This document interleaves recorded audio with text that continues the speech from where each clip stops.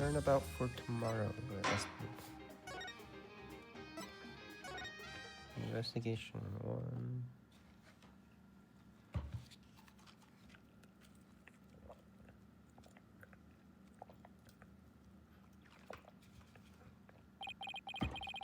No one can escape their past.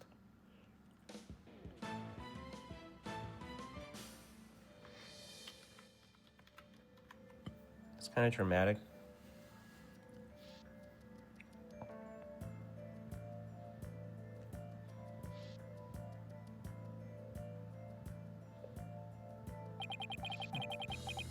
The sins we've committed, the sadness we've caused.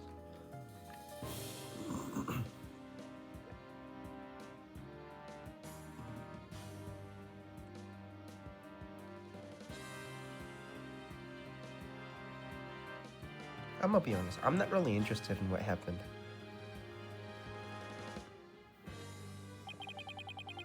No matter how far we run, our past remains as ever present as the moon in the sky. What the fuck does that mean? Okay, so we finally get to see the bombing.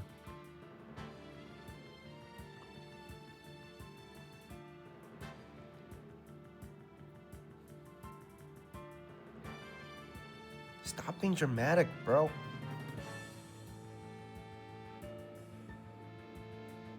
Ace Attorney was never like this. It was always goofy, right? You gotta cut your budget, bro. It looms and wait for a day. But only in doing so we can truly make peace and move on in hope towards tomorrow.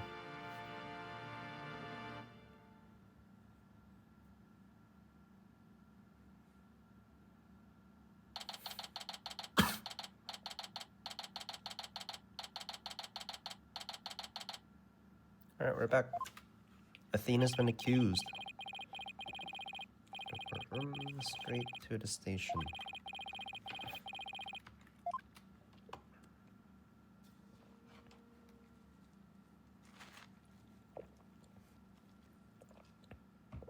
They're both gone. Wait, what is this? Is this Apollo's? After this past year, I take it for granted that those two would always be... Athena's only been here for like a week, right? Ow, I poked myself in the eye. Truth.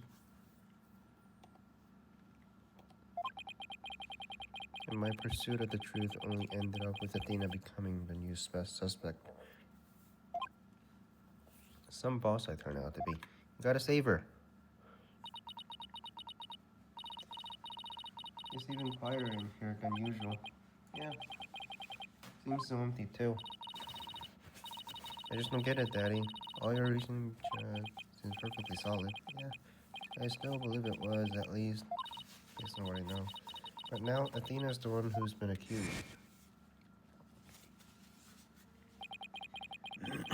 During the trial for the bombing and murder that occurred at the Cosmos Space Center, the lighter used by the real culprit was found. This lighter proved the defendant Solomon Starbuck innocent. But Athena's prints were found on it instead. And she was subsequently arrested for the murder. But Athena couldn't have done it. It just doesn't make any sense. No, none of it does. I've been racking my brain, but I just can't figure it out. You know, Daddy? If Athena was here, she wouldn't just be sitting around thinking, she'd be out here there doing something. You are gonna defend Athena, right? Of course. And thanks, Tracy. You needed that push. Trial's tomorrow. Before we go, I better tidy up the evidence I have on hand. Unnecessary evidence left. Brucey's right. The thing to start with is talking to people about the Space Center.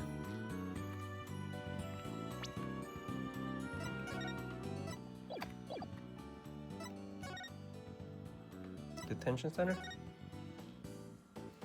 No, not you.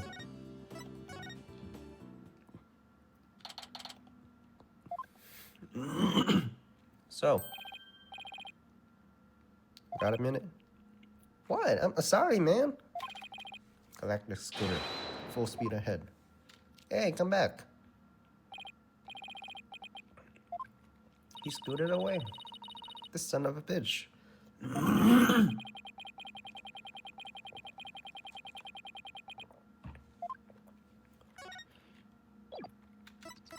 Follow him. Boarding lounge?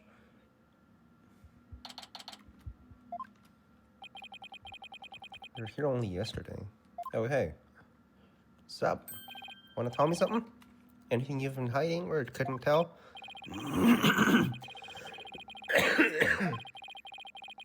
Give me a second chance to fly into space again. I can't thank you enough. Except... Oh, what's up with him now? I saw Miss Sykes. He saw Athena. I was lost for words. I didn't know what to say to the poor girl. She flashed a peace sign at me. Congrats on your acquittal, she said. Now, you can go back into space someday. I was like, I can just picture it. I saw it in her eyes. They were red and swollen from crying. She's gotta be suffering. She must be so worried. She went on her way to be nice to me and to give me that big smile. She held back her own tears so she could give someone else a smile. That's so Athena. There's no question about it. That girl's innocent. Please, Mr. Wright, you have to make sure she goes free. Will do.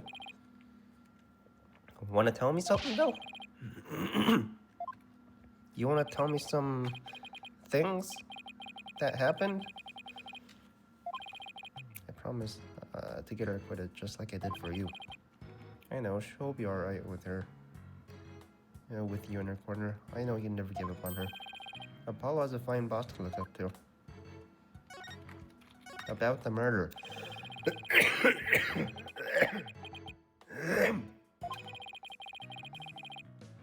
could have made him do such a thing? Haven't the foggiest idea.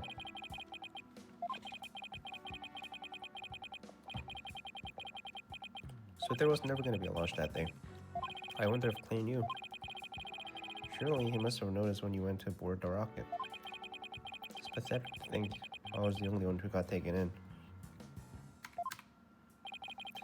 Oh. But I guess that's about how it goes. When you're worth less than space debris. Is he gonna be alright, Daddy?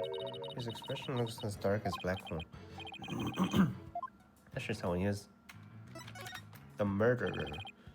Mr. Starbuck, do you remember anything about the murder? Not really. I only saw a shadowy figure in the dark after all. I guess that was a little too much for hope. Yeah, I heard something from the police though. They said they never did find the point and caliber gun down the trash chute. They never did. Didn't we find it here?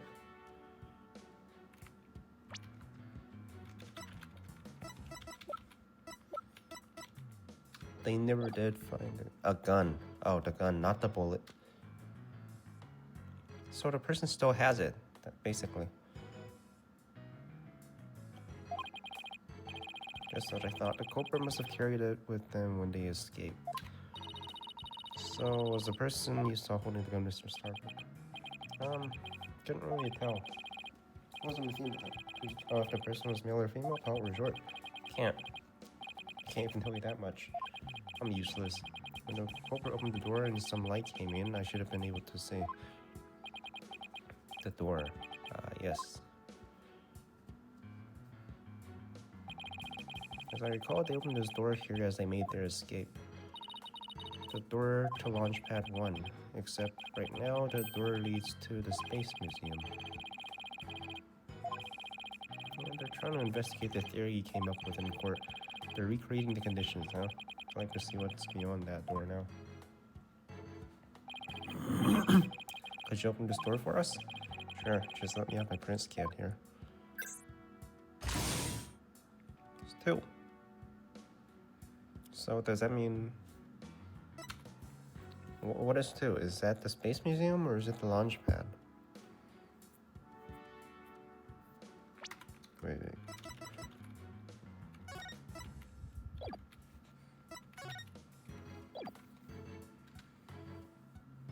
escaping from the corridor. So, okay.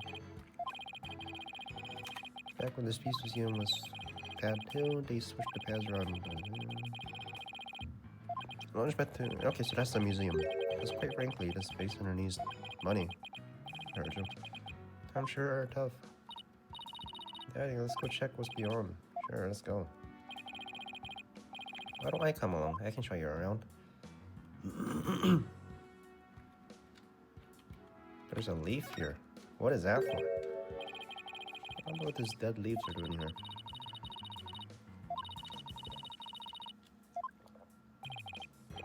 She's right. It's a modern state of our building, but it's surrounded by trees.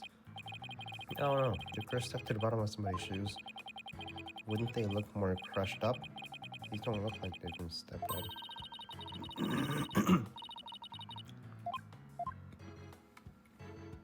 Maybe there's a secret. And this is another one of those devices for opening the door, huh? Yep. But this one doesn't require finger verification. You just hit the button and open sesame. That's right, Tracy. Just like how the culprit didn't need to scan their prints. And they just take it back to the space.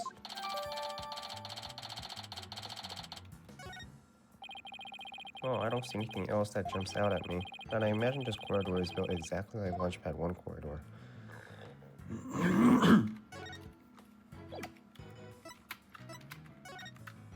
Okay. What do we do?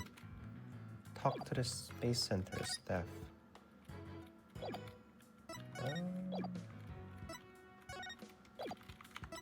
No investigation here? Entrance? Maybe? Yuri Cosmos? Hey, what's up? Wait. Hey, catch him. Alright. Thanks, Trucy. That's who we needed. This 16-year-old kid. Or 15-year-old. How old is she? She's 16 now. Daddy, he's gonna blow that thing up. Nah, I bet I'll make it go haywire again. Very well, I surrender. Wait, I didn't read the last part. As a prisoner of war, I expected to be treated honorably. Will do, bro. Switching the launch pad. When you were talking in court about switching the launch pad, you used your right to remain silent about the reason why.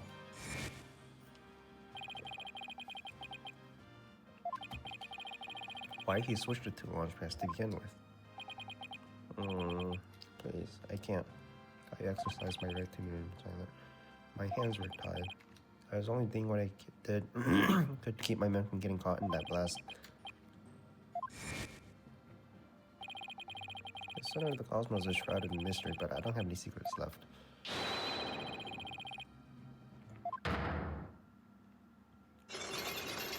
How many secrets? 3? It's not bad. 3 locks. Alright, so do I have enough?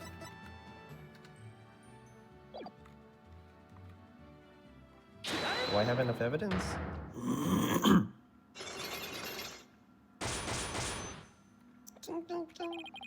Behind the switching of launch pads, I want you to tell me everything you're hiding about switching of the 2 launch pads. I refuse. You can't make me. I can hold out longer than anyone. This is how you explain your motive for switching the launch pads. You did it to fool the bomber. Maybe? No. To save the... You did it... You said you did it to save the astronauts. My astronauts were raring to go out on an authentic adventure in space. How do you propose I had them board a fake rocket without noticing? You figured you could fool Mr. Starbuck once he's been drugged with a notification. Without the help of this person, it would have been impossible to pull off your plan. Who?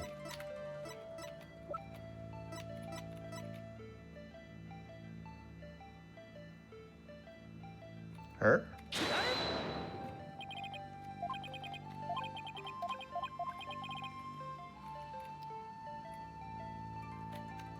Wait, let me read this.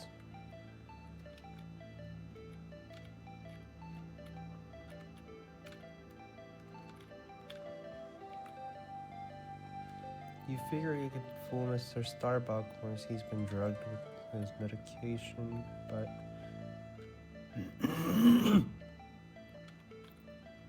Instead, they safely boarded the museum rocket. That's already going this way. How do you propose I had them board a fake rocket without them noticing? I agree you couldn't have done it without help. For one, they would have figured out it. Space video. You figured you could fool Mr. Starbuck once he's been drugged without the help of this person. No, I think it's the robots. I think it's the robots, bro. Okay. Was it Bobby?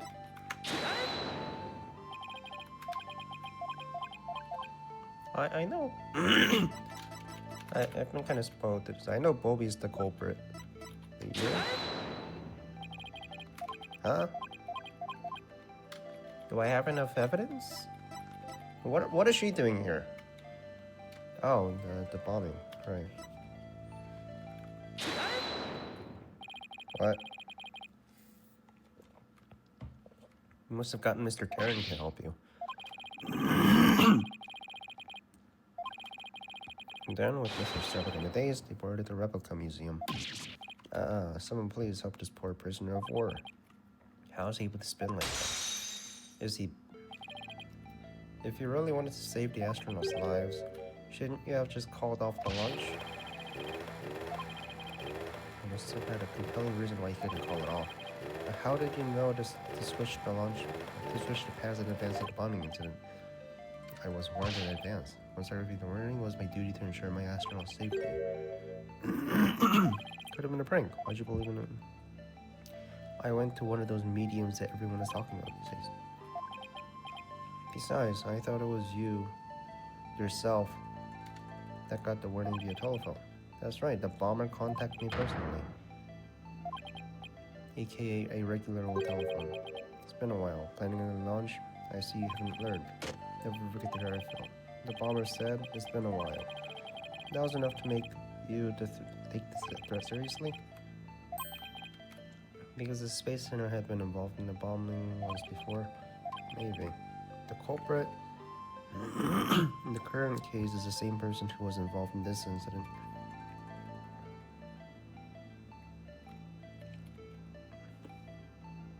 Courtroom number 4? No? The Hat 1 miracle.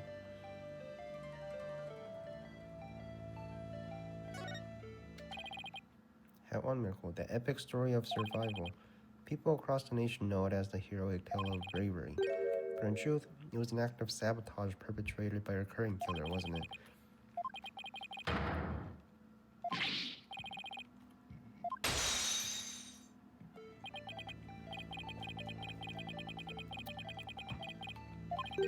I even lost the life of one of my staff members in the fight. Oh, her. Where's the photo? It was that woman next to her, right? Sabotage, murder, so this is the ugly truth behind that Hat 1 miracle. I let my guard down.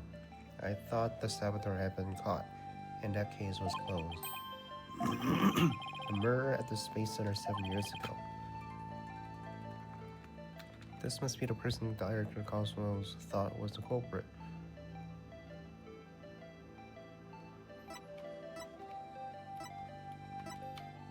Huh? Wait, I forgot. Thought was a culprit. Simon? Yeah, that's why he's in jail, right? The murder and the sabotage were the same. Who died? He committed both crimes. While Prosecutor Blackwell was behind bars, you got another threatening call. If the culprit this time is the same as 7 years ago, then it isn't Simon. Realizing that, you were shaken. It meant the true culprit's been running free all this time. Nah. How do you keep seeing straight through me? Got plot armor, bro. Unlocked successful. Alright, what happened? The reason why Director Cosmos won't talk about why you switched launch pads is connected to the truth behind the Hat 1 miracle. Sabotage and murder that happened at the Space Center 7 years ago. Tell us what you're hiding. If you want to understand the reason I decided to switch to launch pads, we'll have to start with the story that horrible nightmare from 7 years ago. At the Hat 1 miracle. The launch pad went smoothly, but the ship entered outer space, and the troubles began. It was the handiwork of a certain person and their evil scheme.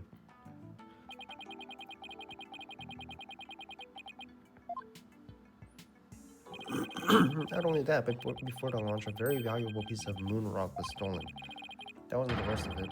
One of my staff members were murdered. I had no idea such an awful events were behind that exciting story of space heroism. All that, in spite of Space Center having very strict security. All personnel effects were examined thoroughly to me or going. So, you have any clue who was responsible for the sabotage? At the very least, I know it wasn't Simon Blackwell. I don't know enough to identify the true culprit, but it's clear what that person is. To put it simply, a spy. You mean someone who infiltrates as a foreign country, carries out dangerous missions, and always gets the drift.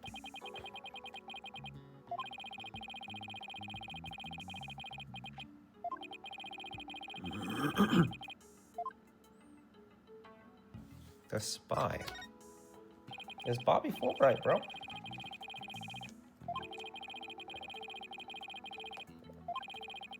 Seven years ago, we got a call before the launch warning of sabotage.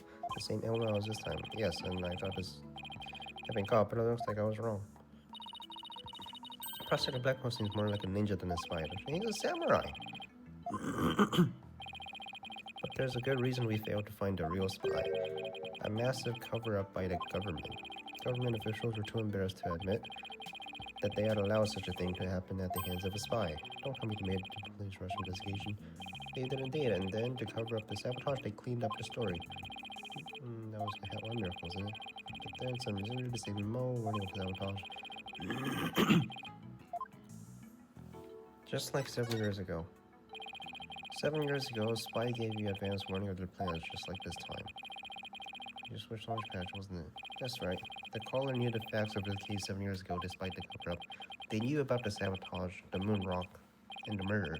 And they said, you don't want things to go like they did 7 years ago, do you?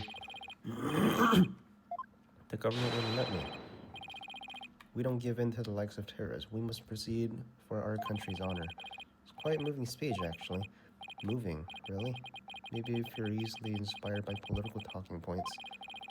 But I knew the truth. We had been warned, which meant that the danger was very real. Well, I knew there was no way to stop the spy. No matter what I did, they would find a way. That's why I switched to launch pads. And stage moving. First, I snuck into the Space Center the night. Oh yeah, I missed that part. Before and switched to launch pads. That way, the astronauts would go from boarding launch 1 to the Space Museum. Then I put a close for repair sign at the door. I fucking missed it, man. I fucking missed it. I put a close for repair sign at the door to Launchpad 1 and boarding lounge 2. You did that so normal visitors wouldn't enter, right? What else did you do? I enlisted the help of several staff members, including Taryn, but you didn't let Mr. Surprise. Why not him? Why not just everybody? You know? He's already been through enough and no good at lying. Okay. He's no good at lying to keep a secret. So everybody but him, you. I'm afraid I had no choice but to drug. My plan went well until... He's a murderer, huh? After the culprit made their escape, I switched the launch pads back. I did it in such a way that no one would find out. But after all that effort, Taryn's dead, and the Hat 2 is destroyed.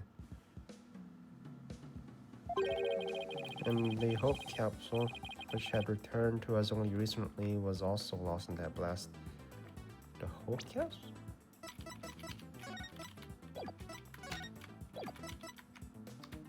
Hope capsule? Was also lost in that blast. But the photo, man. Where's the thing? He has it right there. And when he was murdered, he also had the hope caps right next to him. Hope cap? What do you mean it was lost? I think the police have it. My home, Cosmo, beautiful Cosmo Center, is done for. Wait, what did he mean? He was lost in that blast? Yeah, what does he mean?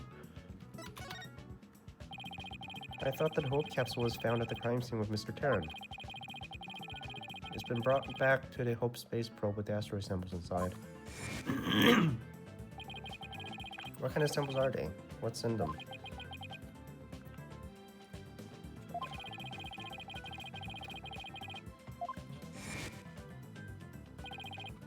The capsule was being held in the safe in Launchpad 1, but I gave it to him before the incident so it wouldn't be destroyed in the explosion.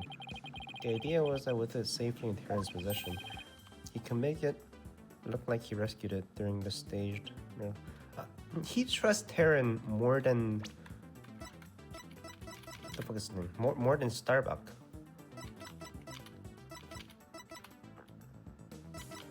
He trusts the new guy more than the veteran.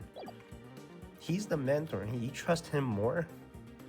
He can make it look like he rescued it during the staged miraculous escape. But our precious research materials ended up lost in that explosion anyway. Which one? Today or 7 years ago? I thought Clay was supposed to keep it out today. You misunderstand. The launchpad explosion wasn't the one the capsule lost to. Capsule was lost to. It was lost after police confiscated it as evidence. It was the courtroom bombing from the other day. Oh. The capsule was there in the courtroom as evidence and blown to smithereens.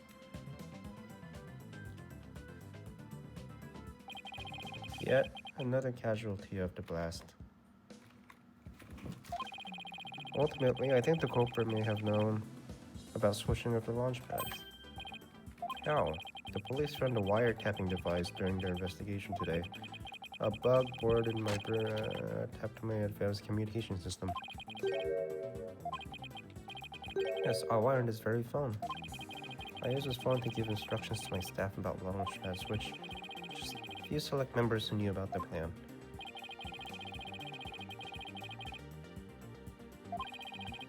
We're probably slipped into them mid-confusion, planted the bomb, then...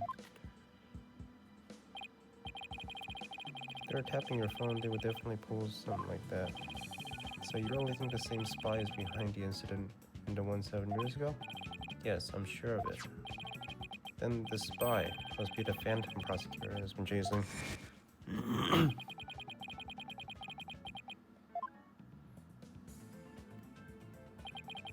The hunt I've been on for the phantom of 7 years past continues even still. The case happened right here at the very space center too. So if you can find his phantom, that's right, he can clear Athena's name. There's the murder of Prosecutor Blackwell too. What about him? Well, the culprit of some years ago is the same person as in the current incident. It would mean Prosecutor Blackwell is innocent. That's still an if though. Hey, missed it, man. I wonder how dangerous that guy would be in court without handcuffs. Hey, who cares if he's in handcuffs? He breaks them anyways. You know, gun on a ghost hunt? Count me in.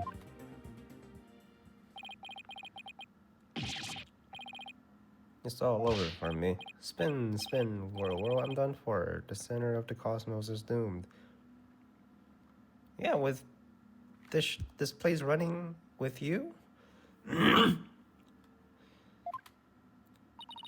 With you running the space center, yeah, it's pretty much doomed. Do you think he's gonna be alright, Daddy? Well, at least he'll be in good company. There must be planets out there he can spin in. Send him to the moon. Delving a little deeper into the Hat 1 mission too. If you want to learn more, start with the Space Museum. The Hat 1 exhibit there. Don't mind me, I'll just keep spinning here and see how the cosmos unfolds. Just like he achieves spiritual enlightening or something. I'm sure he'll stop when he gets dizzy. Let's go to the Beast Museum.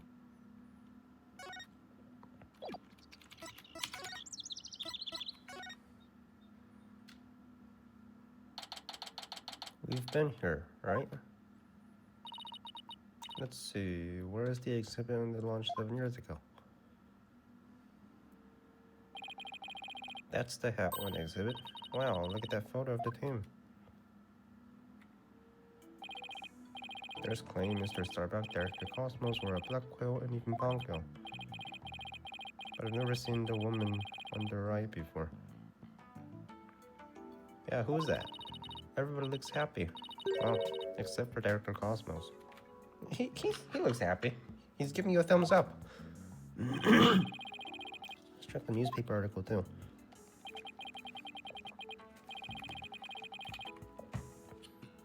There's a photo of Hope's space probe.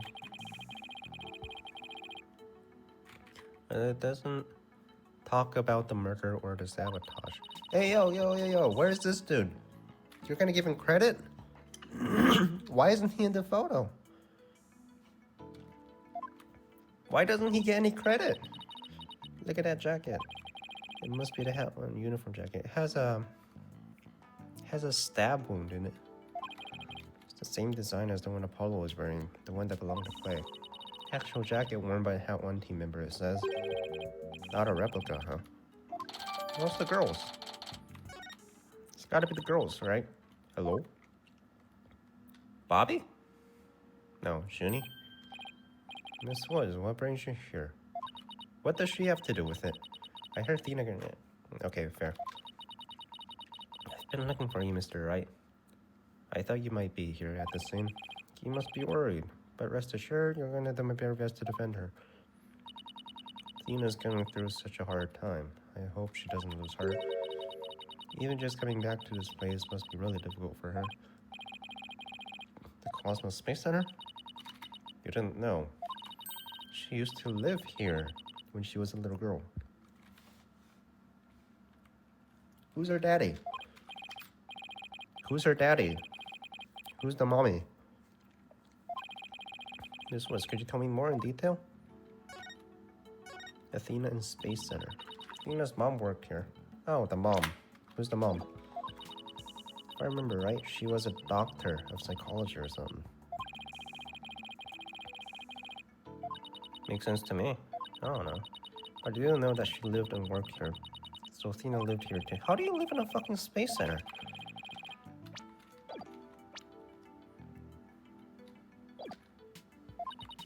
She probably didn't want to talk about it. This place is connected to a very sad memory for her.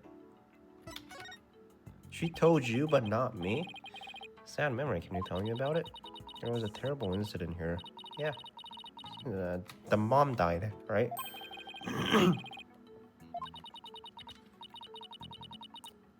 In the robotics lab. I'm guessing this is what it is. She was stabbed? Killed? Murdered? By what? After haven't Tina stopped coming to school? Yeah, because who's gonna take her to school? What about her dad, though? She never let on at all. I was worried about her. I came here so many times hoping to see her. She told you, though. But I never saw her again. Oh, she didn't tell her, so she just figured that out on her own by reading the news or something. After a while, we started exchanging letters. But I didn't get to see her face to face for 7 long years. So the first time you seen her in 7 years was during Professor Court's case? That's right, and I was surprised. She was like a completely different person.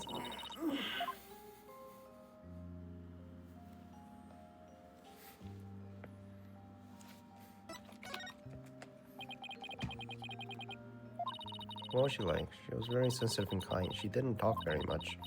She liked to draw and paint at home. It's completely different from the Athena we know. Can't even picture it. She never left the Space Center such. 'Much because she was very sensitive to other people's emotions. When she went to crowded places, she'd get dizzy from all the emotions flying around. I still don't know how that works, but she always wore those big, heavy-looking headphones. She said her mother made them for her, part of her research. Because of her special ability, Athena couldn't handle being in school very often. I was always out sick because of my weak constitution? Constitution? Maybe the wrong word? That's why we became such good friends. We used to play together here at the Space Center a lot. Brings back memories. Oh, Daddy, show her that picture. Good idea. What picture? This picture? That's not the picture. There it is, Athena's mom. Her? Who's the dad? What the fuck? Metasex. But who's the dad, though?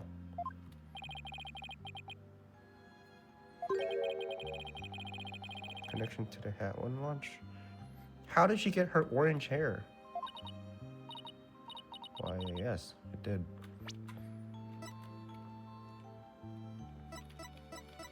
So how old was she? Let's see. She's 37. And I'm guessing she's around the same age too. 37 and she's 18. Okay, so 37, about.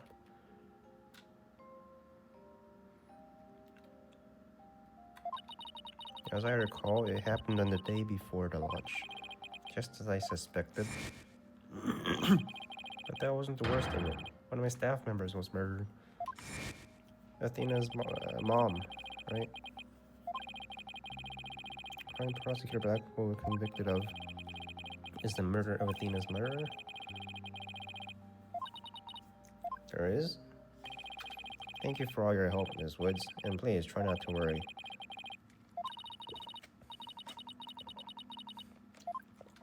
What we'll do? We need to investigate the robotics lab and also talk to Athena. Got our plates full, Daddy. We can fit all on before the day is through. Detention center first. We have to see Athena before visiting hours. Move out of the way, motherfucker. To interview. Ted tonight. The one behind the courtroom bombing incident? He suddenly said he's ready to tell the truth about that case. Incredible. What was he saying? I just fucking missed it. And what he was saying was so incredible, I just had to come right over to hear more. Why don't you hang around in here for yourself? Really? Us? You sure? I'll give him my special permission. Here comes the bomber. But we're here to see Athena. He's sweating on the glasses. To laugh at me, I suppose.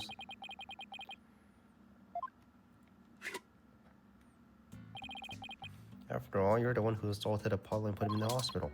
Violence? No. Question? Okay. No violence. Too bad Apollo didn't get a chance to say that before you attacked him. Hi. Fine. They just answered me this, Mr. Tippett. What is this truth of yours about the courtroom you blew up? Didn't do it. Didn't blow up the courtroom. When I killed Detective Arm, there was another person in the room. What are you talking about? Who else could have been there? Another person in the room. I saw someone here as they were stealing the remote switch. The person was there and witnessed the murder I committed. This person was there and witnessed the murder I committed. What? I don't know who it was. But that's who blew up the courtroom. So it wasn't you? Easy there, Tracy. I don't see any cyclops. So I guess he must not be lying. Pardon me, I got a little carried away. But I'm telling you the truth. I did not detonate that bomb. And there you have it. Can't exactly ignore his claims, of course. So we're doing a follow-up. We're even analyzing the bomb itself or what's left of it. I haven't found any new facts. Hey, there's the moon rock. I haven't found any new facts yet. Wow, they laid all the pieces. They laid it all out piece by piece. Oh, look at the beautiful little pieces. I wish I could have them. Looks like his geek switch has been activated. Only fancy bomb added to the court record. We found the moon piece. Oh, I suppose you're ready for Prosecutor Blacko's special brand of questioning. Anything but that. I'm afraid I have to be off now, too.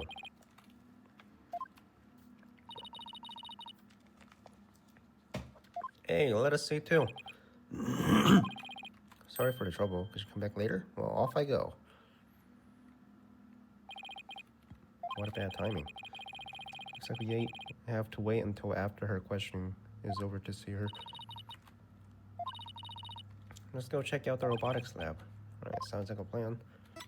Robotics lab.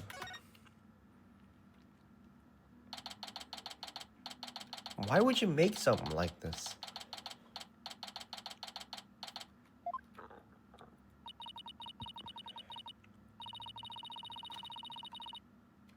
So this is the robotics lab, huh? It looks like exactly the one...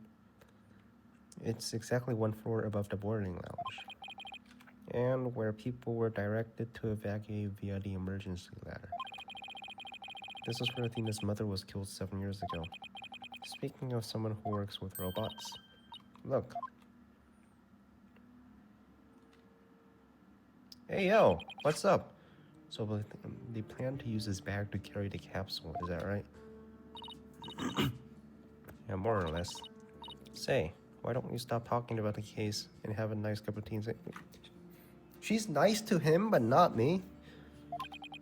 Apollo and Aura Blackwell. I wonder what they're talking about. They must be talking about Clay. Oh well, come spoiler fun, just when I was enjoying our alone time. Trucy, and Mr. Wright. If it's Apollo you want, you can't have him. He said he's investigating on his own. You do you, man. We just came to investigate the lab. Well, this is my lab, so you'll need my permission if you want to do anything. Why are you so favorable to him? I heard about the trial. You made mincemeat out of the director. Sorry. Should have just told me the truth. And suddenly Starbuck was out, and your little subordinate, the princess, was in. Case closed, and they all lived happily ever after. Say something to her. And I suppose you're gonna defend the princess in court, am I right? The princess, huh? Of course, Athena is innocent. Oh my, sure, such loyalty and trust. She seems pretty suspicious to me, though. The emotionally unstable princess. There's your culprit for you. Don't you agree? I don't know yet. What's wrong with saying I don't know if it's true? Very scientific approach. Your subordinate is more level-headed than you, or should I say former subordinate. He'll be back. I can't believe it. Does Apollo really suspect Athena? All this laughing has worn me out. Your turn to say something, hunk of junk. Mr. Terran, you look pale. Shall I help you to the sick bay? Mr. Terran.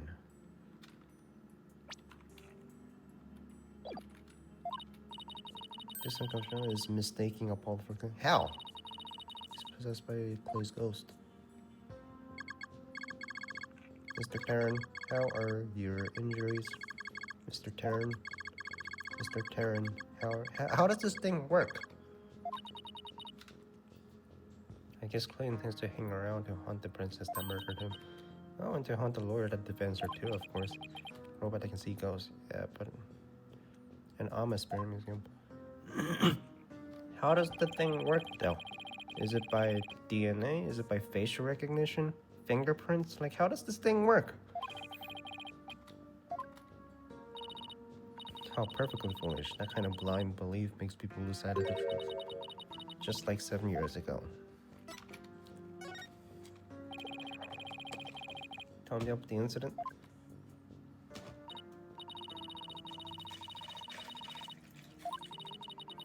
You want me to talk? In that case, what should I ask for in return? The incident too. To help me better understand the case.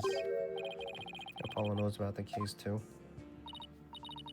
If you're the one who's asking, Apollo, come on, Uncle Junk, you tell the story. Miss Zora is private information. If you won't talk, I'll just have to make you talk.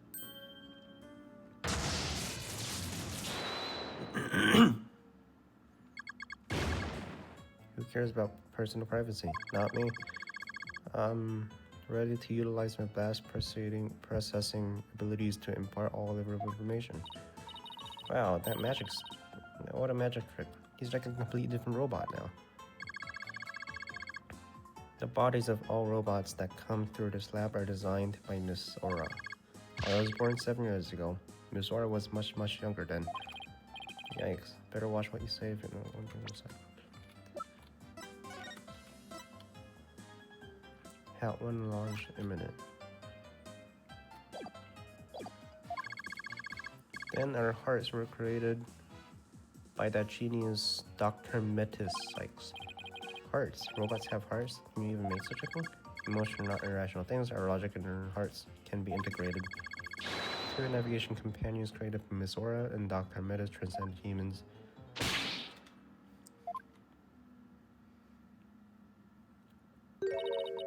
Metis.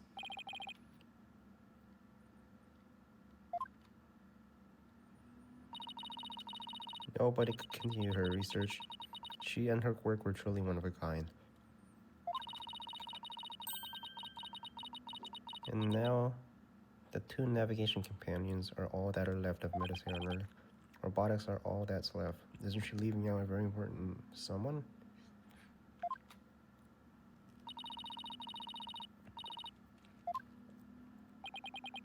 I get the feeling Dr. Sykes loved her robots almost as much as she loved her daughter.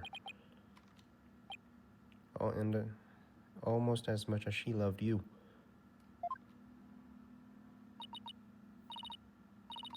What are you talking about? Don't make me laugh. But you lost someone too, didn't you? Your friend Clay. I guess you and I are pretty much in the same boat. Zora, would you like a tissue? Keep your trap shut, hunk of junk. Clonko Punko. Clonko's an important keepsake of your time with Dr. Sykes. You should treat him better. It's a fucking robot!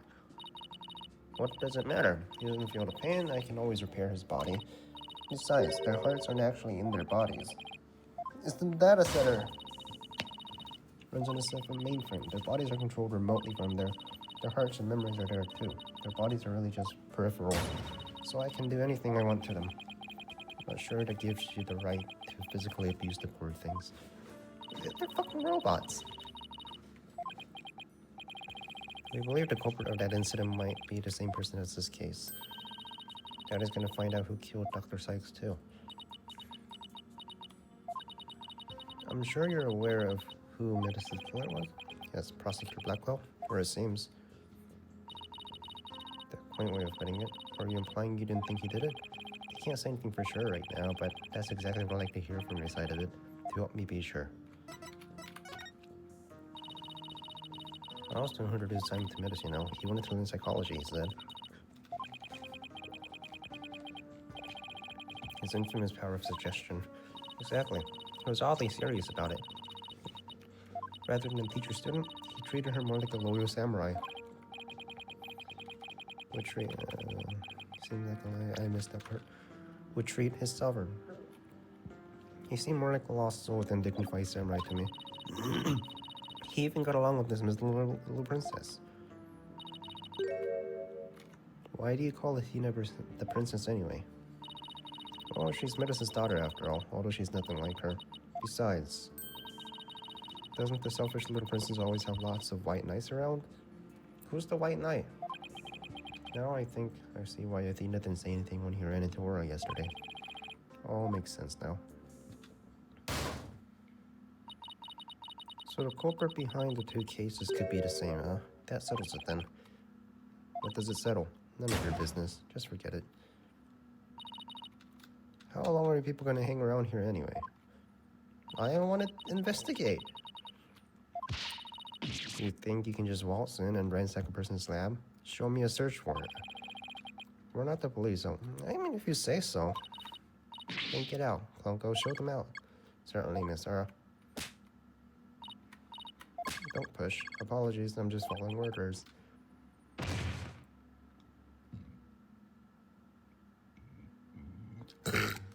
Okay. What a way to get shown out. What's with that horrible attitude? That's just how she is. And why was Apollo going along with her? Because they have something in common? Apollo lost Clay just like how Aura lost Dr. Sykes. He's not himself at all. He's usually not all cool and dark and mysterious like that. Yeah, he's not cool. He's usually not cool. Guess that's true. Does she mean he's usually so silly and dorky? Gotta keep my eyes on him. Did you mention that Trucy is his sister? Trucy, come back. She's gone. What should I do now? Detective Fulbright is probably questioning me. I guess go back to the office alone? Go back to the office? Alright. Oh, here I am. So, who could possibly be here? When I first became a lawyer, my mentor was here with me. Right. My file? May Fey. Mia Fey, right. She was always by my side. Now I'm getting all sentimental. I must be tired. A letter. Hey Nick, it's been a while, huh? Miss me? Hey yo, Maya? I heard somewhere that you were holding a trial in the middle of an exploding courtroom. Must have been something. Although weird is par for the course with you. I think she or whatever paper's reading is a little off on the details. I'd love to come visit, but right now I'm in the middle of a difficult part in my training. So instead, think of me as you watch those Steel Samurai videos. I'm sure they'll cheer you right up. Yours truly, Maya Fey. Hey, good old Maya. It's as if she knew I was feeling down and needed a lift. Maya was my assistant for quite a while. Believe it or not, she's a spirit medium. The Magatama I use on Cyclops, Maya is the one who gave it to me. But I wondered how this letter got here. Mr. Nick? Pearl? Pearls! What's up? How have you been, Mr. Nick? Pearl Fey. What do I call her? Pearls. She's Maya's cousin, who's also a spirit medium. Very talented one at that. I've known her since she was 8 years old. How old is she now? Don't know. 8 years old? It's been 8 years? So she's like 16, 17? Paulo and Athena only met her a few months ago. You didn't come all this way just to bring me a letter, did you? Apologize for barging in. The door was unlocked. But I can't believe there was a big explosion here. Your office doesn't look any different. The fuck do you mean there was an explosion? Further off in the details in Maya. I wish I could take you out to eat or something, Pearls. There's a lot going on. I knew that. I didn't come here for a social visit, you know? Pearl's errand. Did you read the postscript? There's more. P.S. You've been busy to clean or take care of the office, so Pearl says she'd come to help you. Isn't she sweet? You better thank her. Maya and Pearls. Thanks to those two, I'm starting to feel a little better. Thank you, girls. Now that I'm here, I'm gonna whip you into shape. You just concentrate on your work and don't mind me at all. Alright, man. But all this shit is yeah, they belong to Trucy, not me. With the trial going on, they must be holding him down at the detention center.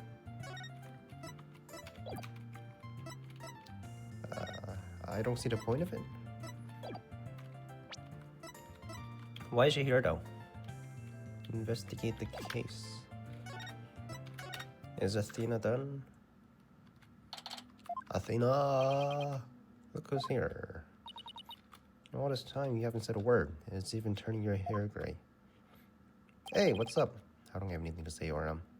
Why don't you go home and play with your dolls? Aura! Aura, why are you here? Does this mean I can go to the robotics lab? Don't you think that's enough for today? Enough for today. Today is all there is when there's no tomorrow. When there's no tomorrow, what is she talking about? We have company, Aura. Please try to calm down. Alright, fine. I see you're just not gonna listen no matter what I say. I've had it. If that's the way you're gonna be, I have another plan up my sleeve. Do as you please. See if I care. Who is he protecting? Wow, I could cut the tension with the katana. Right, Dono? It looks like Fulbright saved your case in the court this morning. Probably. He bounced back to business quick. Prosecute Blackwell, forgive me, but it was just the thing to do. But as a result, Sykes Dono was arrested. Was that the thing to do? Mr. Lawyer, I'm sorry. It was evidence. What else could I do? Don't worry about it. I plan to defend her and prove her innocence. I wouldn't take things so lightly if I were you, right, Dono? This is blade-proof glass, right? 7 years ago. I can't even see his eyes. How does he see? Looking into the case 7 years ago. You're looking for somebody called the Phantom of 7 Years Past, aren't you? You villain. He doesn't like it. The glass is absolutely, positively blade-proof, right? It wasn't me. I didn't say a single... Oh, sorry, bro.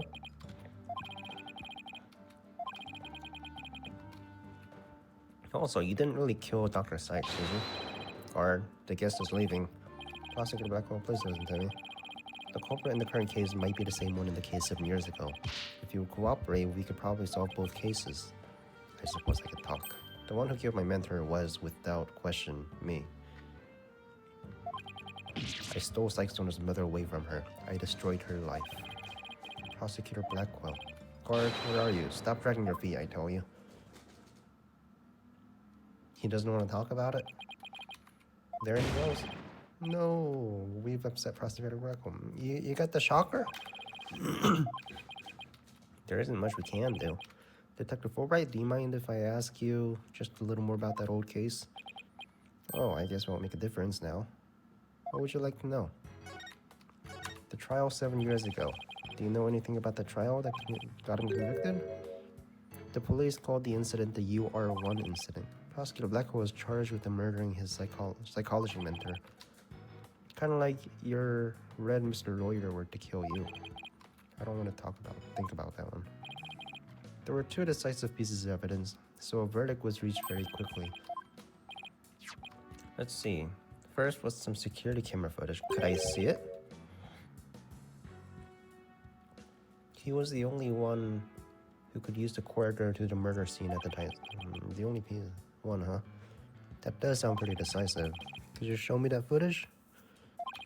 I don't have it with me right now.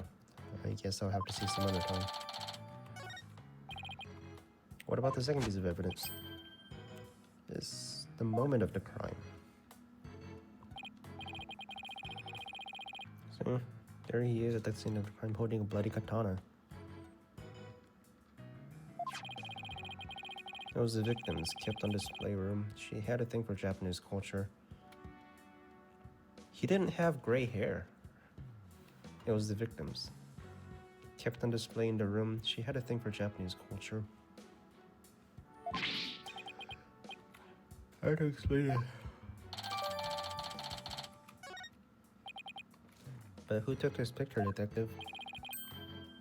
It happened the day before the Hat 1 launch. A reporter had come to do a story in the launch was in the room across the lab. This just happened to show up in one of the pictures he took. Prosecutor Blackwell's attitude earlier was so odd. He's definitely hiding something. Prosecutor Blackwell said he was hunting a phantom 7 years ago, didn't he? Yes, and I imagine it's getting more and more urgent as his execution date. Execution? For murder? You get executed for murder? Why execution? For one murder. Execution date. So he was given a death sentence. For what? Like, and a death penalty is something you do if you've committed mass murder, right? Or you drug the country. His execution date is tomorrow. Tomorrow? No.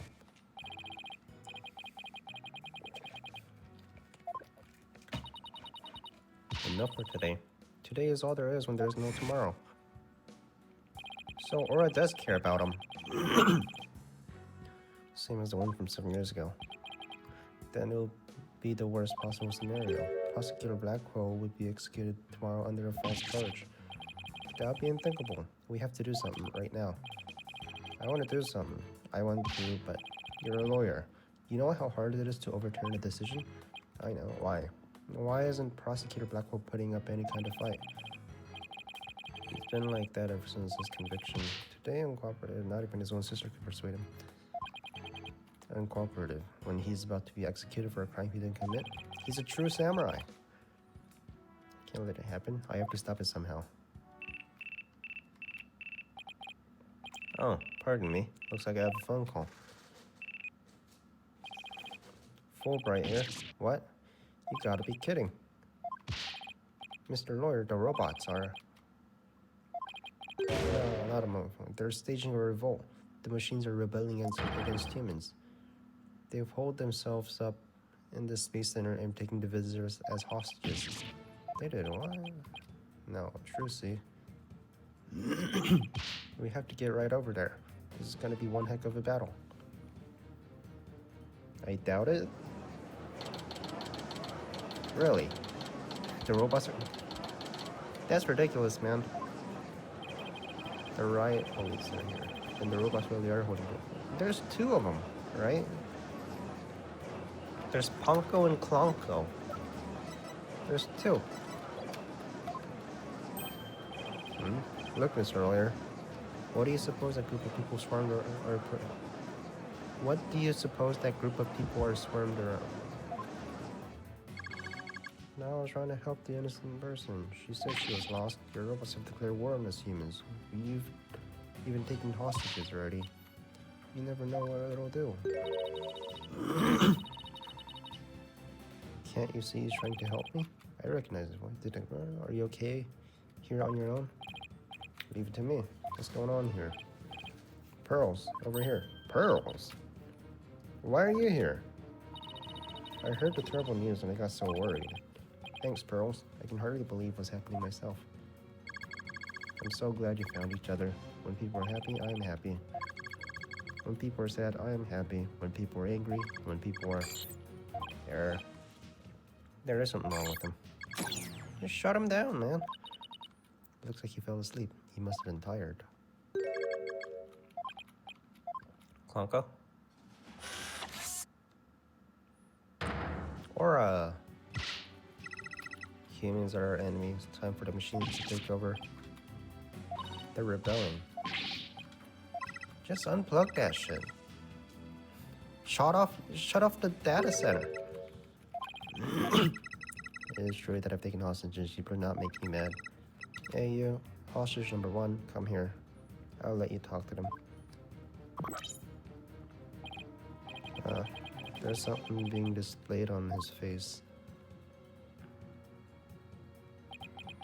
It's the Space Museum. Daddy, is that you? Trucy. No, are you alright? About 15 robots are holding 12 of us hostage. They've gone haywire. The researcher is behind. She's here. A researcher is the one behind it. Aura? This girl talks too much. Trucy, talk to me. Why are you doing this?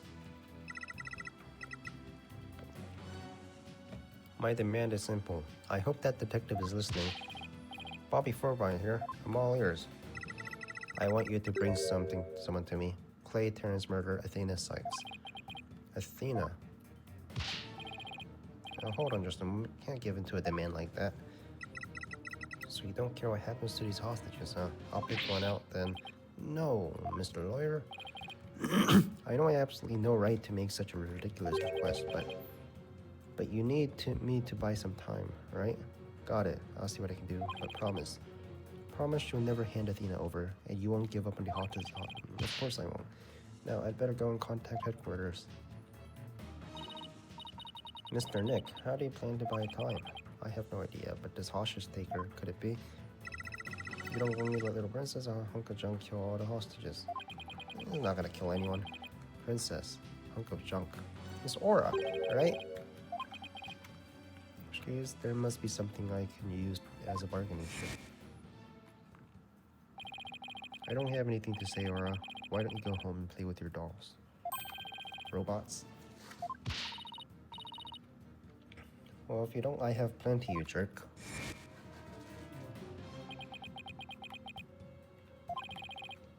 This hostage taker, Athena's not the murderer. What are you talking about? She's been arrested and they've got her in detention. I'm telling you the truth. Look, the person you want is the real killer, right? Well, it's not Athena. It's someone else. Alright, let's hear you stupid little theory. Who is the real killer? I don't know yet, but the culprit is the same as the one from 7 years ago. The UR1 incident. I believe you have a personal interest in that case. It's too late to change what's going on now, no matter how wrong it is. Is it really too late? You can still do something about it. You might even be able to fix it. Just what exactly are you proposing? What can you do about this? What can I do about the 7-year-old case to satisfy the hostage? Recreate it. How about we do a reenactment of the case? So you do enjoy trampling people's feelings and rubbing your wounds. Didn't I tell you what happened to the hostage if you make me mad? No, wait. What can I do? Retry it in court? We retried a case from 7 years ago. If you make that demand now, I'm sure nobody will deny you. It wouldn't be an official trial, but at least we can find out the truth. That's good. Real good. Hey, detective, I'll give you an hour. Get a courtroom ready. 1 hour. But that's impossible. Please give me at least until tomorrow. If you don't mind losing hostages, you can take all the time you want. We're gonna have a retrial. We'll need a prosecutor. Don't worry, I'll take care of that. She will?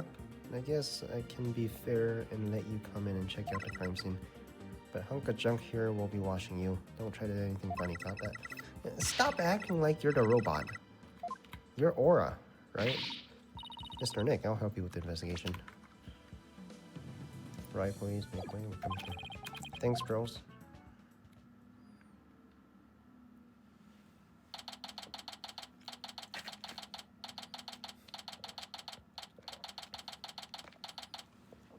Hold up.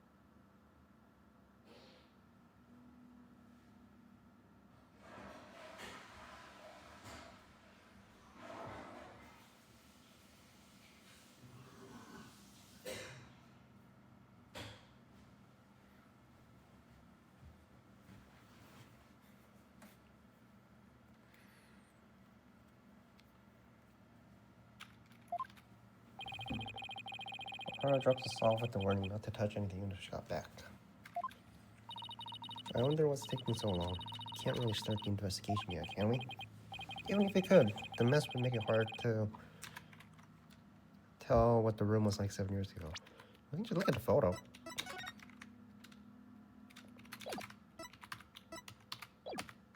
No video?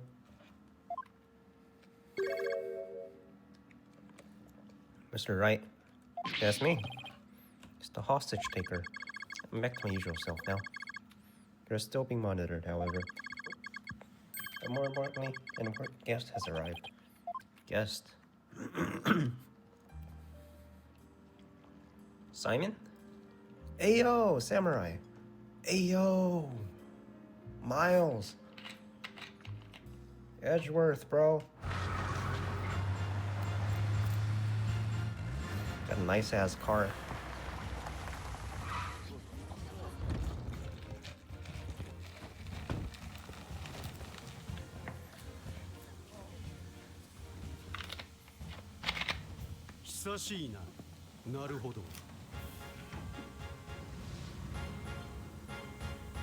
He got glasses. Sup? What are you doing here?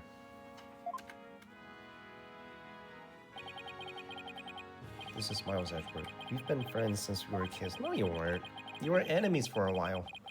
Except for a number of times when we were a prosecutor. But now... Right. We were friends, right? And Larry? Hello, Prosecutor Edgeworth. Oh, but you're not a prosecutor anymore. Is he an investigator? He's a chief prosecutor now. Oh, shit.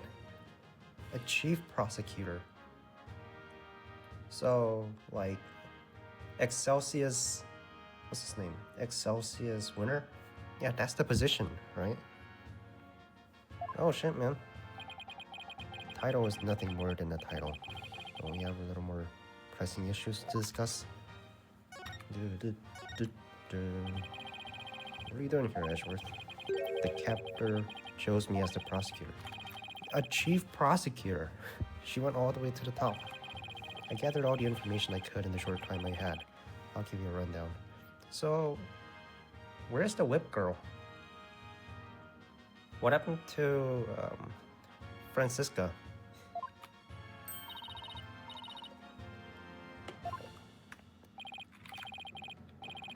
I appreciate this. I could really use help. The UR incident. I'll start with a brief overview. The victim was a psychologist, Dr. Metis Sykes. Yeah, Athena's mother. 7 years ago, on the 7th October, her body was found here in this very room. I have 2 crime photos and the police notes on them if you want to see. She was killed like that. What a terrible way to die. This other photo shows the other side of the room.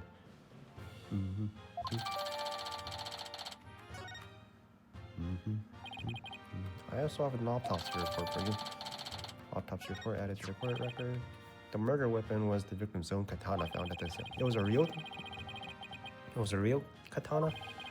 The body was found by a staff center staff member and 2 police officers. The police were called in because of the sabotage net on the Hat 1 launch. A suspect was arrested. Simon Blackwell, a young prosecutor. And they just put him in jail for that? For 7 years? A guilty verdict was declared in only 1 session. Not only did he plead guilty, there was a decisive evidence against him too. Security video. Can we see it? And a photo of the moment of the crime, I recall. Can we see it? To this day, his motive is still unknown. He insists he did it, but he would never say why. So that means he must be hiding something. What about the Magatama? Did we see anything? Right, and there's another aspect of the case that was never revealed to the public. The part about the spy, right? Right. How on earth do you know about that? Director Cosmos told me after a bit of pressure. He told me espionage and sabotage were behind that Hat 1 miracle. Don't worry. I won't tell anyone. Even she knows now. Well, I might as well tell you now. They really do suspect Blackwell being a spy. They think he sabotaged the rocket and killed Dr. Sykes to steal the moon rock. But if you can prove that Hat 2 bombing is the work of the same spy, you can stay the execution? It's a possibility. That's why I intended to help you any way I can. He's the chief prosecutor, right? So can't he like just say, hey, forget about this case? Thanks, Chancellor. Now all I have to do is comb this room for evidence. Let's do it together. Let's do it together. What else do we have to do? Athena, robotics lab, investigate the case from 7 years ago. Alright. What is this? JTO2.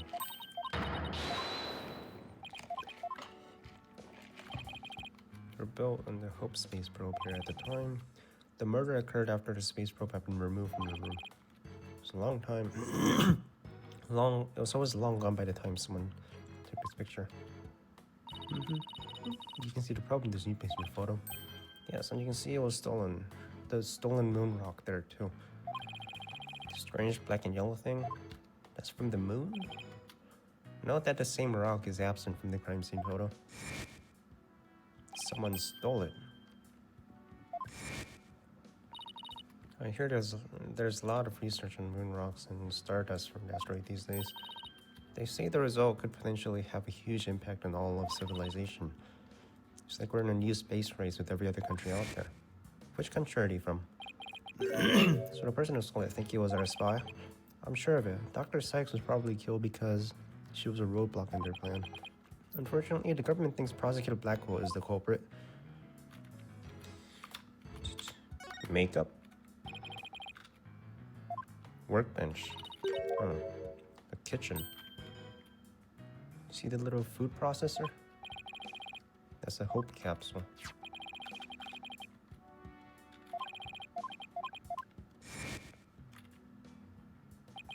So they plan to use this bag to carry the capsule, is that right?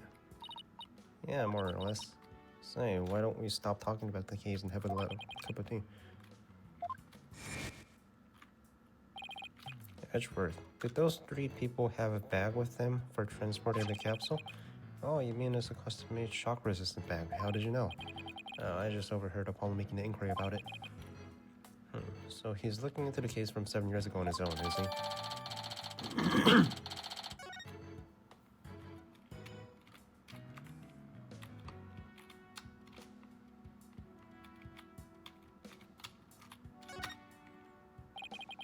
Oh, look at the rolling cases. I bet the wheels make it easier for... What is this? A giant robot arm. It's got 5 of these things, so it must be a finger, right? It's pretty big for an arm, but you're right. I think these thin parts are finger bones.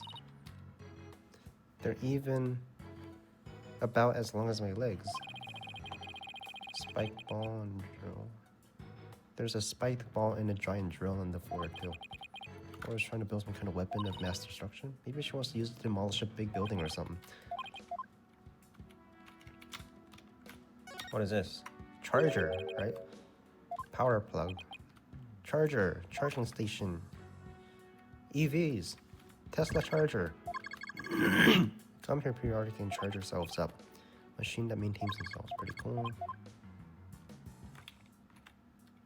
And the other side. Emergency ladder.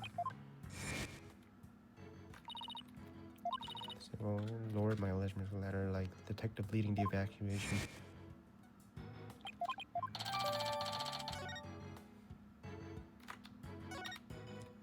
That's where she was killed. Whoa. It's moving. The robotic assembly device. That's for Punko and Clonko. Can I push it? Don't push any more buttons, Pearls. Computer.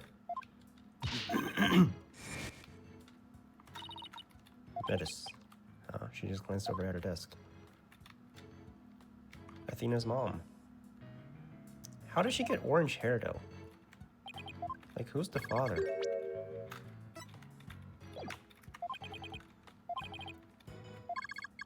mother died, Miss Aura was confused. She calls Dr. Sykes mother, but Aura, Black Quill, Miss Aura? So he calls Dr. Sykes mother. What? If you're gonna hit me, please avoid the face area. Hey, don't. What was Aura like 7 years ago? When mother died, Miss Aura was confused. When mother died, Miss Aura. So this is Athena? With the laws, she exhibited a severe catecholamine imbalance. Excuse me, but I have no idea what that means. Pardon me, searching for alternative expression. She would spend nights crying and take her feelings out on those around her. After Prosecutor Blackwell was found guilty, she repeatedly demanded a retrial as well. That's correct, but without new evidence, her requests were ignored. And then little by little, Miss Aura began to change. She started to hate it when I called her Mama Aura. She started to hate it when I called her Mama Aura. Why would you call her why the fuck would you call her that in the first place? And before long, she started hating the court system, abusing Clonko, huh?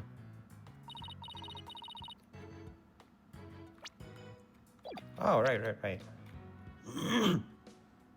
Mama Aura. Yeah, so technically, yeah, Metis did create the robots, right? So that means, yes, that's the mother. Right, look at this paper. Ponko and Clonko, they're the robots with hearts that Dr. Sykes created. Ponko series features can determine the presence of a human with their heartbeat detection system. Recognizes people by scanning their spacesuit or uniform jacket ID tech. Oh, that's why he called Clay, or Apollo Clay. Can also recognize a person by facial features on the face that's been registered. Can infer people's emotions by analyzing their tone of voice and communicating with them.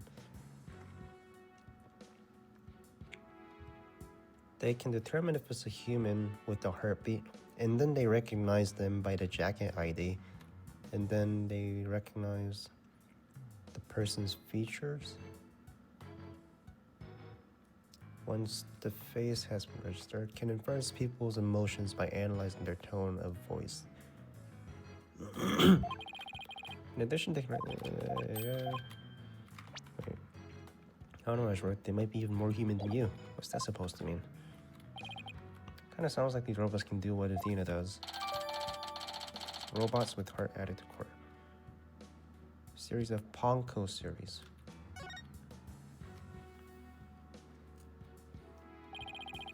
I guess that's about it for this room. What do you think, right? Any ideas? There's still a lot of gaps in the evidence. I'll pull it off somehow. He asked me to prove Blackwood's innocence, right? He did? Yep. He called it a special request. Why? He reached out to me while I was disbarred. So, what's so special about him?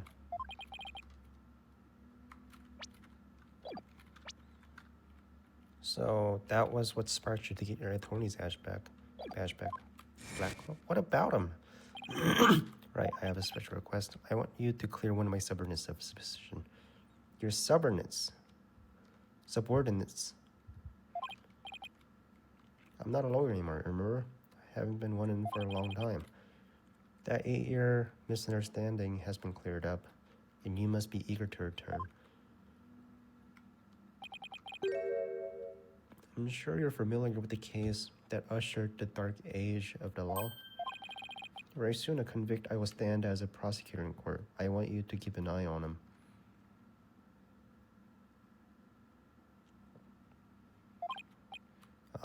And then just when I'm beginning to actually like the job I have now.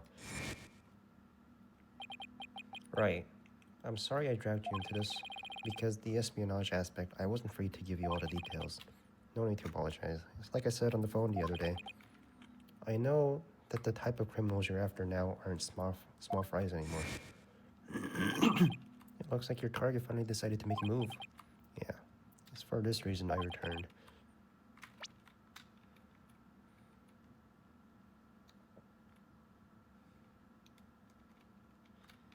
Phoenix is saying this. Who is he talking to? It looks like he's talking to himself. Like, this is all Phoenix talking, right? It looks like the target is finally in the movie. Yeah, it's for these reasons I returned. Okay, so we're not supposed to know what he's saying. I'm going to end the dark age of the law. That's what this is about.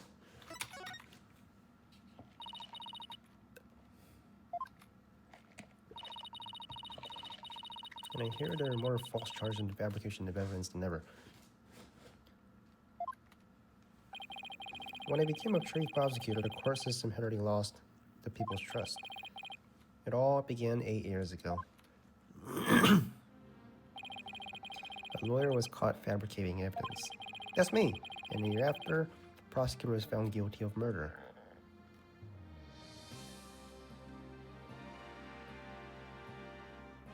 Gavin, right? Or something Gavin. The Gavin with the glasses, the older brother. Do you mean... That's right, he's talking about my case in Prosecutor Blackwell's. Not Gavin? It's Blackwell? No more bum reps. It was a downward spiral after that. Absolute nightmare. After those two cases, the mass media launched an all-out attack on those courts. Public opinion was tainted, and before long, the legal world itself was sucked into it. Such a shame. One suspicion forms is very hard to shake. Lawyers and prosecutors were supposed to trust each other, pursue the truth together. No, they were supposed to fight it out. They're supposed to fight it out. Sad when people begin to cast doubt. They start lying to themselves and each other. Yes, and do absolutely anything to win. We're in the age now where winning is valued far more than the truth. Still is. I'm sure it's caused our new chief prosecutor to lose many nights' rest. Is it just me, or did his brow get even more furrowed than last time I saw him? He has that brow. The hostage taker's disdain for the courts is a perfect example of the times. Sure is. Do you have any idea who the hostage taker might be? Well, somebody who mistrusts the court system and who can manipulate robots. It's Aura. Who else but her would want a retrial of that case from 7 years ago so badly? I agree with your conclusion. Perhaps she intended to force Miss Sykes to confess. Actually, I think she had a much more horrific plan in mind for Athena. The important thing is for you to solve UR1 and prove Blackwell's innocence. And then maybe she'll release the hostages. I'm counting on you, right? To set that prosecutor and those hostages free. And I'll be counting on you in court to help me too. Of course, I'll do everything I can to help uncover the truth. If this is an official trial, I'm more at liberty to be a little more unorthodox. Are you finished with your investigation? Yeah. I'd like you to tell the hostage taker something for me. I have to go to the detention center. I can't start the trial until I've talked to Athena. She's already given her consent. I'll accompany you to the detention center. So I'm still being watched, huh? I'll see you in court, Edgeworth. Even if it'll be an undocumented trial, it'll be good to face you in court.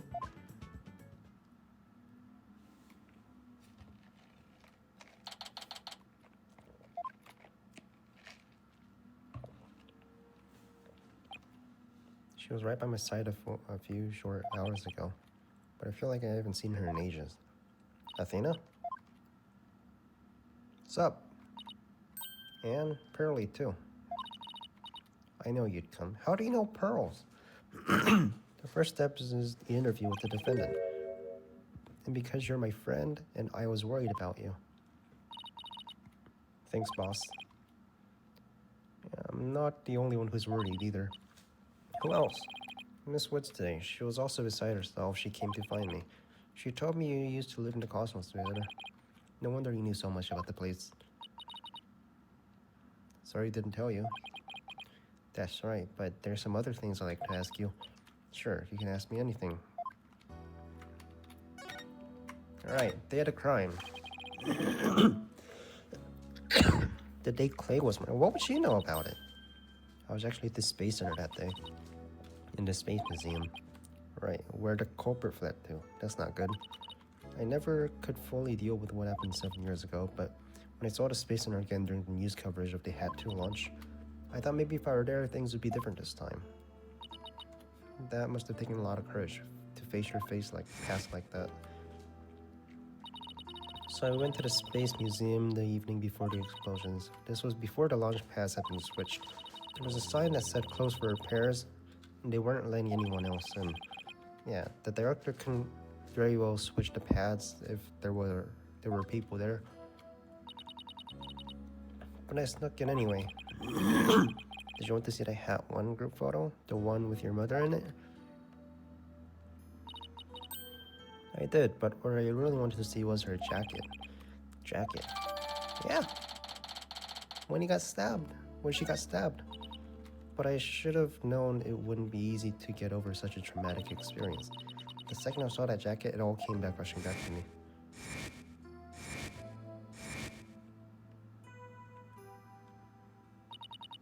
Everything around me went hazy and I couldn't see.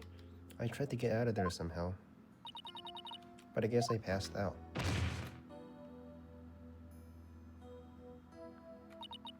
When I came to, I was in the passage behind the rocket. I was in the shadows where people couldn't really see me. Maybe I got confused and went the wrong way when you were trying to leave. How long do you think you were unconscious? Pearl's 17, Athena's 18. So they're like 1 year apart. They're 1 year apart now. I was out until noon the next day. I didn't even know about the explosions. When I woke up, nobody was around, so I just went out onto boarding lounge 2. My mind must have went fuzzy because my memory is vague after that. I don't remember how I got home. No memory, huh? That'd be tough. Which means, what if I'm the one who killed Clay? Huh? Why? I think that's enough of that, Athena. Let's talk about something else. So during the entire incident, she was unconscious in the Space Museum.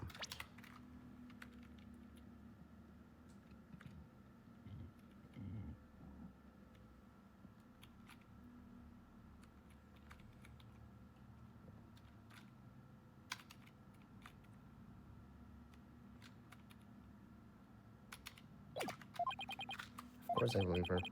But, well, anybody else? Your mother's work, the robots.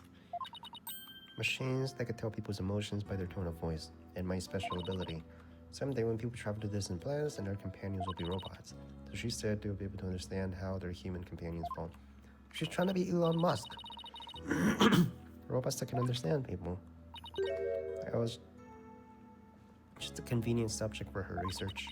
All she ever did was work, and she never paid any attention to me. Oh, sorry about that. Dredging up all that old stuff. No need to apologize. I guess her home life was complicated. By the way, Miss Wood said something about you always wearing headphones. She always wore these big, heavy-looking headphones. She said her mother made them for her as part of her research. I had to wear them every time I went out. I hated them so much, but she wouldn't listen. What were they for? She gave me some kind of explanation. I don't remember now. It was too difficult for a little kid to understand. But let me say one thing. I don't think your mother only thought of you as some handy subject for her research. I want to believe that, but just about the only thing my mother left with me are widgets. And the earring. Oh, it's beautiful. It's made of a piece of real moon rock she had for research. Maybe she did love me in her own way. I'm sure of it. I'm sure she did, because that's what I wanted to believe too. It's better to ask a little more about her mother's research. I should show her that paper I found in the robotics lab.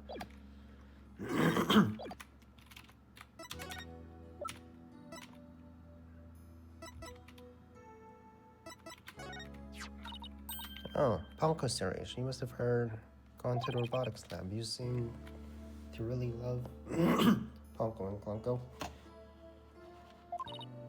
Yeah, my mother made them. I grew up around them now.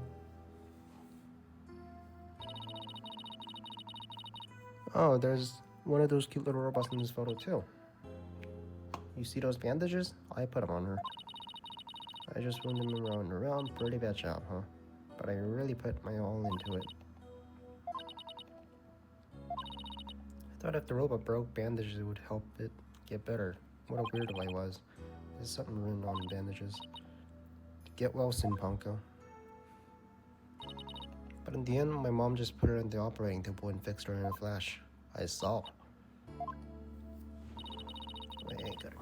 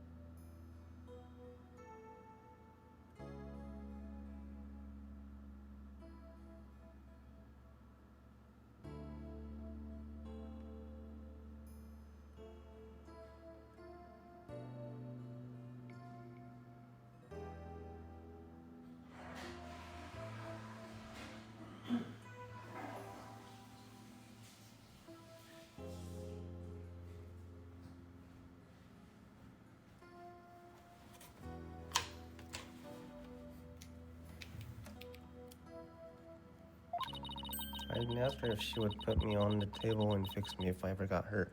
Yeah, that's not what it's for, man. Just like magic to me, what she could do. A little girl who grew up around robots. She seems to have good memories of it. 7 years ago. On a different subject, did you hear about the person holding the space center? Holding the space center?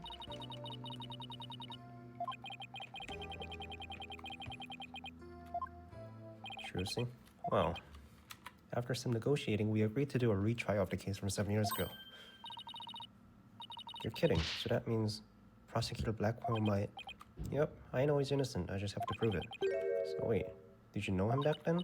Yes, he used to come visit my mom a lot. He studied psychology under her and would sometimes ask for evidence on his legal cases. He's very kind and considerate, and straight as an arrow. Unlike now, where he's more twisted in a basket of things. He's not twisted. He's a troll. He's an online troll. That's why I took the witness stand in his trial 7 years ago. Please, you have to listen to me. How old is she? Like 12? 11? His heart is screaming, I didn't kill her. How could anyone else know what I was talking about? She heard the voice of his heart. Can you still hear it now? That'd be helpful. You were only 11 at the time, right? You were very brave just to give testimony. Pearls is right. You did the very best you could at the time. But nothing I said did any good. I was shaking and a little scared. Little girl, small and ineffectual. Even after I went to live with my relatives in Europe, I stayed closed up in my shell. But you're different now. You're always so bright and cheerful. Thanks. That's because one day I came to realize I had to fight and I couldn't give up. I exercised hard and studied hard. I wanted to become the strongest lawyer I could be. You're not beating me though. You're not beating Phoenix. Eh, no, what the fuck?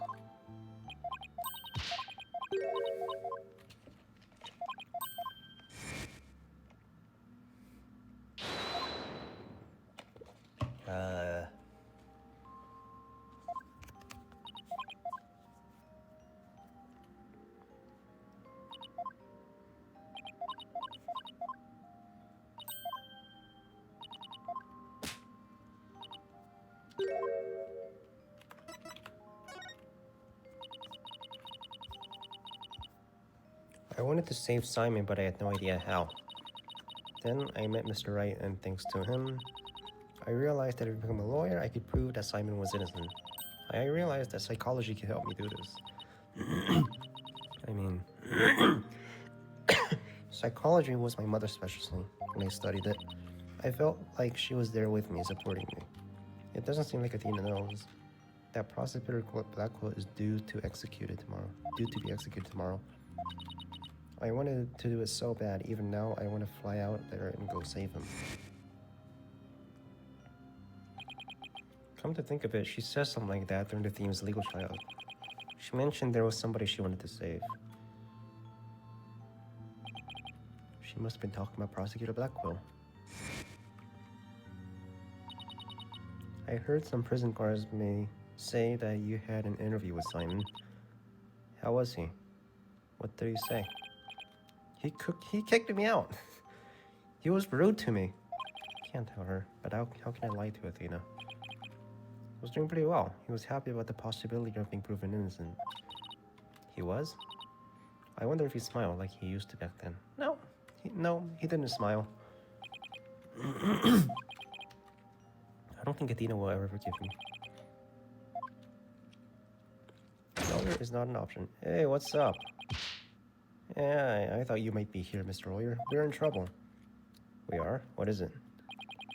I couldn't find a single open courtroom. They're all in session. But there's an emergency. It's very difficult to interrupt the trial once it's underway.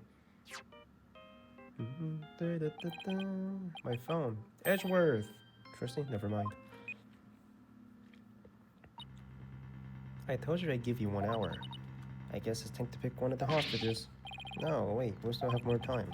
Besides, all of the courtrooms are being used right now. Make all excuses you want, but you won't get more time. Your daughter is first. Poor little thing. She's a little too young to die, don't you think? No, don't you dare hurt her. The cruelest injustice is about to befall us. No, this can't be happening. Mystic Maya, help us. Wait a minute. Maya?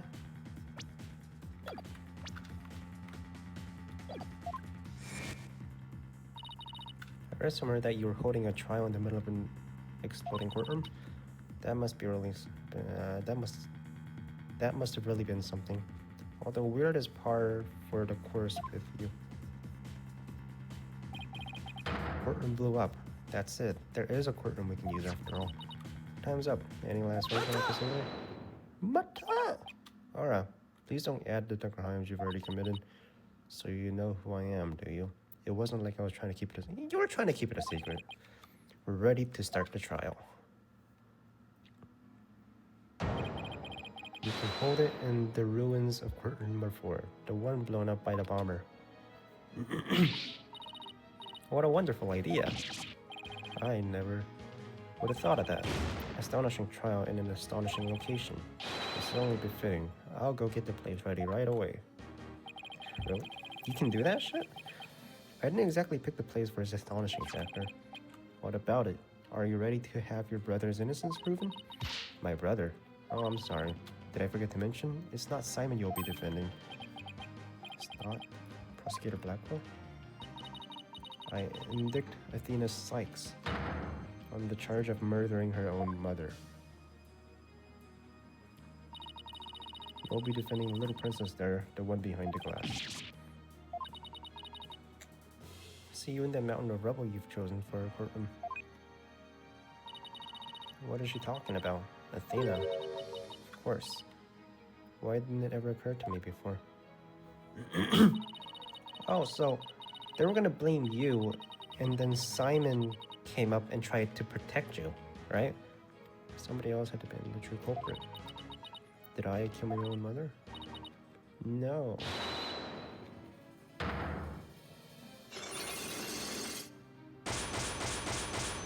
You gotta be kidding me.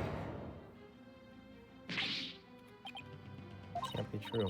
Mr. Nick, what's the matter? I see 5 black cyclocks. I've seen these kind of locks before. Dark black locks protect me a hidden secret deep inside a person's heart. And there's no way to remove them. Use the widget on her.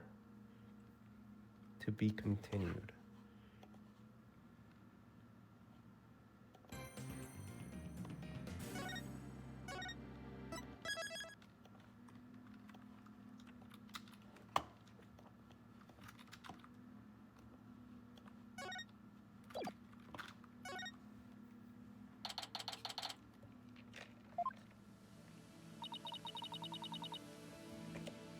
did a little research.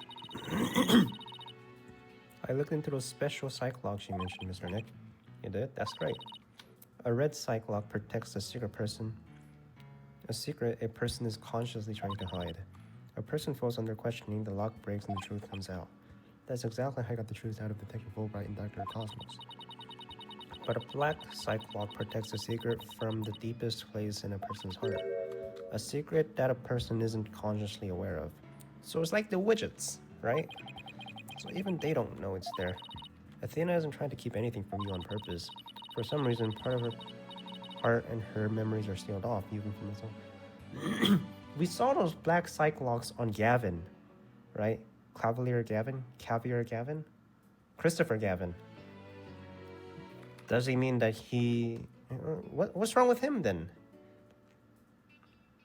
Did he have some kind of emotional trauma?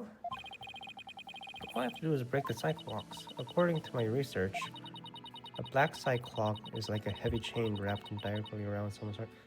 What about Christoph Gavin? Right? What kind of trauma did he go through? We never got into that. If they were ripped off by force, it could cause permanent damage to a person's soul. In other words, if I'm not careful, I could traumatize Athena for good, huh? Could you stay by Athena's side? She must be suffering under the weight of such a heavy burden. Alright? But will you be alright by yourself, Mr. Nick? I'm against Edgeworth. I have to be able to give Trial all my focus and strength. You can't do that if I'm there. I'll just hold you back. I can relax and concentrate if I knew you were with Athena. You're the only who can do it, Pearls. Or you could use Junie too. Good. Now that my mind is at ease, I'd better get ready. I'll just tidy up the evidence, take out what I don't need. It's time to end this nightmare that started 7 years ago. December 20th. Court number 4. Defense, prosecution, and judge. There are even people in the gallery. The roof has been completely blown off, and the walls have collapsed. But today, this ruin is my battleground. The judge is still here. The robot is testifying? Court, or some facsimile thereof, is now in session for the trial of Athena Sykes. Not a facsimile? This is a proper official trial. Take this more seriously or you'll start hearing the bones of the hostages snap. Try not to upset Mrs. Blackwell.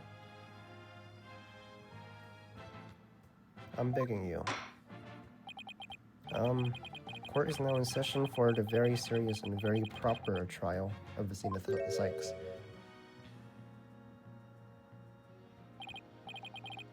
This is no trial. It's nothing more than a ridiculous farce. His personality changed. What did you say? Edgeworth, did you not hear what I just said to His Honor? However, this ridiculous farce has a very important meaning for our legal system. Recall the case of UR1 incident in which a prosecutor was found guilty of murder. That case ushered in the odious dark age of the law. I see what you're after. If we can find the real truth behind that case today. Precisely, the darkness will be displayed and glory shall be restored to the court system. Prosecutor Edgeworth, you sound as if you know something of this truth. I do indeed. A new suspect has emerged in the UR1 case. For 7 years, Simon Blackwell has refused to speak in order to cover up for someone else. Brace yourself, Phoenix. Here it comes. I'm sorry, right? But the situation is what it is, and I must do what I must. Prosecution moves to indict Athena Sykes for the murder of Metis Sykes.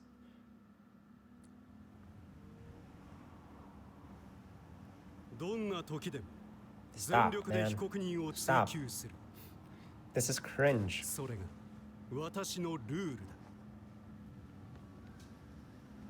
This is cringe, bro. Stop.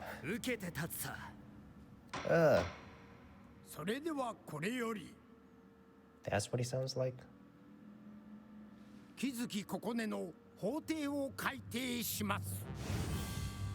弁護側、準備完了しています。検察側元より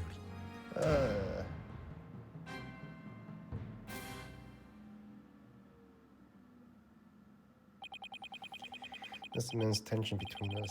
It's like we're picking right up where we left off. It's my duty to clear Prosecutor Blackwell of false accusation and his insanity. I have no intention of losing Miss Sykes either. She's a very promising young lawyer.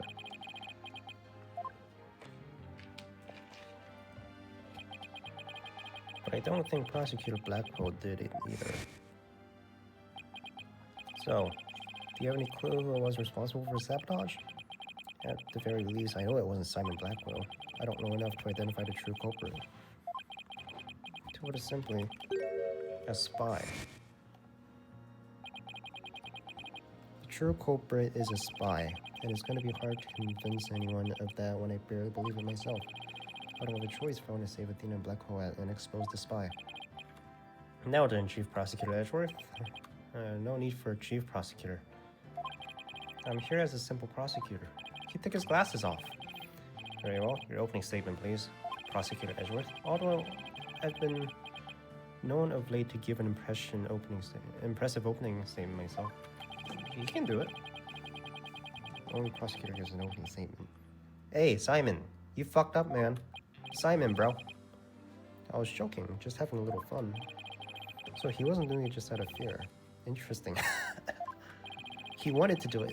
Let's start with a brief overview of the Euro 1 incident. The incident occurred at the Cosmos Space Center 7 years ago on October 7th. The victim, psychologist Metis Sykes, was killed in the robotics lab on the 4th floor. Athena's mother, Simon Blackwell, a young prosecutor at the time, was found guilty of the crime. There were two deciding factors that led to his guilty verdict. One, Blackwell was the only person in the corridor of the lab, and two, this photo, which captured the moment of the crime. That's the arm. Criminal evidence indeed.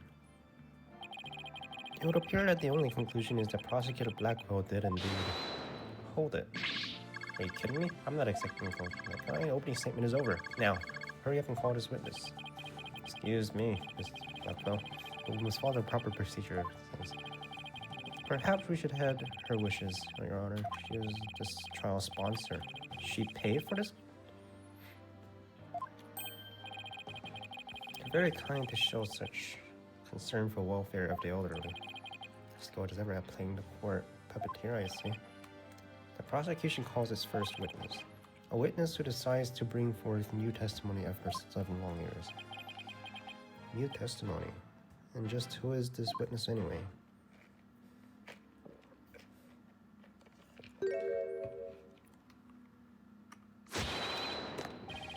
Bobby Fulbright's the name, in justice we trust. What are you doing here? I'm just here to speak for the hostage taker, Miss Laura Blackwell. She's too busy with confining and threatening the hostages and all. It doesn't seem to stop her from constantly climbing through Klonko. I'm nothing more than an observer in this. Do your best. I'm watching you. Miss Blackwell has been conducting her own investigation, believing her brother is innocent. And through her current actions are hardly lawful, I think we can at least hear her theory. I have here Miss Blackwell's notes in the investigation she conducted.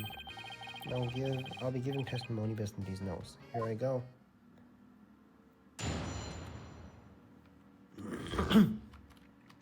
Laura Blackwell's theory. Simon isn't the murderer. He was trying to cover for someone. Someone else was at the scene of the crime, and they say Simon committed the murder. I mean, if he really was out to steal that moon rock, then why the rolling case? Because he was using it to hide someone inside, that's why. And the only person small enough to fit inside the case was Athena Sykes. Or the robots. And that's Miss Blackwell's theory. It totally goes in the face of the official ruling, huh? About the case she mentions, there were other rolling cases like that one. But they're not for traveling, they're apparently for moving parts and equipment. I vaguely remember seeing 3 cases, all different sizes. At the last trial, they thought that Prosecutor Blackwell used the cases to steal the rock. And they had a perfect good reason to think that too. You see, the security camera in the corridor that leads to the robotics lab. And a camera captured the footage of Blackwell leaving the scene with the case. But I don't think the girl could fit in there, though. I can see why that footage helped to bring his trial to a quick end. It's very convincing, that's for sure. 7-year-old video updated in the court record. That case, by the way, was later discovered outside the Space Center grounds. Speaking of the incident, where was the defendant, Athena Sykes, found? She was found on the 5th floor of the Space Center in the Sykes family residence. Prosecutor Blackwell most likely brought her there after the incident. In addition, it's unknown where Miss Sykes was at the estimated time of death. Miss Sykes was too confused by the shock of her mother's death to give proper testimony. So what you're saying is Miss Sykes didn't have an alibi. That is what the evidence is saying, yes. I understand the reason behind the theory, but I'm far from convinced. The victim is accused mother. Are you actually claiming an 11-year-old girl? Of course, the girl had a very strong motive. Dr. Sykes was a psychologist who wrote many papers about speech and emotions. You're aware of Athena Sykes' special ability, aren't you? Are you referring to that therapy thing? Yeah, she's done it quite a few times in court. The ability to read emotions from speech and the subject of a mother's research. Well, as long as it benefits society, I don't think any particular problem with researching it. I don't like where this is heading. Not one bit. Dr. Sykes was so intent on her research, she was forced her daughter to undergo experiments.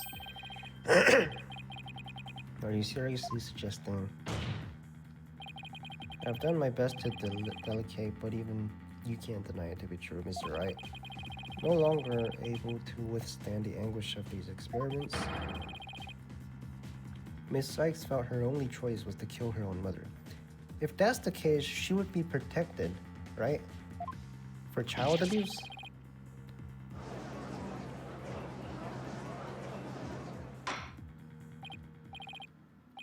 Over in court, what a tragic story. I hardly want to believe it myself. But we must proceed, Mr. Wright. If you could, Detective Fulbright, please refer to the notes.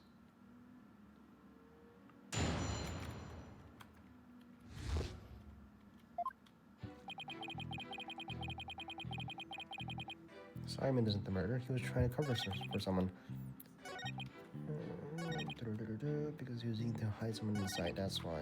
And the only person small enough to fit in that case was Athena Sykes. I just press everything. Press, press, press.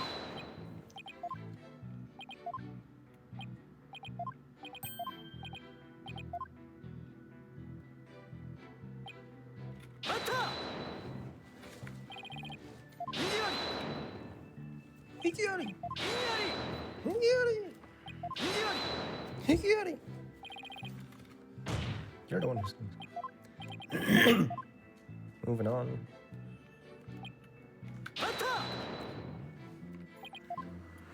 Why do I feel like they're both voiced by the same person?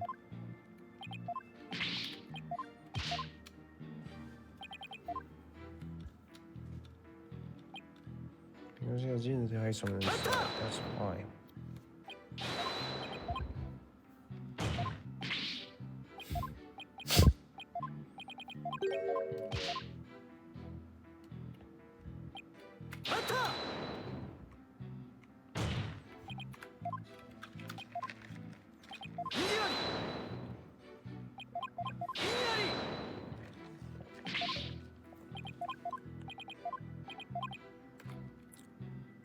Should I try to bluff my way through and see what could have been in that case? Bluff. I know exactly what prosecutor. Just find something else that was missing, right? No sweat.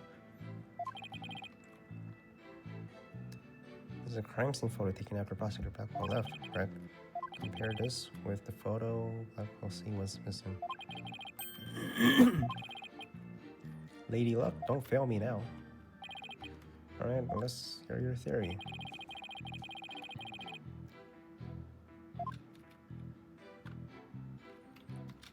Was it this?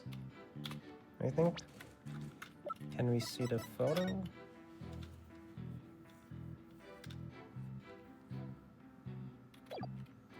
Yeah, let's go with that. This is missing. Please notice that there's a robotic part on top of the car in this photo. However, in this photo, taken after the crime, the robot part is gone. In other words, this part is something that was taken out. You do appear to be right. I don't see it in this second picture. It's just a piece of junk. How important could it be? Is it really just anything the robot part? Speaking of which, what are we looking at? I'm gonna start charging for each glance per eyeball. Stingy. What happened? Your Honor? About this robot part. Doesn't it look like you'd be an arm from the robot over there? Well, now that you mention it. Yeah, no shit. There was not just one arm. If there wasn't Athena in the case, then maybe. There was another robot at the scene that looks just like the one here. Your Honor? Or was there other robots?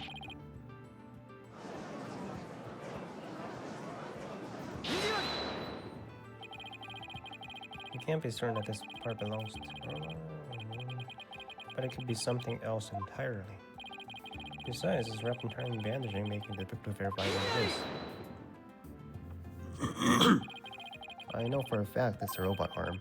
I can even tell which robot it belonged to, just by looking at it. With this information, we can investigate whether it was there at the time or not. Mr. Wright, I thought you were more of a technologically illiterate type. When did you become such an expert? I feel somehow abandoned. No, I still know the next thing. Nothing about machines, but I know this piece proves which robot the arm belongs to.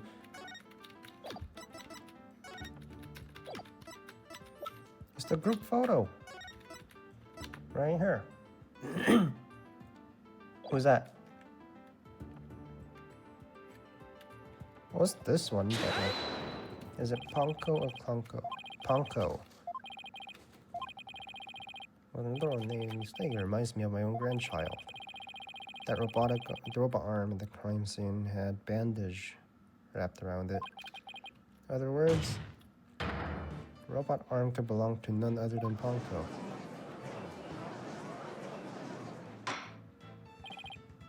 Order in court. Prosecutor Edgeworth, what do you have to say to this? I concede that the robot is about the same size as a child. It cannot grab its knee and curl itself into a ball. The case does come to about mid-thigh on Prosecutor Blackwell. I see your point. The robot is much taller than that. You've got me there. So in the case by... How the fuck would I know? Dismantling her, compacting her. I don't know, man. Look, however he did it. Does it matter?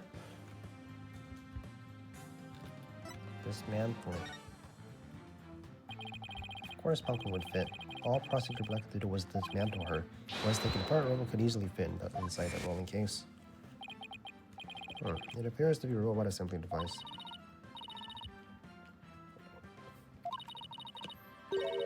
That's pretty neat. Can I push it? It sounds rather violent, but Mr. Wright does have a point.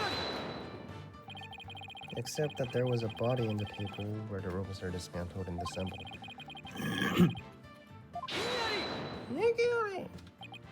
But what if it wasn't done on the table? What if the katana was used instead? It had blood on it. You mean the sword? Yes, Your Honor. Miss Blackwell, I'd like your opinion as a woman of science. Is it true that katana can be used to take the robot apart? I suppose so. The joints are made of very tough material. A blade could slice it through them. Thank you for your expert opinion. Miss Blackwell, thanks to you, we now know that the existence of severed arm in this photo proves Ponko was taken apart. In addition to the rest of the photo, Ponko was not found at the scene. We conclude that the true meaning of this photo is very different from the original interpretation. But it has blood on it. Can't mean exactly what I mean. This photo does not capture the moment of a murder. It is instead a picture of the moment after the robot was sliced apart, but it has blood on it. The blood you see cut off was transferred there by the bloody katana. The blood you see where the arm was cut off was transferred there by the... Oh, okay. Most likely, the rest of Punko was scattered around Prosecutor Blackwell's feet. Not hearing this. Therefore, what was transported inside that case was not the defendant but a robot. Miss Sykes never was at the scene at the time of the murder.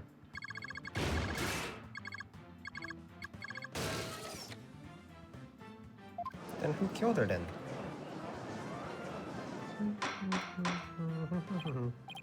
Order in the court.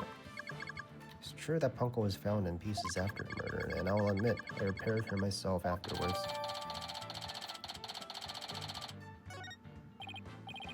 Yikes, I'm finally making some progress. Hopefully I've gotten at least one step closer to proving both Athena and Prosecutor Blackwell is innocent.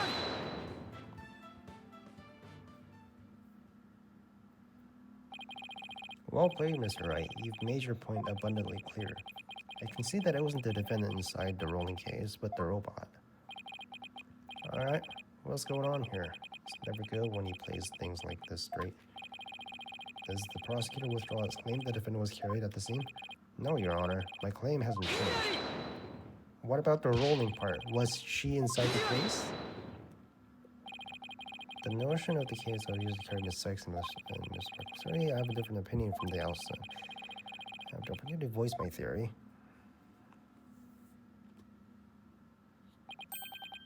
Thanks to the defense.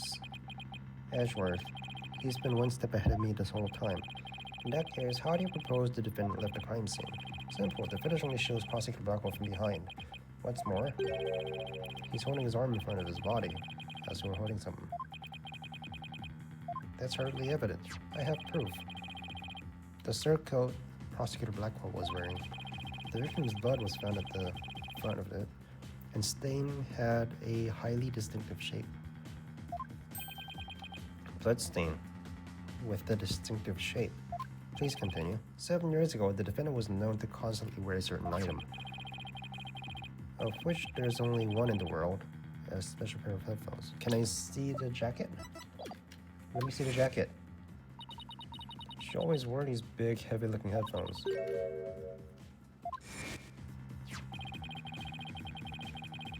And they also showed the bloodstain to be the same shape as the headphones. This was no mere blood splatter. The blood went from the victim's body to the headphones and then was imprinted onto Prosecutor Blackwell's coat like a stamp. Most gruesome stamp indeed. Blackwell carried Miss Sykes, who had been hit by a splatter, away from the crime scene. This proves that Athena Sykes was without question present at the crime. What if it's just the headphones then? And that concludes the prosecution's argument. It's not a good argument. There's a lot of holes in there. The defendant was indeed at the scene, and it deepens the suspicions. You've also shown that the robot was there at the scene. Hope you're not making the ridiculous claim that a simple robot was no murder. I don't really think that, no, but you can't say the possibility isn't there. Detective Fulbright was the robot questioned at the time. No, I don't see any record of it. I believe it was considered unrelated to the case. But as it turned out, the robot was actually integrally related. Defense would call Ponko to the stand. Robot witness.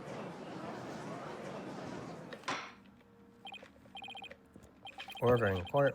Prosecutor Edgeworth, what do you think about this? Mr. Ray has called the matter. Why not a robot? Nothing surprises me anymore with him. Very well, I will allow the witness. Bailiff, please summon the robot named Ponko. Ponko. Witness, please state your name and occupation. My name is not witness. My name is Ponko. Yes, I realize that, but when are you at the witness stand, you are called the witness. No, I'm not. I'm Ponko. Say it with me. Ponko. What an utterly inflexible little robot. You're the last person who should be calling anybody inflexible. You remind me of my grandchild who just learned his own name. How precious. Can we see his grandchild? I'm gonna ask you some questions. Questions? You have questions? Hooray! What are your questions?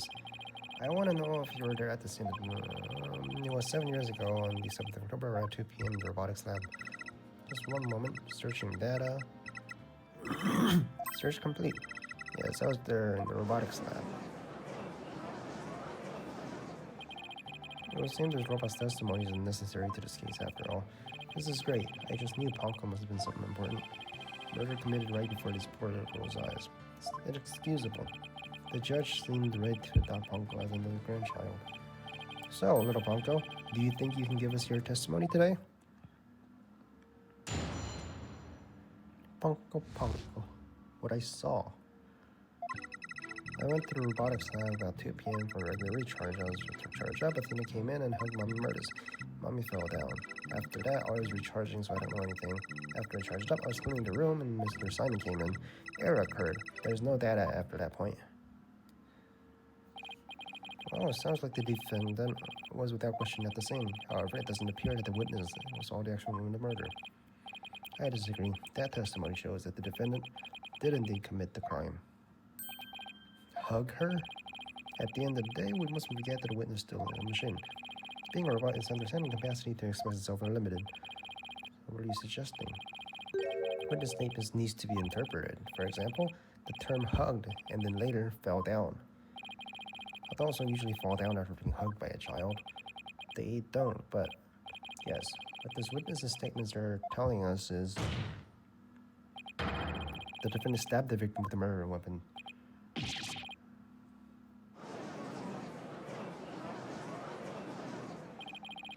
Before Miss Sykes hugged Dr. Sykes, did the two of them converse? Yes, they did. They spoke to each other very loudly, but I don't know what they said loudly. She's usually quiet, so I was surprised. Spoke very loudly. We can interpret this to mean they argued. I see. Murder after heated argument. And then the victim fell down. I agree that it does sound like a reasonable interpretation. However, Ponko doesn't seem to remember anything that happened after. Because he was sliced. I go to sleep. Never mind. Before that, I have a good memory. You may as well limit defeat now, right? Cross-examine would be useless. Don't be ridiculous. It's never useless. Until now, think about it. Robots don't lie. This robot is both an important witness and a valuable evidence at the same time. Nevertheless, I'll have my cross-examination. I see you haven't changed. You never were the one to worry about wasting time. Very well, even if it may be a waste of time, you may proceed, Mr. Wright. I'll show you how fruitful cross-examination can be.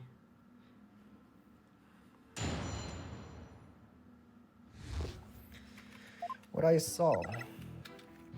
I went to robotics 2 p.m. for my regular recharge.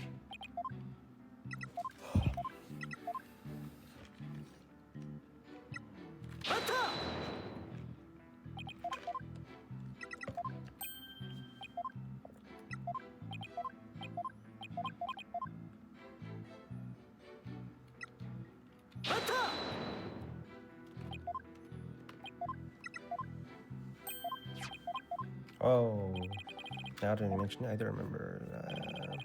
They detect presence of people by the sound of heartbeats. Wait a minute, that means maybe she wore a different coat. Ponko, how's Dr. Sykes? Can you still hear the sound of her heartbeat? Let's see, the moment she fell, her heart was pounding. After that, I don't know. I started recharging. How convenient! If you had heard anything after that, it could have possibly proved the hug was an actual moment of murder. I'm very sorry, I don't know. This fucking useless ass robot. It does appear it detected an increase in heartbeat the moment of stabbing. After Mommy, she fell by the window. It was the round window on the workbench. The round window. A round window?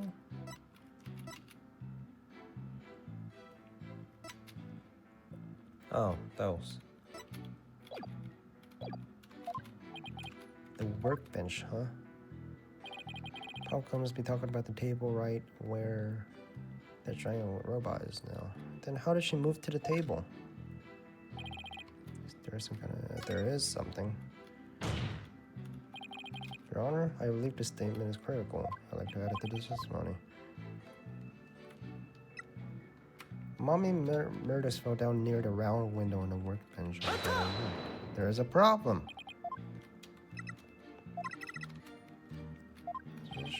Okay, pictures crime scene some years ago. There's definitely a hanging scroll in a Japanese theater masking. There's something wrong with the statement. There is a problem. Workbench. Near the round window on the workbench side of the room. That's not how she was found.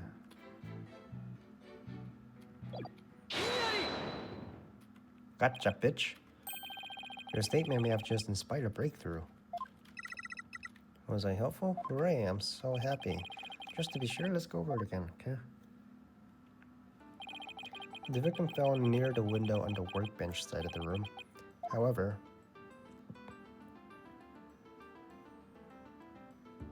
her body was discovered on the operating table, but the operating table and the workbench are two different locations. Exactly, Your Honor. You've just learned a new crucial fact. What could explain the two bodies? I'll tell you. Someone moved the body. The defendant moved the body. No, the victim moved? The defendant moved the body. The victim moved? So she just walked onto the bench? Defendant moved the body. So you're saying the 11-year-old Athena Sykes moved the body. No, the victim moved. She was alive. Couldn't move heavily body of an adult. The only explanation is that the victim walked to the operating table herself. In other words, what Panko observed near the workbench couldn't possibly be the moment of murder. Ew. I'm very relieved to hear that. Glad to know that the murder wasn't committed in front of the little Panko there. As we heard, the testimony had the murder in the finger. Objection! Right. It's been 8 years, but you're still just as green as ever. Green? I can't recall ever seeing Mr. Wright in anything but a blue suit. Hey, blue's my favorite color. Hey! What can I say? Same! If the defendant couldn't move the body herself, she could have had it move for her. How? I agree. Since the robot is equipped with heartbeat detection system, it would have been aware of another person's presence if someone else had been there. We can therefore conclude that the defendant and the victim were the only ones present. And the one who, don't you know, is in the nature of a robot to help people do things? Miss Panko, let me ask you a question. My name is Panko. Say it with me. Panko. I believe you said you were cleaning after Dr. Sykes fell down. Do you happen to move something large? Yes, I did. Athena asked me to. Athena asked you to. And what did you move, little Panko? I don't know. Unless something has an ID tag, I can't tell you what it is. ID tag, you say? Yes. Tag with a barcode on it. We robot scanned them and told us what the thing is. That paper in the lab, they mentioned something about that. Recognizes people by scanning their spacesuit or uniform jacket is in. It would appear that Miss Panko here can't identify. My name is Panko. Wait. Was she wearing the suit? No, it fell down. She didn't have it on. What do I do? Well, I do at the very least. Miss Panko, on the defendant's command, you moved the body to the operating table.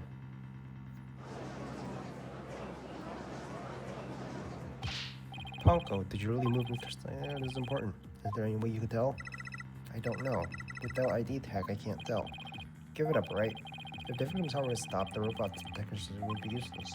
Furthermore, Dr. Sykes usually wore her white coat while she was working. She kept the jacket on with her ID on it draped over her chair in the robotics lab, and only wore it for special occasions. In other words, the victim wasn't wearing her ID tag at the time. From the robot's point of view, her body was simply another object. Panko took the special recognition. She would have recognized the body as Dr. Sykes. But she didn't, so that means face can easily become blank. He's a cloth mask or anything else for the matter. He's right. To summarize, Miss Sykes stabbed her mother near the workbench, then using the robot, she moved the body to the table, where she removed the sword and stained the blood.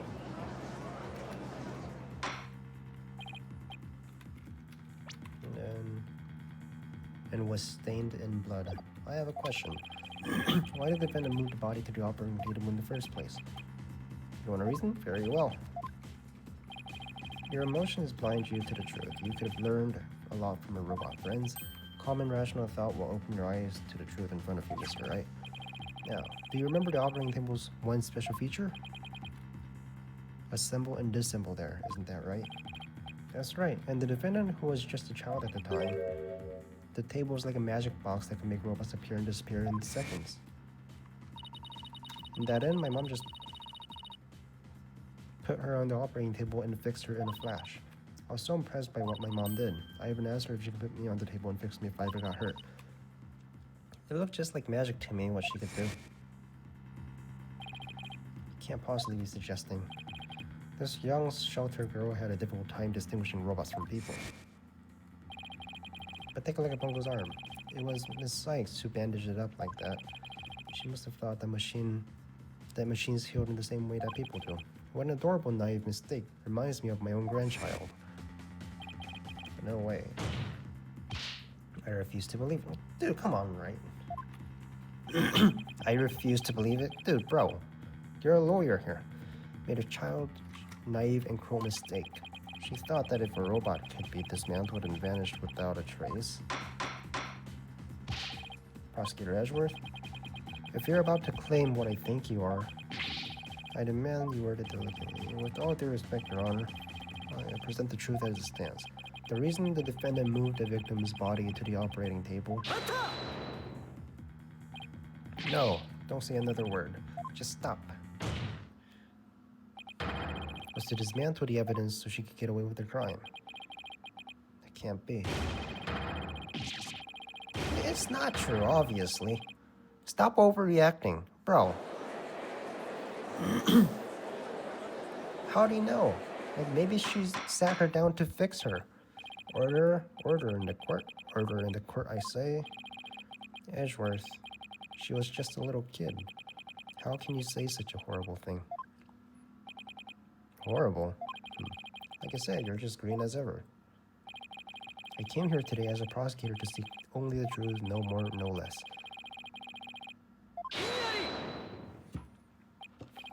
But dismantling the table isn't doing the function repairs as well. I suppose that could be another way of interpreting it. But dismantle or repair, it doesn't matter either way. What do you mean? After murdering her mother, Miss Sykes may have come to her senses. It never happened. And that's why she tried to repair her mother. Yes, that's one possible explanation. But we mustn't forget the facts of this case. The victim was observed to fall down after being hugged by the defendant. The body was moved per the defendant's command. These facts that take the defendant's guilt remains unchanged. Mr. Wright, do you have any evidence to refute the prosecution's claim? Evidence? Right. Let's see. I can't think of any. I'm afraid I don't have any evidence. Since becoming chief prosecutor, I've learned that the truth isn't always pretty. Now, accept the truth, Mr. Wright. Your subordinate murdered his own mother. Your Honor, the prosecution demands a verdict. Hostage have suffered enough. What a terrible and tragic conclusion. Edgeworth, you know she didn't do it. Yeah, no longer prolong the trial. Edgeworth's argument seems solid enough. But, there's no way Athena could have ever done anything like that. What do I do? There has to be something. But I can't think of a single thing. Yo, Edgeworth, you got trust problems. Hey, he's there to protect. This is quite a farce you're conducting here. I could die from laughter. Prosecutor Blackwell, what are you talking about? He's your subordinate, bro. That your argument is based on entirely false premise. Go on, we're listening. Could this be the miracle I need? What is Prosecutor Blackwell trying to pull? 7 years. For 7 long years. This case has been on my mind. Not for an instant did I not think of it. The one who killed my mentor. And don't think you can alter that fact now. Your boldness? I'll take the stand. And I won't take no for an answer. Of course. Please go ahead. What you gotta say? I think he's gonna lie, right? I went to the Cosmos Center with the intention of killing Dr. Sykes. Yep, he's lying. Athena was there. That be swayed for my purpose, so I waited for Dr. Sykes to return. Then I committed the act. How cathartic it was. Why are you protecting her, bro? When there's the victim falling. In other words... Iggy. I don't need any of your other words. I can guess what happened. Which would be... She fell, she fell. Merely that. Mother and child fooling around. Perhaps she tripped. Not that it matters. When I entered the lab, there was no trace of Dr. Sex to be seen. There was no dead body either, of course, meaning she must have left the room. So the murder occurred after the time period Pongo described in her testimony. You should really take stock in the words of Wanda. Then how do you explain the fact that even the robot moved something? Athena was always tinkering with robots in the operating table to amuse herself. She always had Pongo move heavier ones for her. That day, no different. Pongo moved a heavy robot for Athena. This is awful. What he's saying seems to make sense, and yet he's bullshitting. Prosecutor Blackwell, are you trying to even turn away from the truth? Do you recognize and bring the right? You expect too much from me. I'm just a murderer beyond redemption. Why don't you just let me go so I can settle it down? Prosecutor Blackwell's execution is tomorrow. If the truth doesn't come out now, it's all over. Are you saying that the little girl and the robot had nothing to do with the murder? That's right. So let's hear your verdict. If we don't hurry, I might miss fairy trial for Styx. Hold it. Don't you dare, Judge. Don't forget I have hostage over here. Simon, how long are you going to cover for her? Blackwell? Forgive me, Aura. I never wanted you to do anything like this for me. But you agreed to the trial. If you have a counter-argument, then present your evidence. That's the rule of the courtroom. Isn't that right, Chief Prosecutor? Blackwell, you selfish...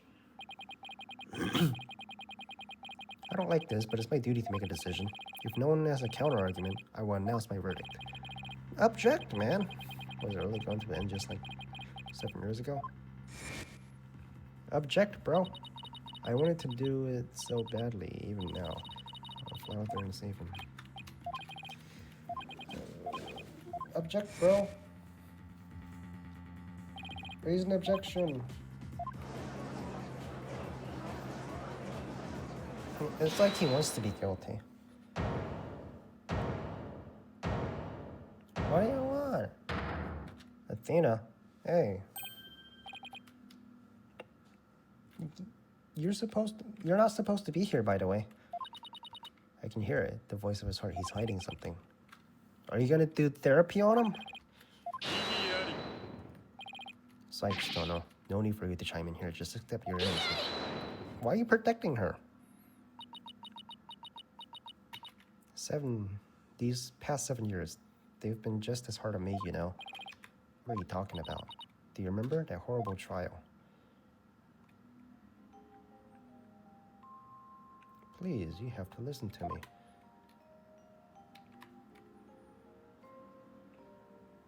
He didn't kill her. His heart's saying that he didn't kill her. Wait.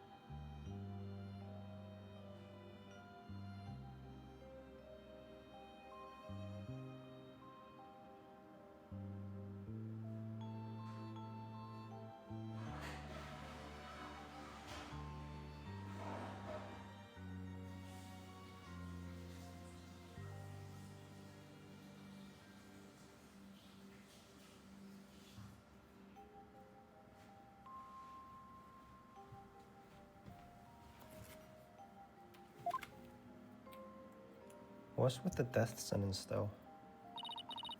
Even now, every time I stand in the courtroom, it comes back to haunt me.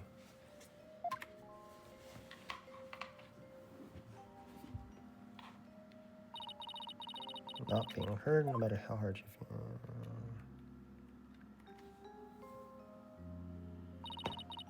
Caught in people's stares, so scared, only it feels like my chest is in their eyes. Terrified of the courtrooms.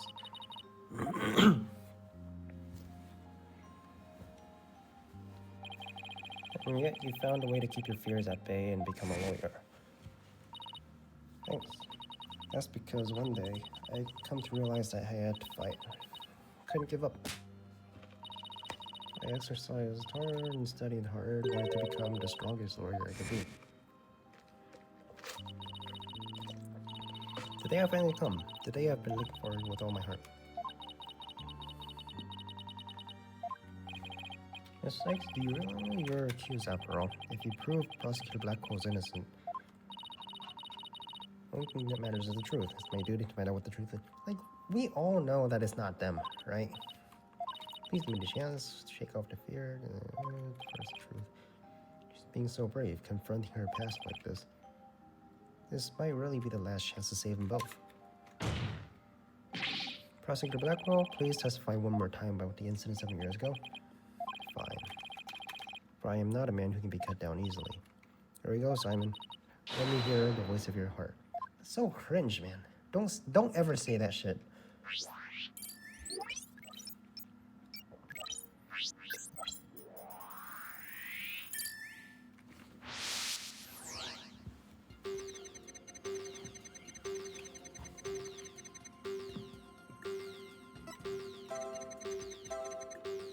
I found Athena there. Why are you happy? This is how he looked like, though. He was young. Why are you happy? Feeling a happiness. Even though the person you're looking for wasn't there, you felt happy? Why is that?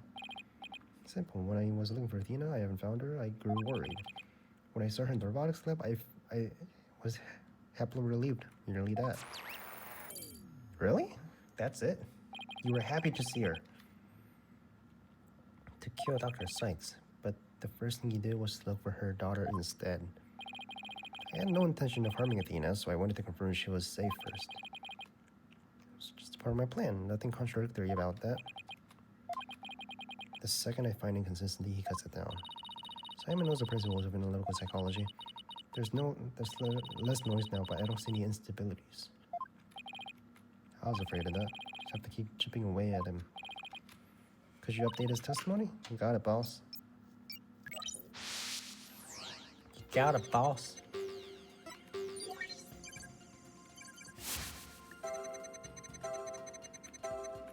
I was relieved. I would not be swayed from my purpose, and I waited for Dr. Sykes to return. I plunged my katana in. Why aren't you happy to do it?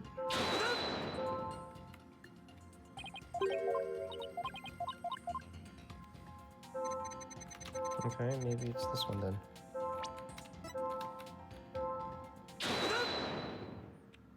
Why are you sad? What?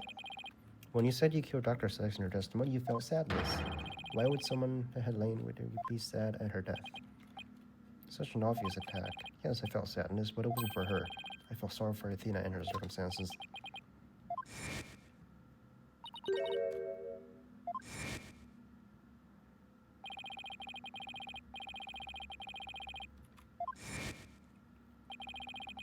My objective was to save Athena from an obsessive scientist who treated her own daughter like a research subject. I went to the psychology lab first. That's where I would usually find Athena playing. But that day was different. I heard someone crying in the robotics lab next door. Was Athena being subjected to yet another experiment? I thought as I went to see. Athena had cried herself to sleep, and all I had to do was wait and kill. That's why he was relieved when he saw Athena. Is the story really true? I'm not sure how much I believe. Mr. Wright? How are you doing, Athena? Still hanging around there? I'm a lot stronger than I look, boss. Now take a look at this. The noise level actually increased. He bullshitted. It went up. I'd never seen that before. Prosecutor Leck was lying somewhere in his testimony. As a matter of fact, he's piling lie on top of lie in an attempt to make his claims sound more believable. He's trying harder to suppress his true feelings, and that's what's causing the noise. How in the world should I approach this? As evidence-based approach might work, if I can find a contradiction. There are no flaws in my testimony, and his bonus is prepared to give his verdict. Give up on the lost cause, and let the law free me of these chains already. I don't think so. Not while I'm around. Now, contradictory testimony or inconsistency emotion. Which should I tackle first? Doesn't matter? Emotions? Testimony. Okay, let's present some evidence here. Got it, boss. If you want to go back and look for inconsistency, just let me know. I can easily switch back.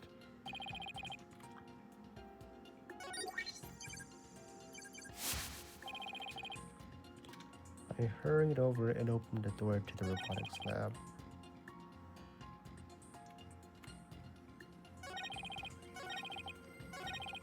I refused to hand Athena over, so I had no choice to kill my mentor.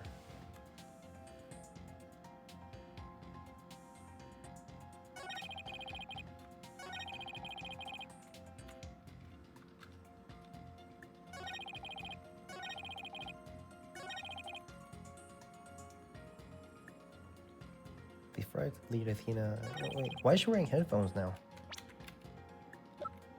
Anything with the headphones? Estimated time of death between 1 and 3 p.m. October 7th, cause of death with a stab wound to the heart. Curse my luck. Athena came in. So I had no choice but to kill the mentor.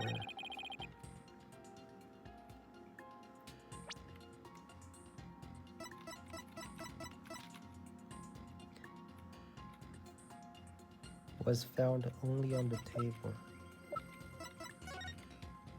Wait a minute. You said a stab to the heart, right?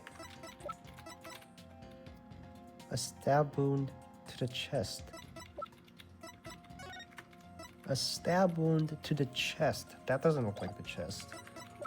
How the fuck did that get here?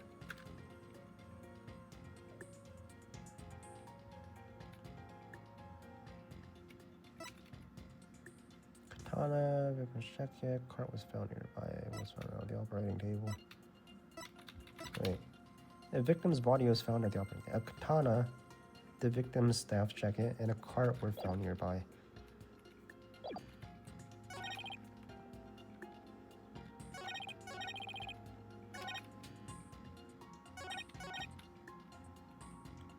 I heard crying from the door.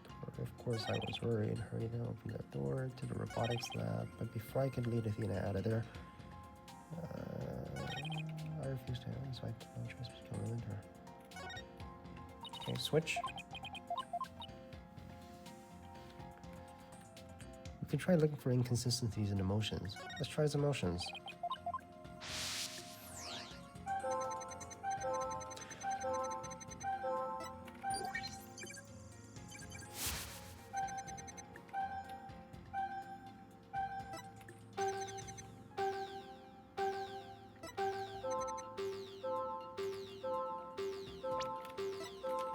Why are you angry?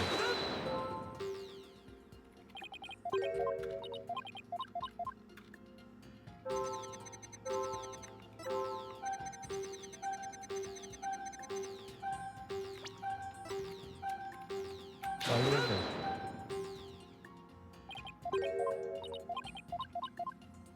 Okay. I hurried over and opened the box door to the lab. I was surprised. Okay.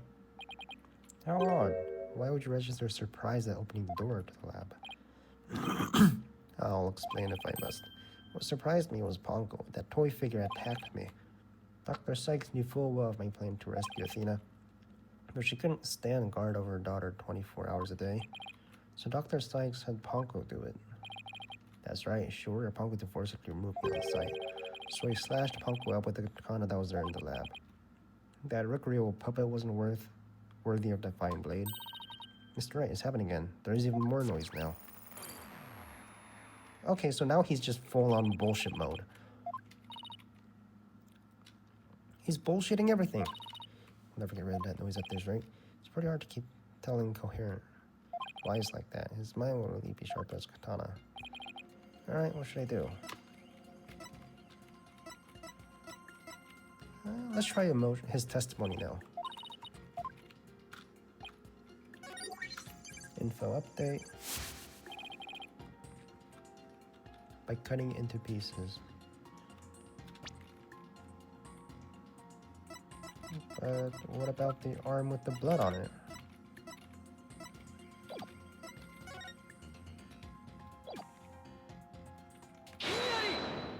That was pretty easy. Hey, you bullshitted to me. Compounding lies with more lies is never the answer, Prosecutor Blackwell. Take a look at this photo. This photo. How many more times? I think this picture is actually gonna be your savior now. See the blood stain on Poco's arm, where we're severed with the katana? I hope you aren't claiming that it's the robot's blood, Mr. Wright. No, most likely the blood was transferred from there from the bloody katana. Katana already had blood on it, so then it must have been the victim's blood. That's right, but if that's the case, we've found a glaring inconsistency. You said in your testimony that you cut up Ponko, then you killed Dr. Sykes, but in spite of that, the victim's blood is already on Ponko's arm. What? That couldn't be. The victim must have been stabbed first before the robot was slashed. In other words, Prosecutor Blackwell, you're a bullshitter.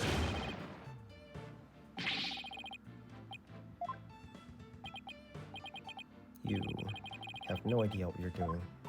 I think I do. His voice. There's so much discord. I'm hearing not just one or two, but a bunch of rampaging emotions. It's hard to describe. It's like a violent whirlpool or something. Phoenix Wright, you will pay for this. I'm not forced to reveal so much, but the rest I'll take to my grave. Prosecutor Blackwell, you're on the witness stand. You're obligated. Of all the complex emotions, they seem to be flowing from one source. That's what I think is what's causing the feelings.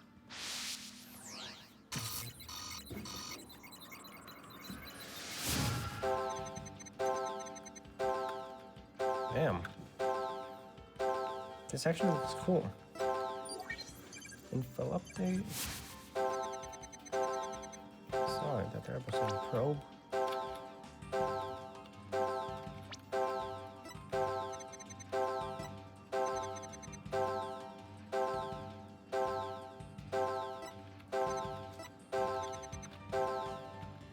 I saw it, that terrible sin.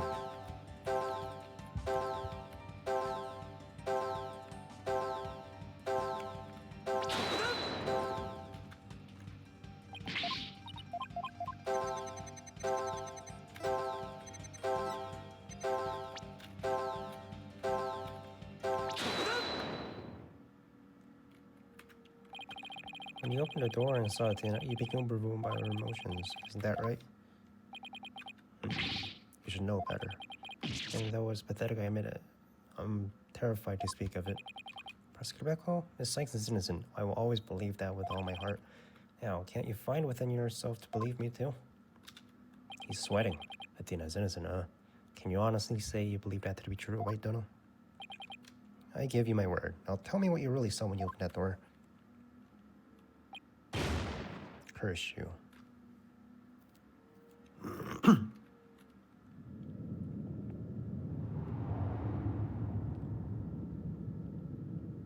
It was a tragedy, one I'll never forget. When I arrived at this lab, Dr. Sykes was already dead. She was lying on the operating table, while the bloody katana lay on the floor, and standing between the two, covered in blood, was Athena. She smiled, and with a far-off look in her eyes, as she sweetly said,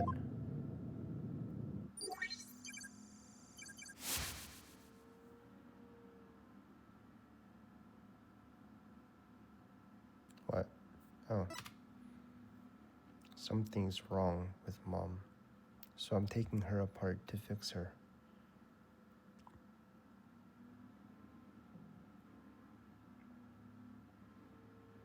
Athena? Is this true? That's what I saw. And now you have it. The truth that you so desperately wanted.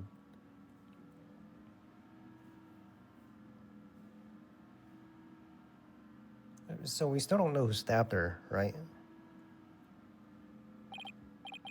No. Prosecutor Blackwell finally tells the truth. And this is what it is. Yeah, makes sense to me. Beyond devastating. I tried to take my mother apart. No, you tried to fix her.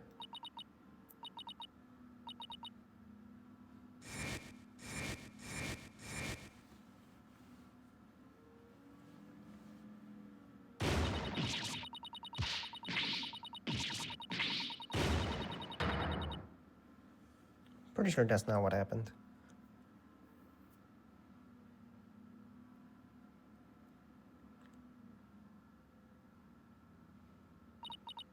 So it was me. I'm the one who killed my mother. Athena, as I said, right? The truth isn't always pretty. Murdered, assembly of an operating table, a scientist using her daughter as a guinea pig. Sadly, it appears that my theory was correct after all. It's true that Athena didn't like her mother's research, but you dare cast aspirations on my mentor by claiming Athena was used in such a manner? Doctors, I could be awkward with people, but she loved her daughter with all her heart. She loved me. Your mother hated to see you suffer because she could hear the voice of people's hearts. She wanted to set you free from your pain, so she worked tirelessly on her research. Do you remember those headphones you hated so much? It was to block off noise, right? Yes, my head hurt every time I wore them. No, Athena, it's just the opposite. They emitted sound waves to nullify emotions when people around you, the power was controlled than it is now. Those headphones were enabled you to carry on with everyday life. No, that can't be true. Then why? Why would I have done something like that?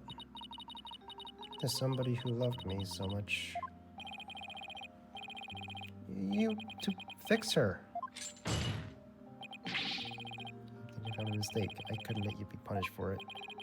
So you took the blame for yourself. You and your mentor are more alike. You knew her? Ponko was a witness, so I put her in the case and held Athena close and vacated the lab. I knew Ponko away with the boarding lounge, and I hid the case in the Space Center. It would seem that we now have all the facts of this case. Mata! No, not yet. This. Do not disgrace yourself, Mr. Wright. The truth has been revealed. Or are you the type of man to turn your back on things you disagree with? I'm not. But this... Can't give up now. You have to say something now, even if it's a bluff. Bluff, motherfucker, bluff. Bluff, motherfucker. Mr. Wright. Yes, Athena? It's okay. You can stop now. I don't want you or anyone else to suffer any longer. I'm not suffering. I'm not suffering, bro. I killed my mother, that's the truth. It's just like Prosecutor Edgeworth said. We have to face it, no matter how much it hurts. I admit my guilt.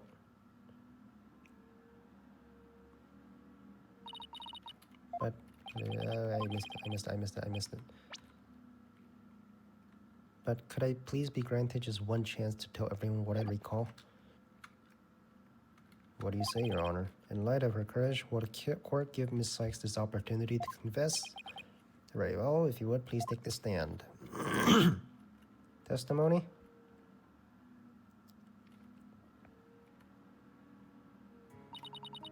Thank you for letting me do this, Prosecutor Edgeworth.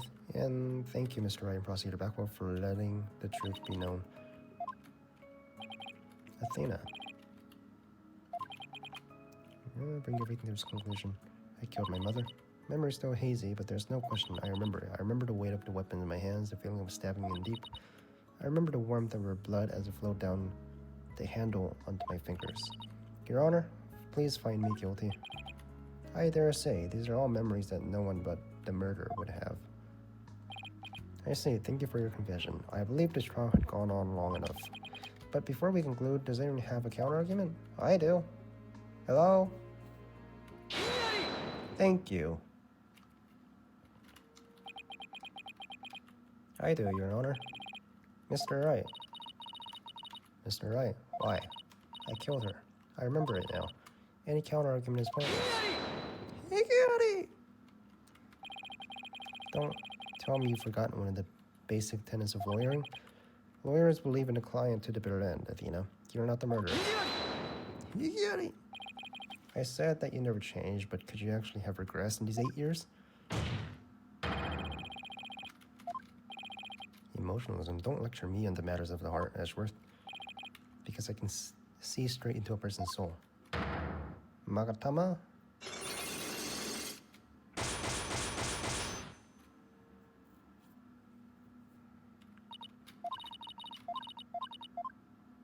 Yeah, we know what those are. Alright, let's unlock them one by one. There's still a chance, somewhere deep in Athena's heart, there might still be a memory not even she knows about. Cross-examine? Now then, is there not a problem with the animation? We're still a bit hazy, but there's no question I remember it. I remember the weight on the weapons in my hands, feeling of stabbing deep. I remember the warmth of her blood as it flowed down the handle of my fingers.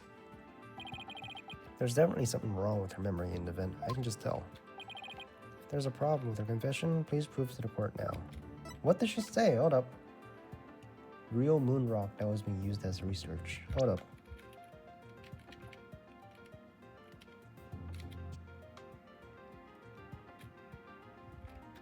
The weight of my weapons in my hands, feeling of it stab deep, memory still a bit hazy, but there's no question, I remember it. Is there, or is there... let me see your confession! Part of her heart, memories are still all even for myself. Athena is trying to keep anything from you on purpose. What about her confession? Instant death due to stab to the heart. Between 1 and 3 p.m.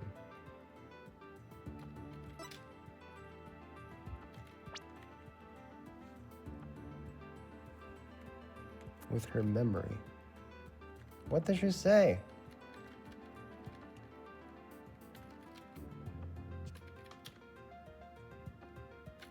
Athena, my memory is quite, there's no question. I remember the weight of the weapon in my hands, feeling of stabbing deep, the warmth of her blood as it flowed down the handle of my fingers.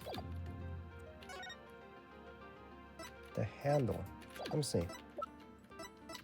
There is no blood on the handles. Isn't that the katana the defendant used to kill the victim, Mr. Wright?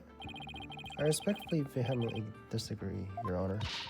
I remember it. I remember holding the weapon and my blood on my fingers. That's exactly my point. If the blood really get on your fingers while you were holding it, there should be blood on the handle. But focus on the handle. There's not a trace of blood on it. And therefore, clearly a contradiction on the facts. You're right. Oh my.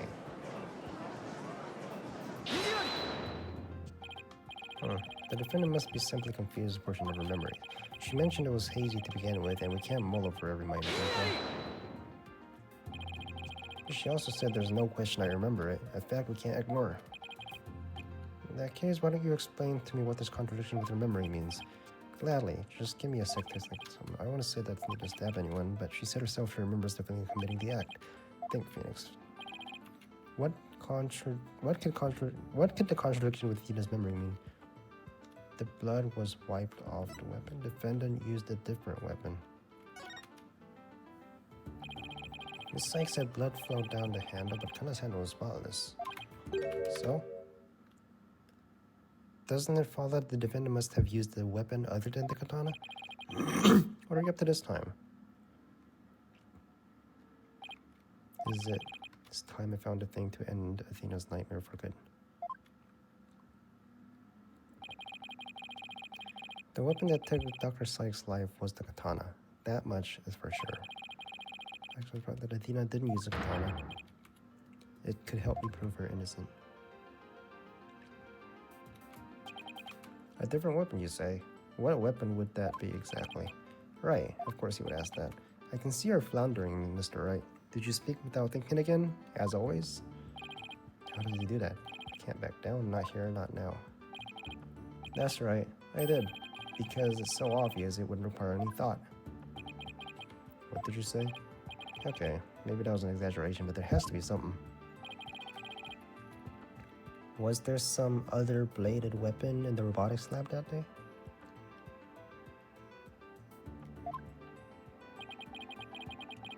Maybe there's something more in the crime scene than the photos. Wait a minute, there is something. I probably did that was used in the lab. I don't have a particular weapon here in the evidence right now, but I do have a piece of evidence just like it. Other than the katana, this is another blade that may have been at the crime scene. It's this utility knife. But that's the murder weapon in the Clay Terran case. Yes, it's the knife that took Mr. Terran's life. But there must have been a knife just like this at the crime scene some years ago. Toolkits containing utility knives are issued to Space Center employees. Robotics lab especially would naturally have one of these around. You got it! But besides the katana, no other blade in the weapon was found on the site. Because they fucking took it.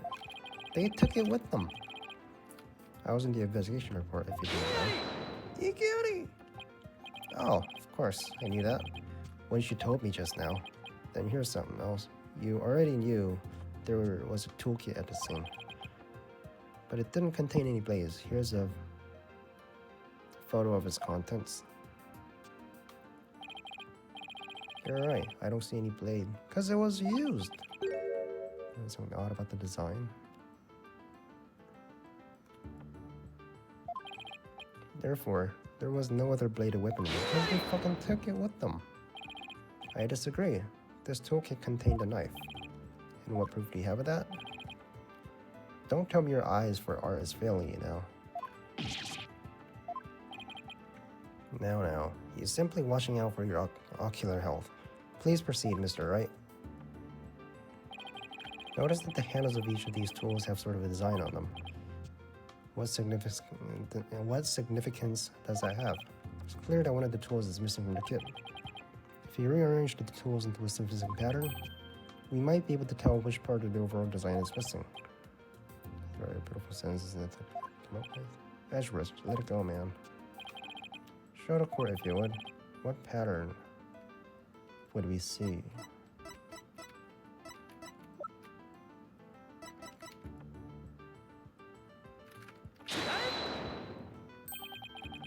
What design is supposed to present? The Gaxa logo, Your Honor. It's on all of the Space Center's documents and pamphlets. As you're aware, Gaxa is a program that operates the Cosmos Space Center.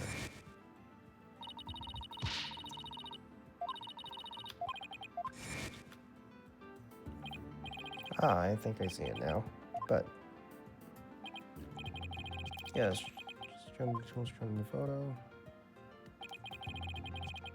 The red A part of the logo is missing, and this is where the murder weapon from Terran case comes into play. If we were to place a utility knife in the open slot, it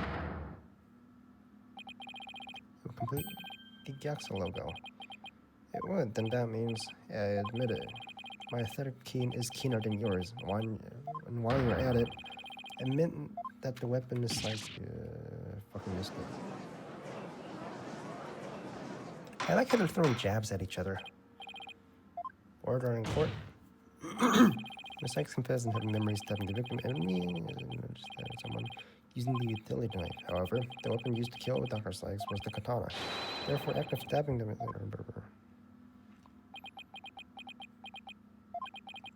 Very well. Let's suppose for a minute that Miss Sykes used a utility knife.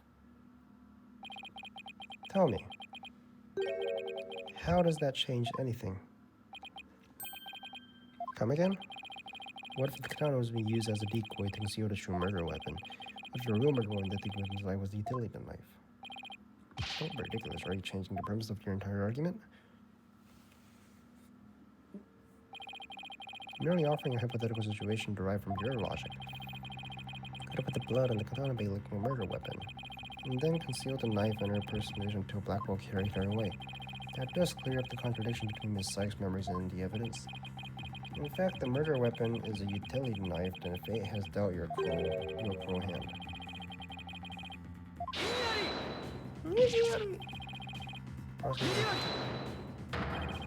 You're the one attempting to lead the court, Mr. Wright.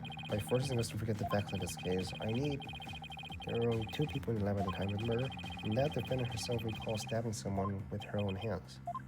No. It matters not whether the murder weapon is a katana or a utility knife, as long as you know that the victim and the defendant were the only ones there. You cannot escape the fact that they killed their own mother. I don't believe it. Why? Why does it keep happening? Every time I find a contradiction, it vanishes and the suspicion keeps coming back. It's almost as if... Now you're finally starting to get it. The contradictions keep vanishing because the charge is true.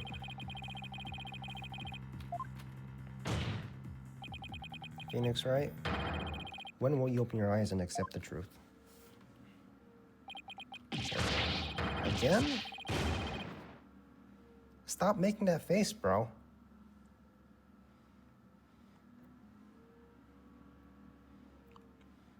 Bruh. I don't want to believe it. Can't be true. But what if? Right, you've fought a good fight. I think you've done all you can do.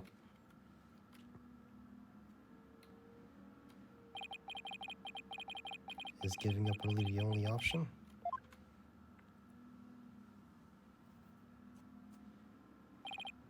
No, snap out of it, Phoenix. What's the matter with you? Giving in to doubt. Can't look back. Forward is the only way to go.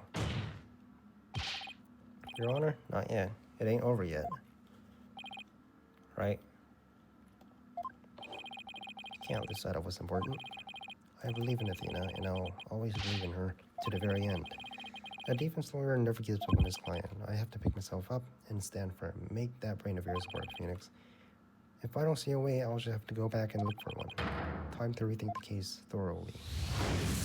Oh, hey. I concede the fact that Athena must have stabbed someone with the utility knife. Mr. Ponko witnessed the Athena's hug. But Prosecutor Blackwell didn't see the knife at the scene. That means that someone must have removed it from the lab before he arrived. Who could have taken the utility knife from someone else? A third person was at the scene. If I trust in Athena, I have to conclude that there was a third person at the scene. According to Ponko's testimony, Athena and her mother were the only ones there. How did the third person... Oh! The person was wearing her clothes. The jacket with the ID. This person must fool Ponko's facial recognition feature by covering...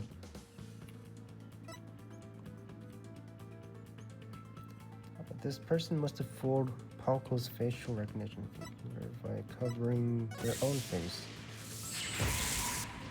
The person hid their face. Ponko has a heartbeat detection system too. If they cover your own face, their presence, you wouldn't be able to. There's no way that's a culprit. Cover their face and pose to avoid detection. As which person to avoid detection? Miss Sykes. The victim posed as the victim. That would explain why Ponko only thought she and Athena were there. All they had to do was take advantage of Ponko's basic recognition features. To pose on with her jacket. That's why he has the rip in it. With the ID on it. There's at least a heartbeat disk. How did the culprit get around that? It wouldn't have worked if Ponko could detect the real Dr. Sykes' heartbeat too. Does that mean the real Dr. Sykes was already dead by the time? That's the case. Then who did Athena stab? The real culprit. Athena stabbed the real culprit. That's it. The person Athena stabbed wasn't Dr. Sykes. It was the person who murdered her and then pretended to be her. The real culprit.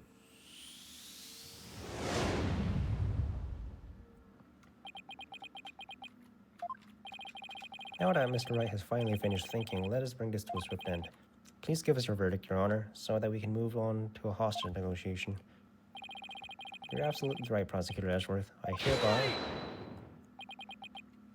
I didn't say I was finished. I was only pausing for a second because I realized something so shocking I had to take a break to digest it. But now, I know for a fact Miss Sykes is innocent. Ponko saw me. She witnessed the moment of the crime. Yes, Ponko did witness something. She saw the hug. In other words, the moment you used the utility knife.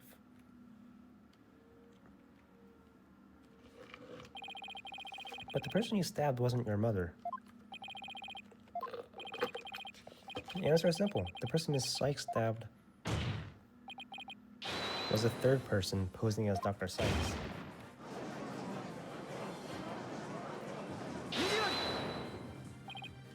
Do you really expect to swallow that, Mr. Wright?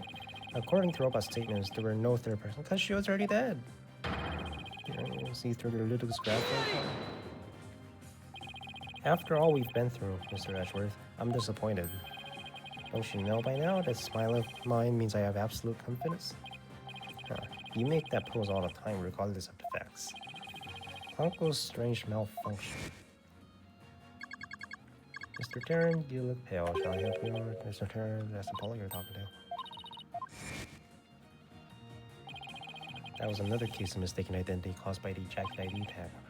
All because Clonko couldn't read up all his facial features due to the eye patch.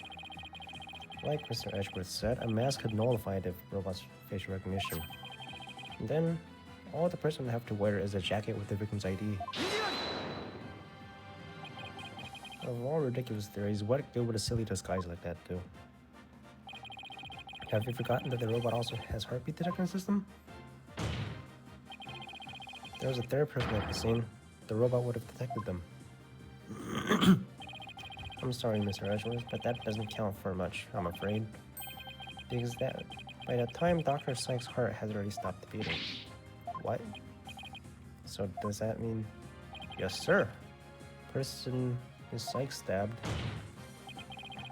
Third person who was posing as Dr. Sykes is her mother's real killer. But that's impossible.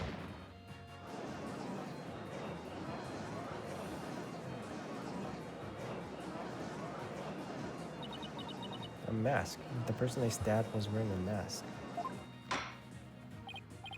Orders in court. Miss Sykes, did you say something? A mask. Yes, I remember. Athena, what is it?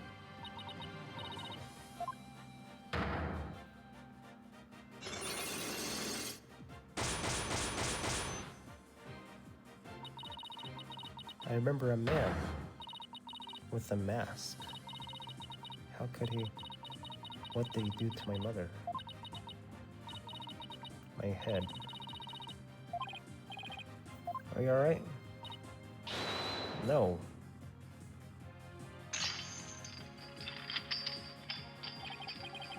The black site box. They're breaking. All of it? I don't get to solve the puzzle or anything?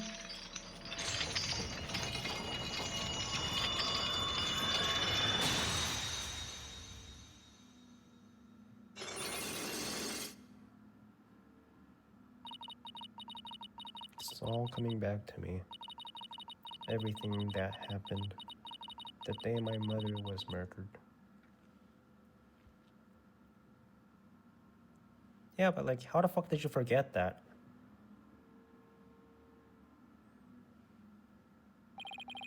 They're gone. The black cyclops are finally gone. You didn't really stab your mother, did you? It's alright, Dana. Just tell us what you saw that day. I was drawing a picture. When I was done, I went to show it to my mom. I opened the door and then...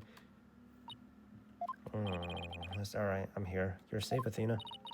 She was on the floor, by the workbench, with a katana sticking out of her. There was a handkerchief over her face, but I knew it was her by her clothes. There was a man there. A man. What the? Go on, Athena. He tried to attack me. In panic, I grabbed that knife that was there, and he dodged at first, so I only got his clothes, but I tried again. And this time you got him, didn't you? I did. I remember clearly. The knife went into the back of his hand. Then he kicked me, and I passed out.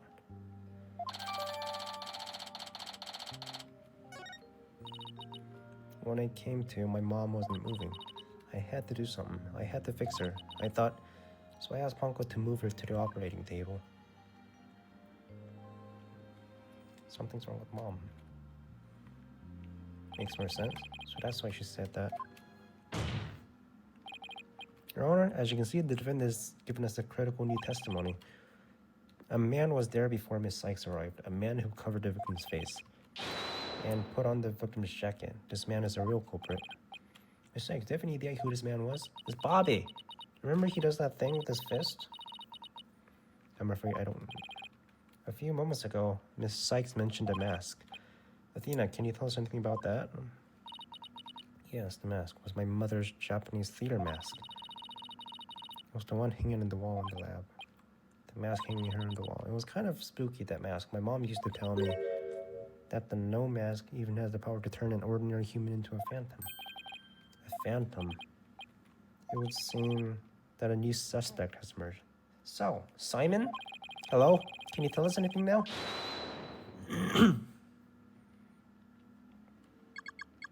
You see? Surprised I can't trust the court system. Athena Sykes is a murder. I won't accept any other verdict. Miss Blackwell, what are you doing, man? Get out of the way!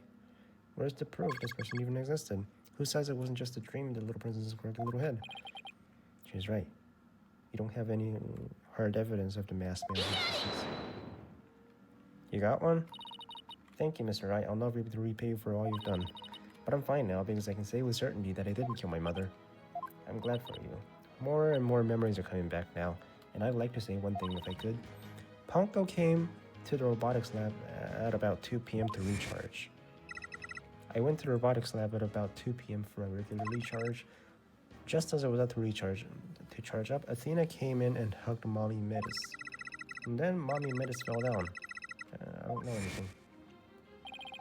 I see where you're going with this. If Mommy Metis was really the killer in disguise, right, he must have come to the robotics lab before 2 p.m.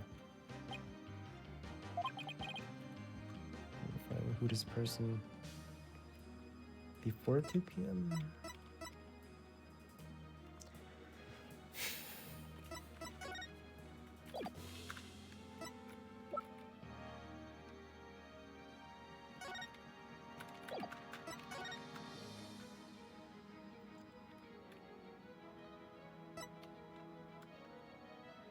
A victim's body was found on the operating table. A katana, victim's face, jacket was found nearby.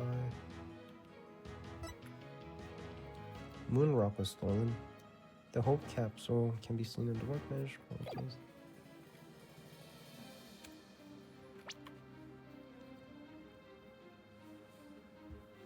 He must have come to the robotics lab before 2 p.m. Do I have anything here as the evidence?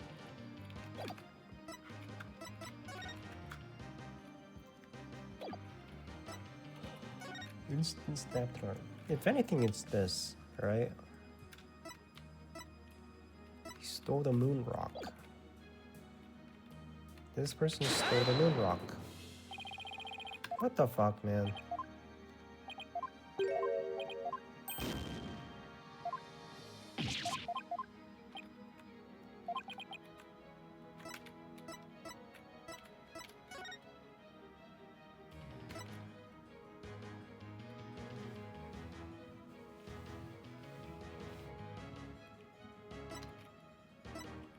Who is this person? Find this person who came to the lab before one.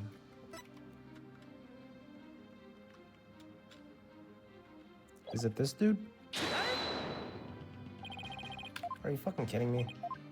Alright, what does the game want me to present?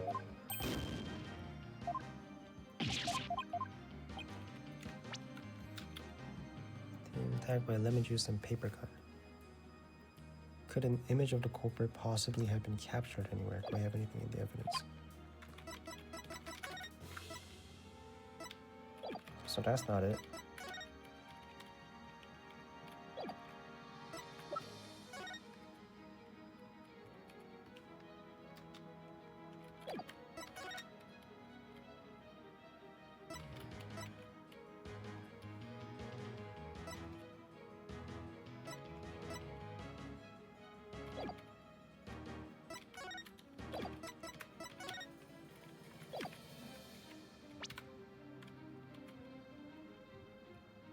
Could an image of the culprit possibly have been captured anywhere? Do I have anything here in the evidence that can help me find the person who came to the lab before 2 p.m.?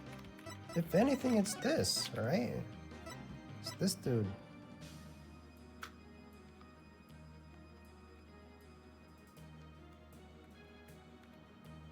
Like, hello? It's obviously him, right? An image. Is that what I present? This is after.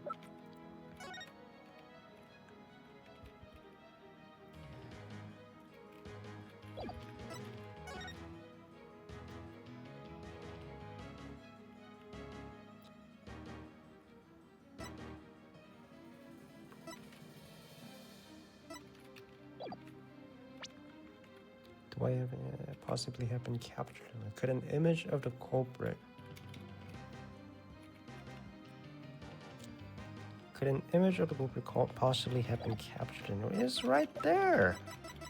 It's this thing, but I presented it and it said I was wrong. 7-year video. Black hole was the only one to pass from the scene of the crime.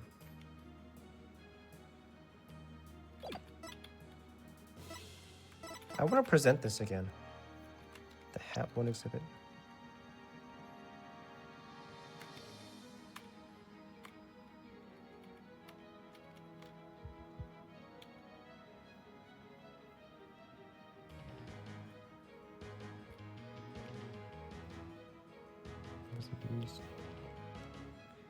Then he must have come to the robotics lab before 2 p.m.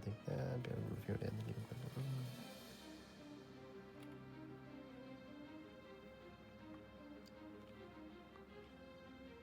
Image of the culprit.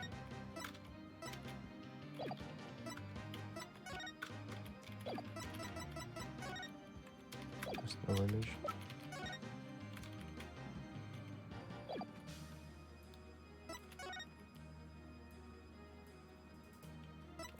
This is after 2 p.m.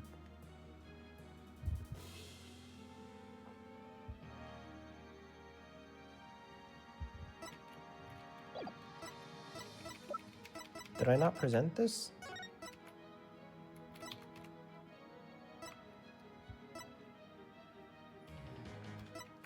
Let me present this again. Are you fucking kidding me?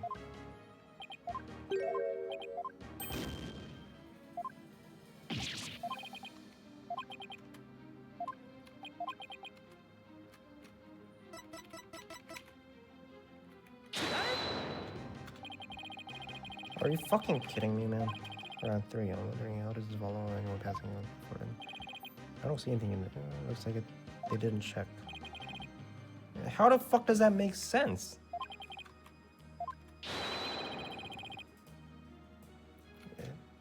Could an image of this person possibly be anywhere in my evidence? No. Very well, let's take a look. There, stop it right there. Just like you said, there's a man leaving the scene of the crime. You fucking kidding me? Do you remember this person? That's him, I'm sure of it. He was wearing my mother's jacket. I did, but what I really wanted to see was her jacket. The jacket on display at Dell's Dr. Sykes. Yeah!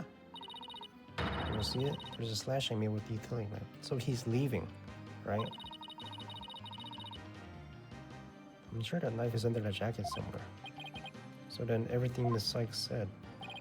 Exactly, it proves that Miss Sykes' memory was correct. The killer arrived at robotics before 2 p.m. The killer in her face with a handkerchief. Then, he disguised himself with Dr. Sykes' jacket, mask, and the lab. Culprit probably knew beforehand that Paul was charged up at 2 p.m. every day. So he waited for Paul to come to the lab for his regular charge. By leaving Doctor's jacket on, the culprit tricked Paul into thinking that was Dr. Sykes, making it look like she was alive to that point in time, all to disguise the real-time mistake. What you got, bro? a nice theory, Mr. Wright, but I'm afraid that's just not possible. Why not? The victim's jacket is clearly visible right there in this video. And that right there is precisely the problem. The ID tag on the jacket at the scene confirms beyond a doubt that it belonged to the victim. If the person who left the lab truly was wearing the victim's jacket, then how could it possibly have wound up back at the crime scene? What's going on? That doesn't make any sense. Okay, then how do you explain it, Edgeworth? If the culprit was wearing the jacket, how the defendant brought it back, victim brought it back, killer brought it back.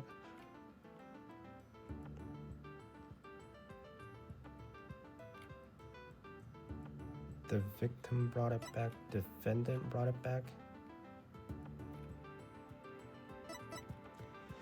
Killer brought it back. Athena, did you bring it back? I see. So we're saying this psych is an accomplice. Okay, I fucked up, didn't I? The killer? The victim brought it back? No. The victim's the mom. She's dead, right? It's the killer. The killer's jacket is disguised in his escape, but in order to conceal that fact, he had to get the jacket back from the crime scene. So the culprit simply returned to the robotics lab later and planted it there. Contradiction resolved. Except that it would have been impossible. The only people who came to the robotics lab after the killer were the people who reported the body, and they claimed that the jacket was there when they arrived. So, when do you propose this mysterious man of yours had the chance to return the jacket? Puzzling question.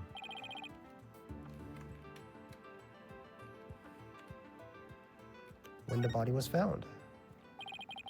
The only time the culprit could have returned the jacket was when the body was found. Mr. Wright, do you realize the implication of this argument? I do. Most people, when they come across a murder, focus their attention to the body. The culprit could have taken advantage of this split second to plant the jacket. In other words, the true culprit of this case, the man known as the Phantom, was one of the first people to discover the body.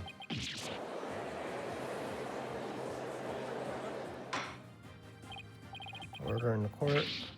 What is the meaning of this, Prosecutor Edgeworth?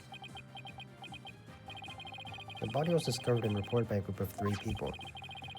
They were there to collect the space's probe capsule in preparation. One of the people had a special bag to transport the capsule in. You mean the shock resistance bag? Correct. I suppose if the jacket was in that bag, it could have been returned to the scene of the crime without anyone noticing. I'll see it till you get your reports on those 3 people. You will? Thanks. We should also check the facial recognition database for that robot. If the person felt the need to hide his face with a theater mask, it might mean that his facial data was once registered. Prosecutor Edgeworth, does this mean...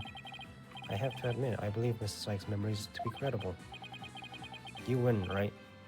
Not that this was an official trial anyway. Oh, okay. Now it's not an official trial. Prosecutor Edgeworth, are you actually conceding? Oh, it's not an official trial now. Is it true, boss? Does this mean Can't believe it. It's over. I won. They're both innocent. Your Honor, I see no need to further prolong this trial. Hold on, Mr. Wright. Have you forgotten who's in charge of this trial? That's right. I'm the one who's supposed to say. Not you either, Your Honor. Now silence. Little Princess was truly beloved by Metis, who repaid that love in all these years. Handing Athena was the only thing that kept me going. What do I do now? Can anybody tell me? How am I supposed to go on? Miss Blackwell. How unlucky of Yora. Metis was deeply passionate about her work, and she chose you as her partner. Shut up, Simon. Then what did you do? Aura, is there something I wanted to say if you will lend me an ear? I have in my possession a lead on who Metis' murderer is. You do? Alright, Donald, you have asked me about the identity of the Phantom 7 years past. That's right. The Phantom, the person Blackwell's been looking for, even from behind bars. Somebody hatched a plan to sabotage the Hat 1 rocket. The spy. But he was no ordinary spy. We knew not about him, his background, appearance. We came to refer to him as the Phantom. At the time, I was working with him down, and then one day, a miracle occurred, and I obtained a lead on him. How exciting. What was the lead? Recording in the Phantom's voice, but the quality was too poor for proper voice analysis, yet I had hope.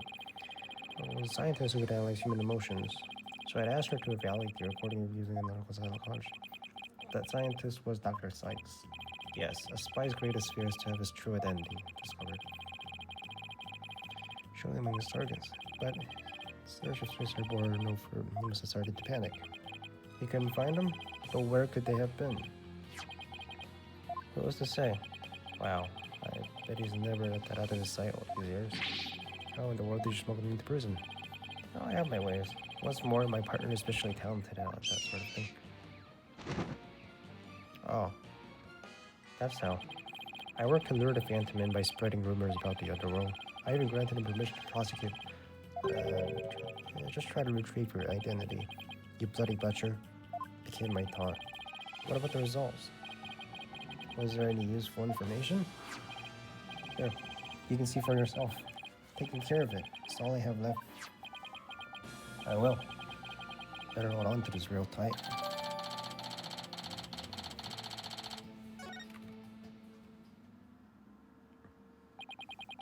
Psychological profile. Classified. Emotional output of this voice extremely weak compared to typical voices. Subject deemed to have unique psychology makeup with almost no emotional fluctuation. No emotional fluctuation, huh? He's always happy. It's Bobby. Not sadness, nor anger, and naturally no fear. It's the very definition of Phantom, a monster with no heart. Don't you see? This creature. The Phantom, indeed. A fitting name for one who has brought darkness to our world. Well then, it seems a faint image of this man has started to take shape. Like all of you, conduct a further investigation. It's not a normal trial, or I want to follow protocol. If I may, I'd like to hand down my verdicts and bring this proceedings to an end. Whatever. Do what you want. If there are no objections from me, yes, please, Your Honor. It's over. It's finally over. Very well. In that case, Prosecutor Blackwell, could you please take the stand? As a result of this trial, your innocence has been proven. Verdict handed down 7 years ago is hereby overturned. Now, the defendant of the current trial, Ms. Athena Sykes. Yes. Mr. Wright, thank you. Where's the victory music? You're more than welcome. Everyone is ready. I will now give my verdict.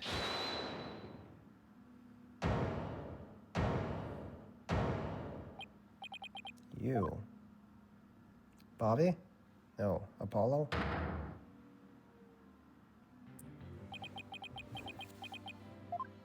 What's your objection, man? What is the meaning of this? Congratulations, Mr. Wright and Prosecutor Edgeworth. You uncovered the truth from 7 years ago and saved Prosecutor Blackwell. However, I can't allow this trial to end just yet. Gotta get the Phantom, right? Why would you do this to us?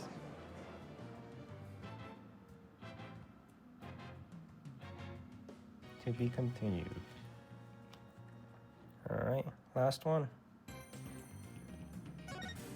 Last part.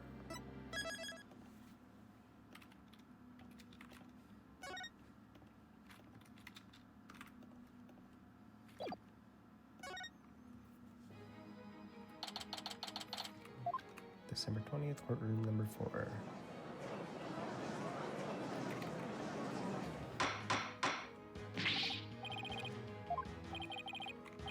Very simple. There's much to explain. The defendant might not be in it. Are you kidding me, bro?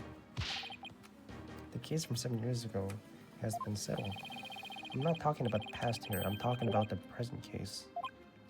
It's still not clear who killed Clay Terran. Apollo, why would you... Miss Sykes, please listen quietly to what I have to say. What in the world is Apollo trying to do? Your Honor, please allow me a little of the court's time.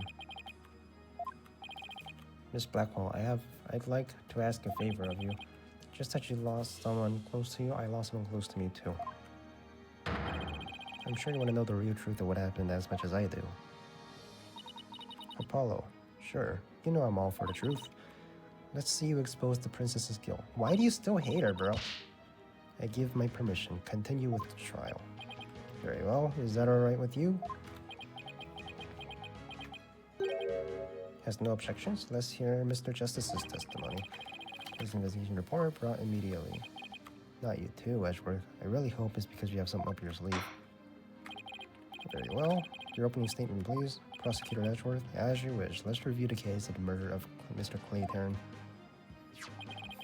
It was made clear in the previous trial that Solomon Starbuck was not his killer. Therefore, the true culprit was someone else.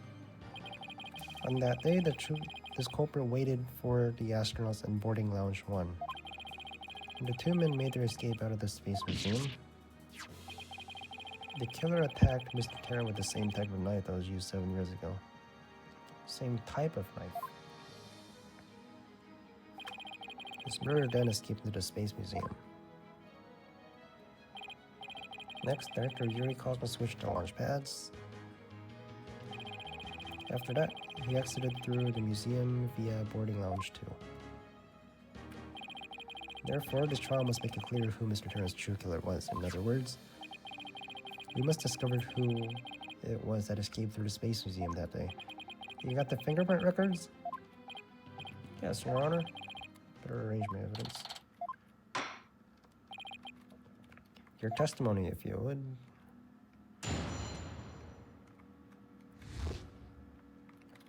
Accusation. I suspect Mr. Sykes of the murder of Clay Terran. My growing suspicions were confirmed when this incriminating evidence presented itself. In addition, she's the only one who could have utilized the launch pad switch to escape. That is why I wish to indict Miss Sykes on the charge of murder. Why would you do this, man? Even if you're faking it. It's like, really?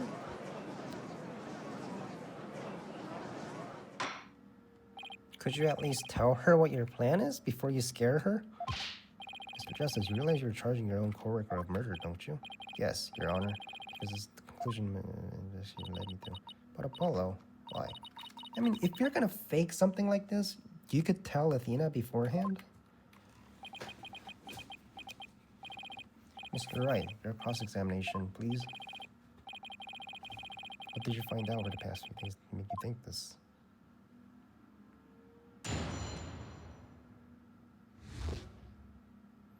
Apollo Justice's accusation. I suspect Miss Sykes of the murder of Clay Terran.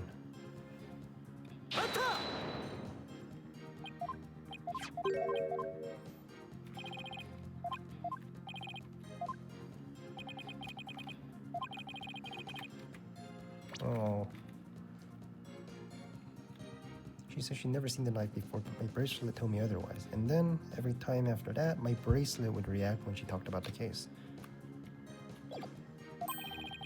It said to wear an eye patch so I wouldn't be able to perceive any of her tells. So that's why Apollo was acting so strangely.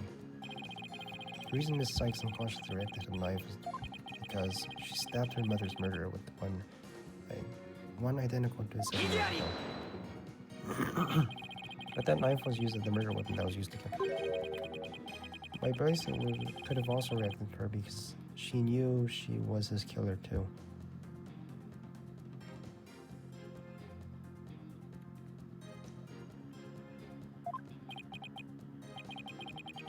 I guess he has a point.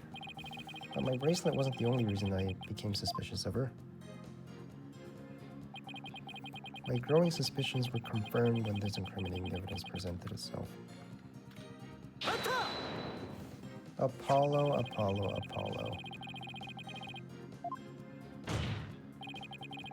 If it seemed decisive, there must be other facts we don't know about it.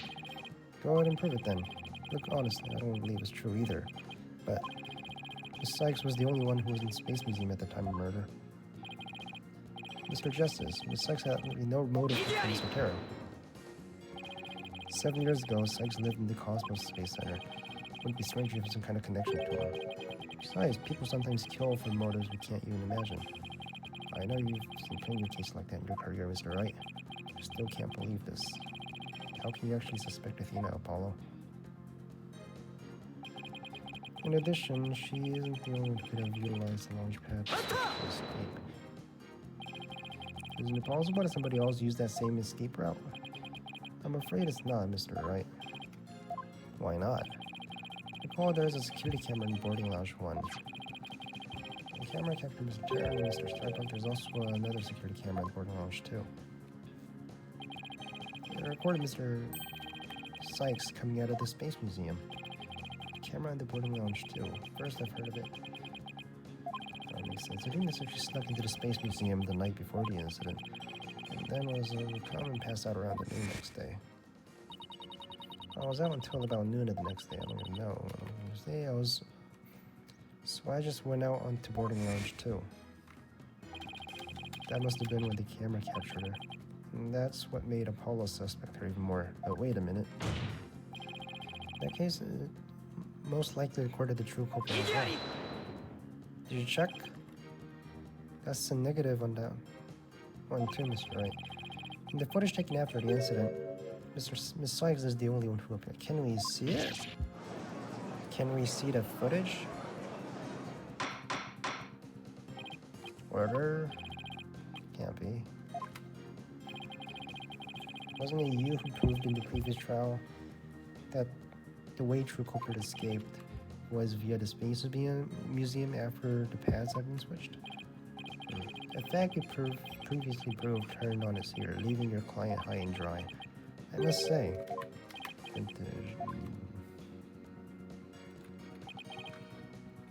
that is why I wish to indict Miss Sykes for the charge of murder.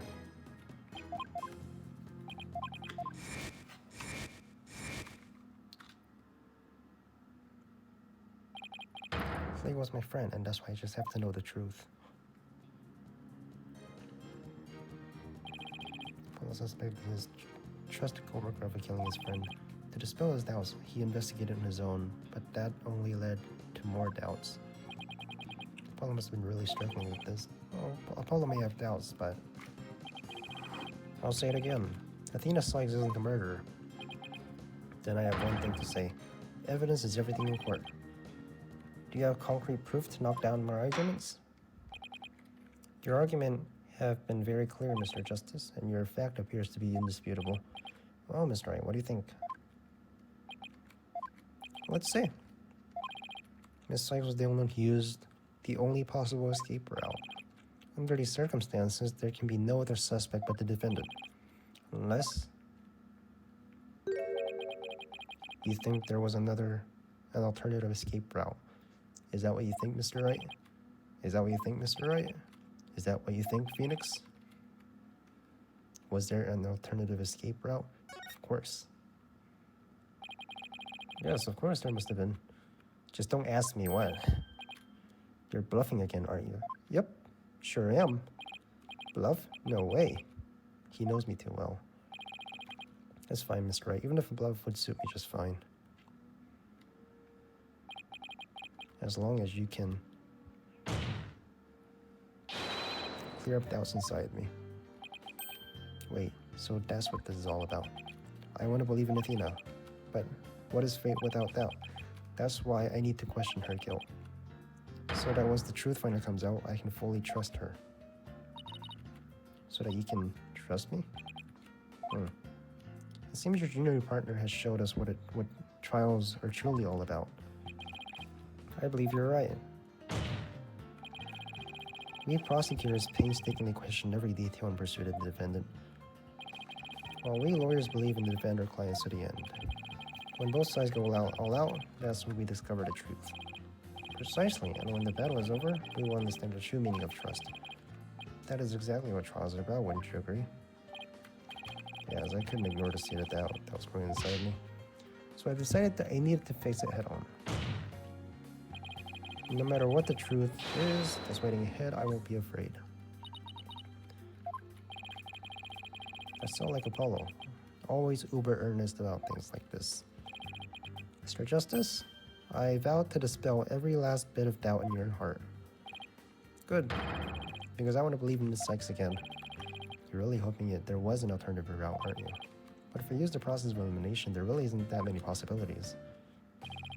Director Cosmos was at the southern exit, leaving only the control room in the corridor to the Space Museum. Which door could the culprit have escaped through? Come on, Mr. Wright, where do you think the culprit escaped through?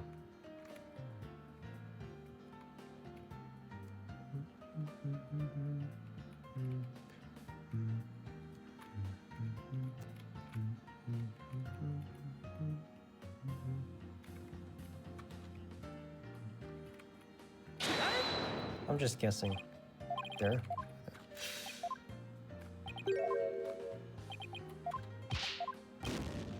Ouch. Alright.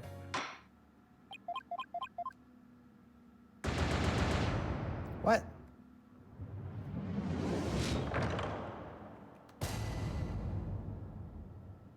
Retry from the scene.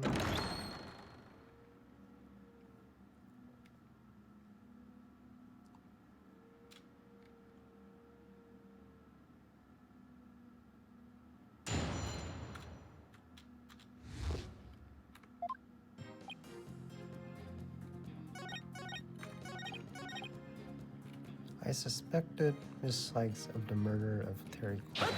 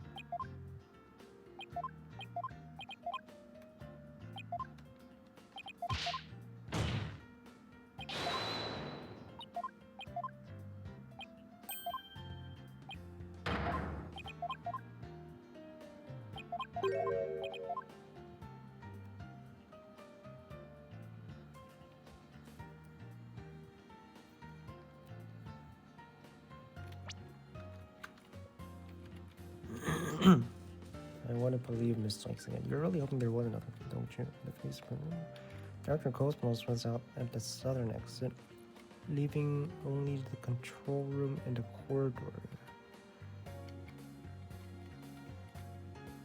Which door could the culprit have escaped through? Come on, Mr. Wright, where do you think the culprit escaped through? Maybe he hid in the boarding lounge. There.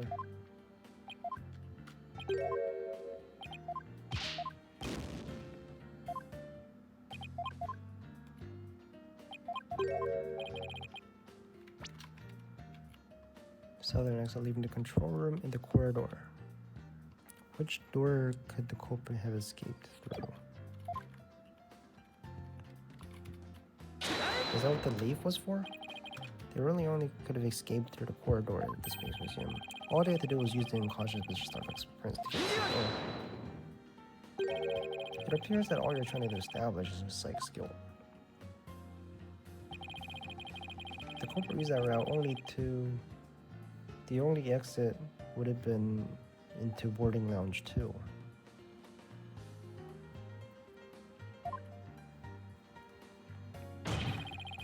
Logical conclusion of our argument is that the killer is none other than the defendant. I knew it. That's the only way it could be, huh?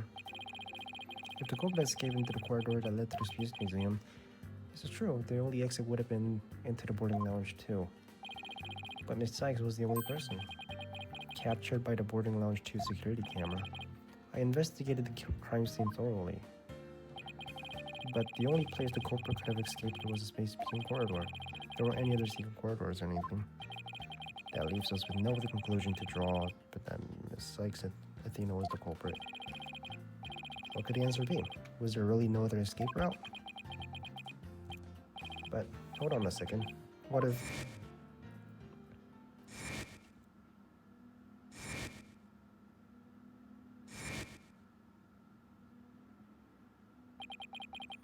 Where did those mysterious leaves we saw in the corridor come from? A real escape route. I think it is possible that the culprit escaped into the Space Museum, but then came using the other route into boarding lounge 2. Launchpad 1 and Space Museum were switched after the bombing, meaning this was moving along the rail at the time. He just jumped out in the middle? Judging by the intense look in your eyes, I take it you're serious. Very well, Mr. Wright. Do tell. Had gone besides the boarding lounge too.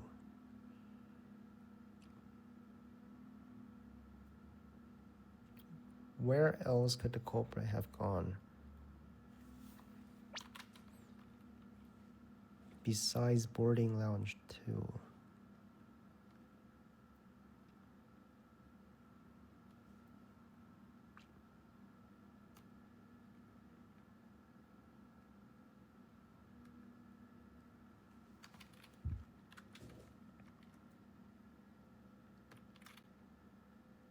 Was moving along the rail at the time.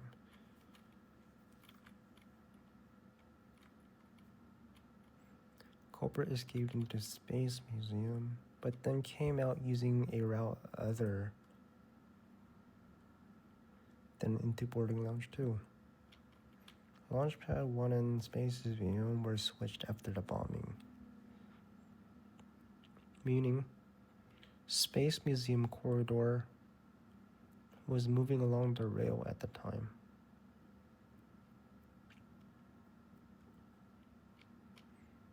Which is exactly when an alternative escape route opened up. Judging by the intensity, very well, where could the culprit have gone from museum corridor besides boarding lounge 2? The launch site?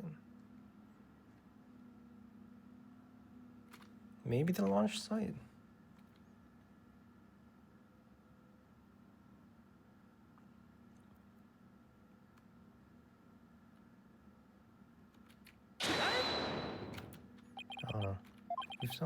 Namely, a few dead leaves on the floor. Considering where the dead leaves came from, they point us exactly where the culprit escaped to. Yes, I remember seeing something. You mean... Yep, all the Space Museum in motion. They jumped out. In other words, the culprit's real escape route was the area outside the Space Center. Insane. So we just jumped out. Do you know how impossible that would be? It's the 3rd floor. Get a parachute. Even if the culprit tried to leap outside the wall of the space in a building, they would fall to their death. Ordinarily, yes. But after the bombing incident, the culprit can make use of a certain item. Parachute? What would that... And what item was it exactly? Alright. This is what the culprit used to leap outside. Emergency ladder? Used to leap to the outside wall?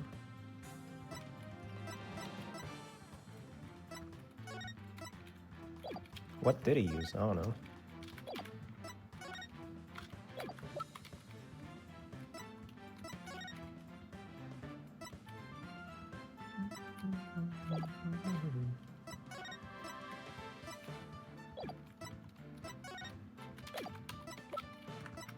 Has to be an emergency ladder, right? An emergency ladder.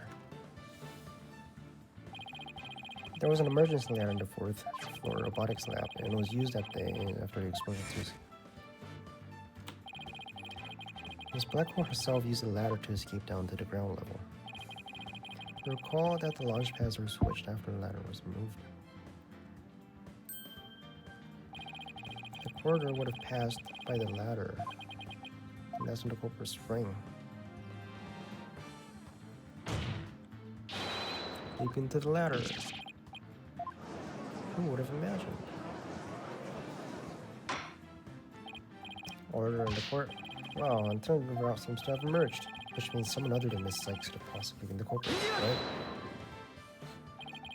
Making things up on the fly in an attempt to sway the court again, are we? Your theory has many holes. It puts Swiss cheese into shame. Alright then, name one. I have here detailed information about the Space Center. According to this, the distance between museum corridor and the main building during movement, full 20 feet. 20 feet? You're pulling my leg, right? In addition to the corridor is 3 floors from the ground, roughly 50 feet. What's more, the culprit would be leaping to a precarious place, an unstable ladder.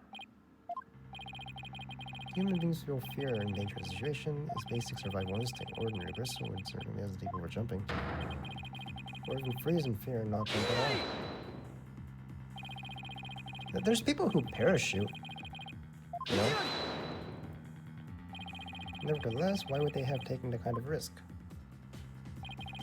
They could have waited for the switch to be completed and escaped the range too. Because there was a security camera in the boarding lounge. In that case, culprit could have hidden in the museum until things settled down, and then blended in with other people after the museum was opened. That's a good point. But you claim that despite all this, culprit took a 20 feet from the corridor and let her pass by each other?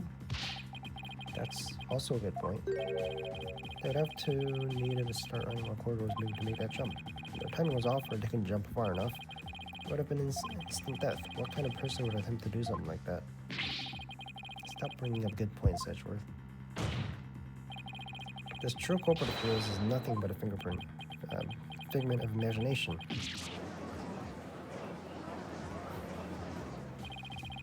Edgeworth is right. That does sound pretty insane.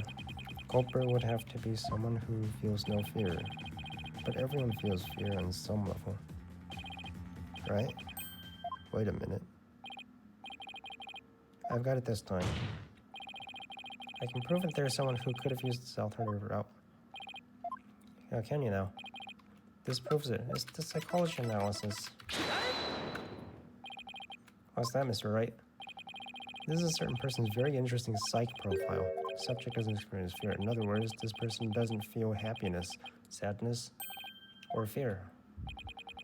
Doesn't feel fear. Right. He can't be serious. Without constraint of fear, he could do it.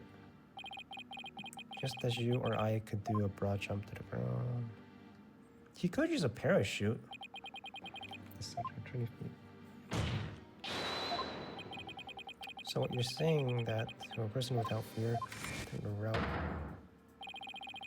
Definitely pretty extreme, Mr. Right? Is there such a person there at the scene?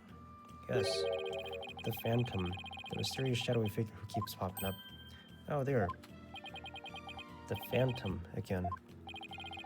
I knew the Phantom was behind the scene of the Space Center bombing, but I wasn't sure if he was connected to the murder of Terran as well. However, now it's all clear. The Phantom is one who not only bombed fucking... Let me fucking see!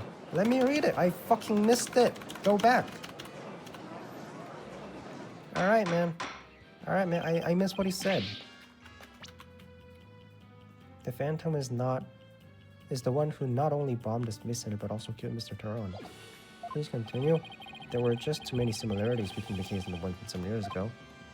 But why, you may ask? It can only be because both incidents were the work of the same Phantom. So then this Phantom is the one who killed Clay. But who is he? This Phantom has been haunting the escape, pulling the strings in the background.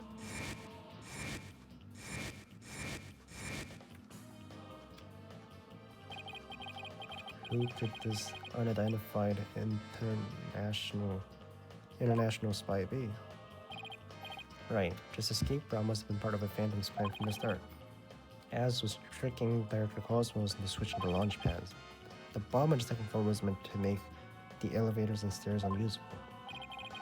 That's why he gave advance warning and planted the bombs there where he did. Yes, I think you're right. But it doesn't explain this one last thing. When I lowered my emergency ladder, like the detective leading the evacuation told me to, but it was such a pain. Why couldn't they have used the ladders in the other rooms? The robotics lab wasn't the only room with an emergency ladder, but he couldn't have made the leap unless he was certain which one it would be. So you mean the Phantom must be someone who knew the particular ladder was going to be used? That's right. Who could it be? Wait a minute. So I lowered my like detective leading the evacuation. The detective, Fulbright. Miss Blackwell lowered the ladder after being told to by the detective leading. It's Fulbright. Gotta be kidding. Did you figure it out? Do you know who the Phantom is? Yes, I do. Who is it? Who killed Clay?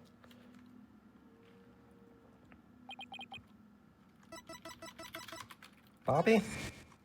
Come testify. After the explosions, a member of the staff crossed path with a certain detective. I was on duty on the 4th floor. It was quite a madhouse, I tell you. As for the detective who was leading the evacuation from the 4th floor, he had a very specific objective in mind.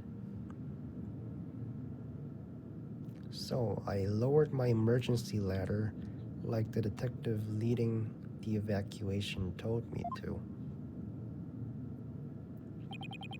His objective was to secure his own escape route. We lowered an emergency ladder from a 4th floor window and escaped that way. Once everyone else got out safely, I made my way down too and headed to the shelter.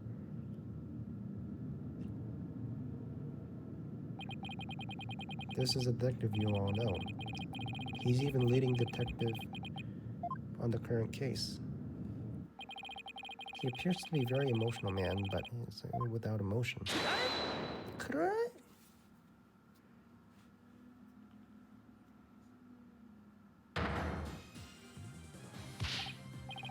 Are you saying you mean the Phantom is Bobby Fulbright? Exactly. We're all taken by his fake persona. The Fulbright real identity is the Phantom.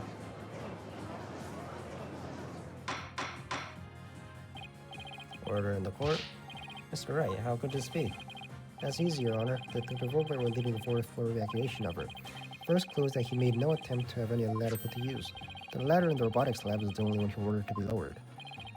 The second is that he directed everybody to the basement shelter via this ladder. Barely, it was all part of the plan to create an escape route. After Detective Fulbright saw to it that the ladder was lowered from the robotics lab, he went to the lounge where he killed Clay Turn. The museum started moving slowly, so he waited for the right time, got a start. And just as the corridor was passing the ladder, he leaped onto it. I don't believe it. That apathetic detective did all that. Was it really him? I mean, all this time I thought. Sorry we didn't catch your name. My name? Bobby Fulbright. Heroic detective who defends our good citizens from evil. Champion of justice comes running whenever you're in need. My catchphrase? It's injustice we trust. Then, his concern for Simon was also just one big act. I swore to reform Prosecutor Blackwell and made him a valued member of society again. So I can't just sit and watch him give his emotions and tear the defendant apart. That monster killed Clay. He made me complete fool. Come to think of it, he's the one who brought the bloodstained lighter to court too. Scumbag even made me turn on Athena. Damn it. How did I fall for that? For him to have Wormhole was in the police department as well. Your Honor, the defense demands question Detective Bobby Fulbright. I agree with you hear from him right away. Court will take a short recess and Detective Fulbright will take the stand.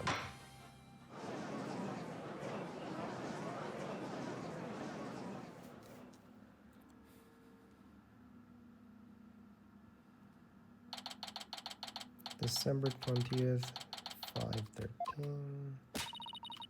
Thanks, Mr. Wright. You know, if it wasn't for everything you did, I don't think me yet. Still have an uphill battle to fight. Got it, boss. You, take that eye patch off first of all. Paulo. Awkward. Athena, can you do me a favor? What is it? Could you punch me, please? Why should I do that? Because I should have believed in you. I let the seed of doubt inside me get the best of me. Don't be such a dope. I was really touched by what you did. He said punch, not slap.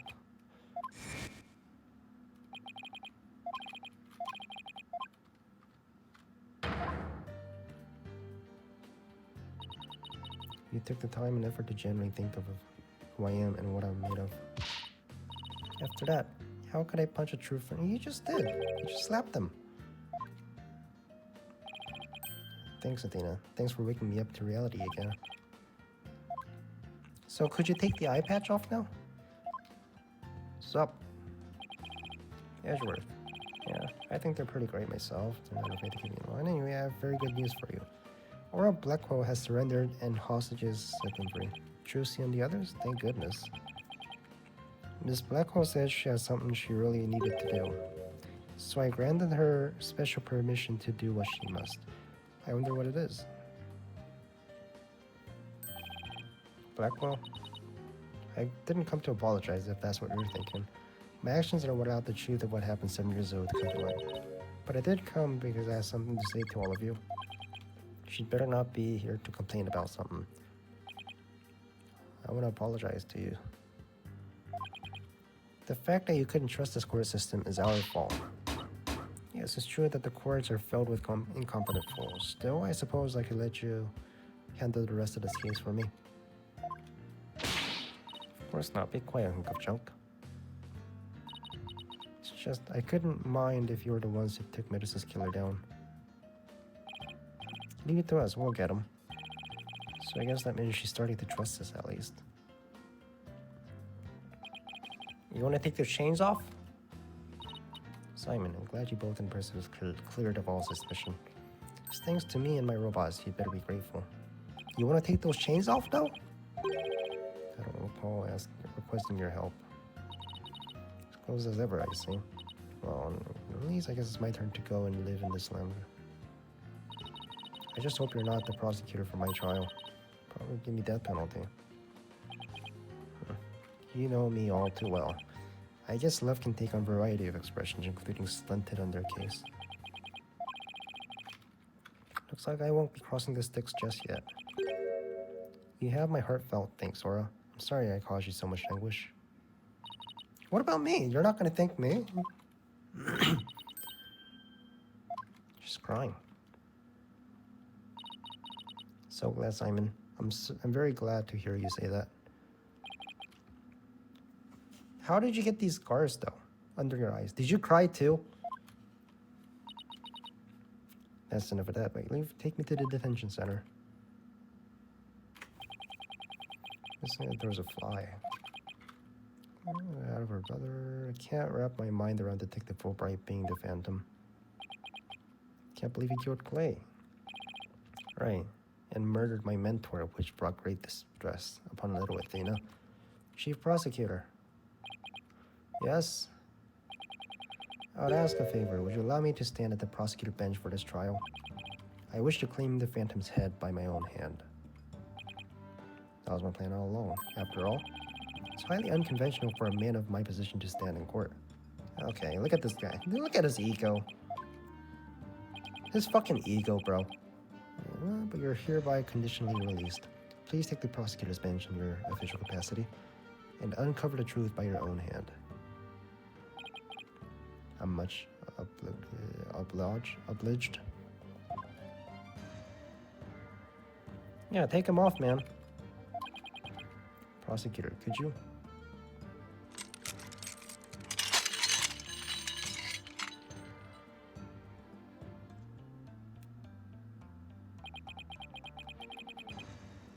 Yeah, but I still want to know what the fuck happened to your eyes, though. Maybe it's the sense of freedom, but even the air seems fresher and light and brighter. And I will accomplish slashing that blackguard Fulbright to shreds without mercy. I don't have to be able to read his heart to see how happy he is. Glad, but I won't cry just yet. After all, we got a trial to finish. It's okay to cry, Athena, I promise. Mr. Wright, Prosecutor Blackwell, please avenge Clay's death for me. What are you talking about, Apollo? You're complaining to the defense's bench with me. I am? I can't expect Athena to assist me, now can I? She's the defendant. Yeah, but could you also take your eye patch off? That leaves you, Apollo. But are you sure you want me? I took a leave of absence and everything. Our office is pretty short-handed, and you're all I got. Thank you, Mr. Wright. Apollo? Athena, I can say it with all my heart now. I believe in your complete innocence, and we're going to prove it to the world. Thank you, Apollo. I know you can do it. じゃあ、その眼帯ももう必要ないね。はい、もう大丈夫です。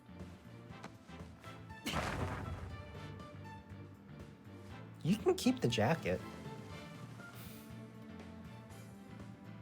He could have kept the jacket. The jacket was good.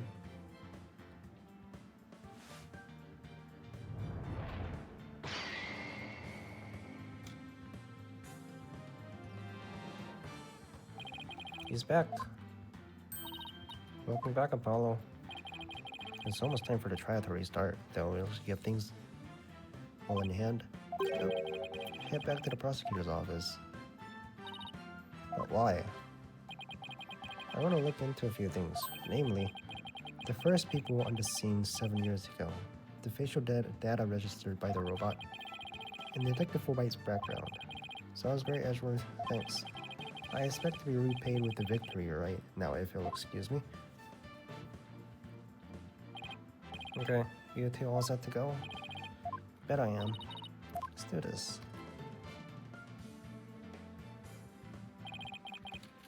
This is the final battle. The murder of Apollo's friend, courtroom bombing incident.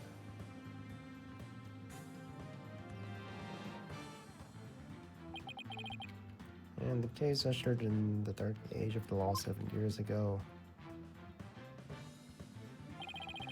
Destiny has called us to bring the one responsible for it all to justice today.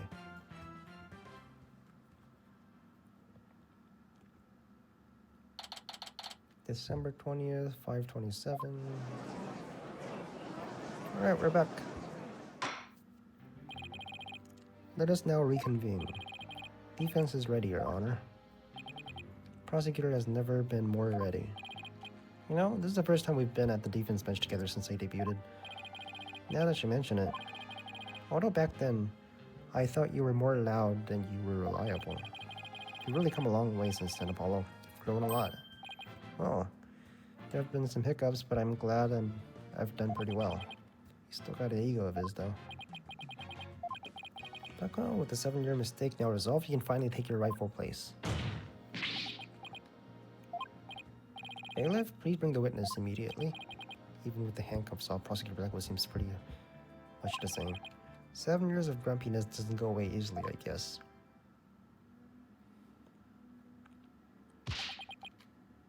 Bobby Fulbright here. I heard I was needed on the stand, so here I am. Fulbright, do you know why you've been called to give testimony? Yep, because there is only one reason why I'd be called. That is because it's time for justice. In justice we trust. Yeah, we're gonna send his ass to jail. You can't fool us with the acting, right? Your justice is nothing but lies. What? Hey, there's the scar. There's that scar that Athena gave him. I mean, sure, sometimes I make mistakes, but hey. He's acting exactly the same as always. Tell me about it. He must be feeling awfully confident. Alright, fine. You want me to prove my righteousness? I can certainly do that.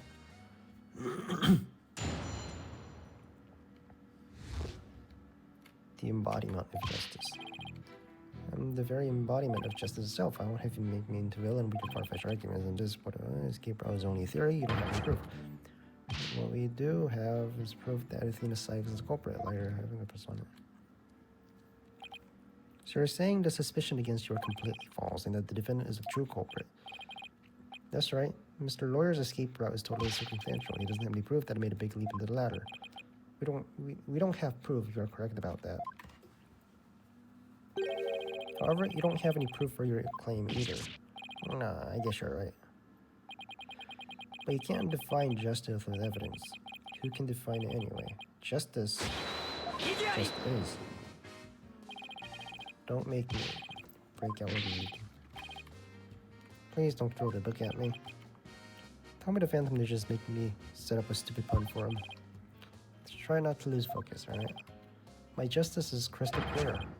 What's not clear are your eyes. Wake up and smell the justice. The Marina! Enough of your rubbish, Fulbright. If you have even an ounce of justice, then you will answer the court's question and prove it. Prosecutor Blackwell. Prosecutor Blackwell looks torn. Wow, Fulbright was his partner after all. Prosecutor Blackwell is right. The truth will be revealed in the cross-examination. Suspicions are only suspicions. As my duty, I will judge the claims against the detective as impartially as I can. Does anyone have any objections? That's fine, Your Honor. Now ask away and don't hold back. Well, there don't appear to be any objections. Very well, Mr. Wright. Please begin your cross-examination.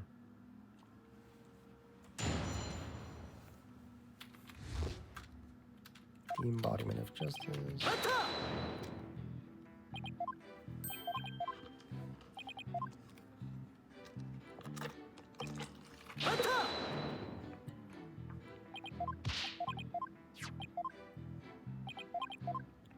He's still saying the lighter.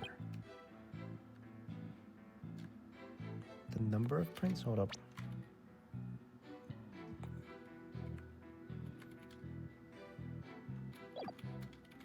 The number of prints. How many prints were found exactly? 3.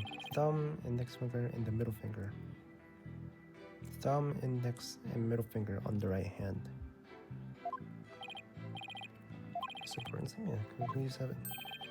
Add it to my testimony? Got it. You beat me to it. Thumb, index, and middle finger.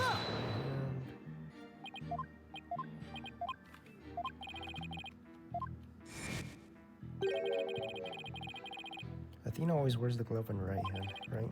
So there's no way she'd leave those prints. Great point. Why didn't I catch on to it? Detective Albright, I'm sure you've heard of the discussion just now. Well, I have only one thing to say to that. Do you have any evidence she was wearing the glove at the time of the incident? I guess you don't. If you want to prove the defendant, then you have to ask better questions than that. I can get a lecture from you as well, Google. Print's position, just press on. Print's position. Please tell me the core about the position of the lighter. Same spot on the side as the appear if you were holding it up. I suppose it was. I believe it's important. Please swap this testimony. The prints were placed the way they'd be if someone were holding it. Black holes, the lighter being held up.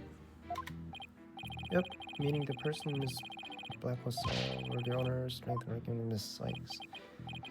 Line of questioning is going to get me anywhere except conviction land. Should I try asking him something else? The number of prints. Just press on like this? Let's try that. Just press them on everything? That's what I'm doing.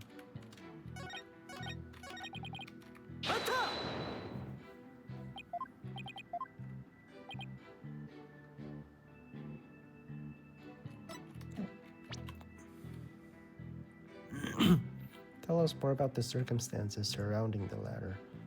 I'd much rather expound on the topic of justice, but alright. Or a Blackwell? She threw a robot at me.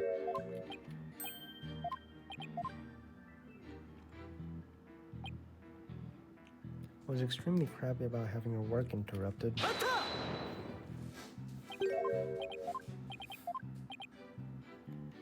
About the lab. The lab, huh? It was... Well, it was so messy there was hardly anywhere to step. Robot. Yeah, pretty much how it looked when we visited this afternoon too. Okay, I know the drill. You want me to stop it? Way ahead of you.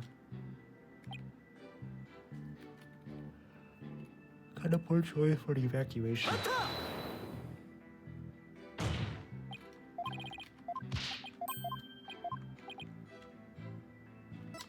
Press on.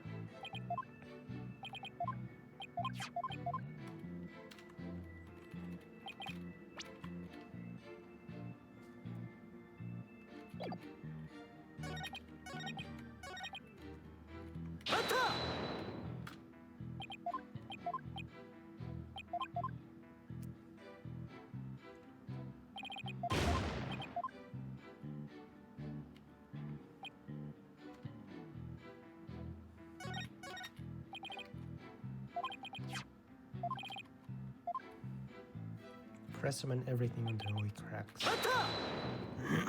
Press again.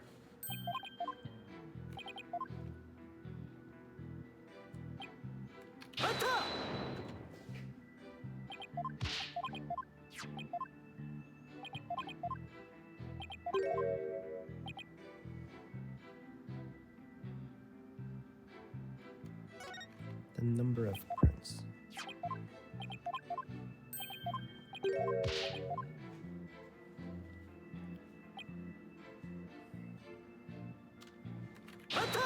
Press again.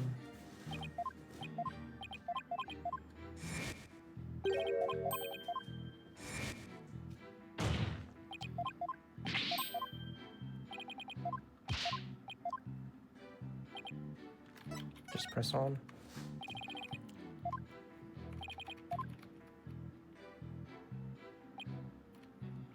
The lab is messy. It was actually kind of poor choice for evacuation. The prints were on the lighter's thumb right hand index.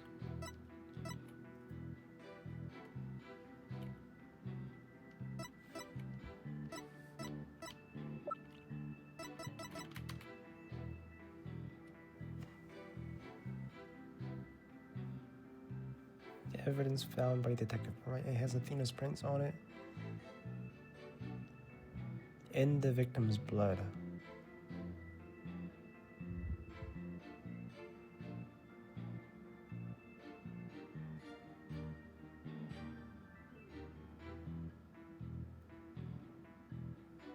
thumb, index, and middle finger. Can we see it? It has Athena's prints on it. In the victim's blood. What does that mean?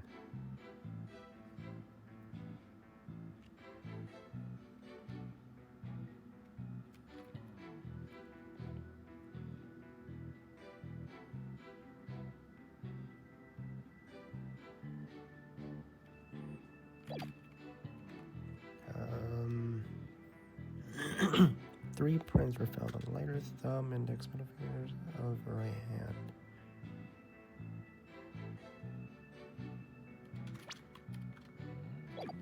On the right hand.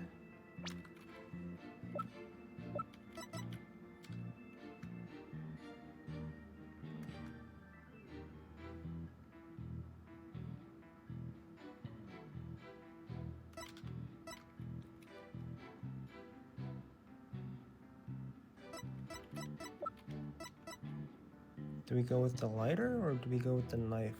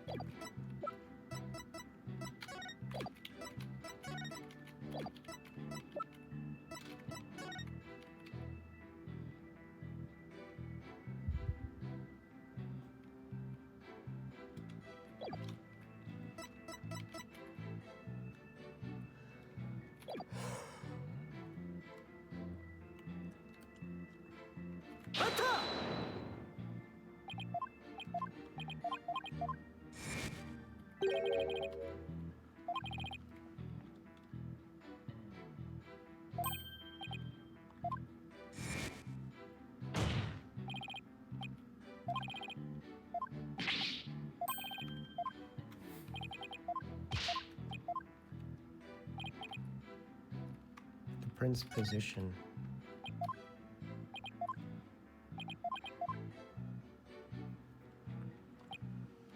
The prints were placed just the way they would be if someone were holding it. As the image saw a lighter being held up. Yep. Meaning the person Miss Blackwell saw was the owner of the fingerprints. Size. Not a question we could get anywhere. Should I try asking him?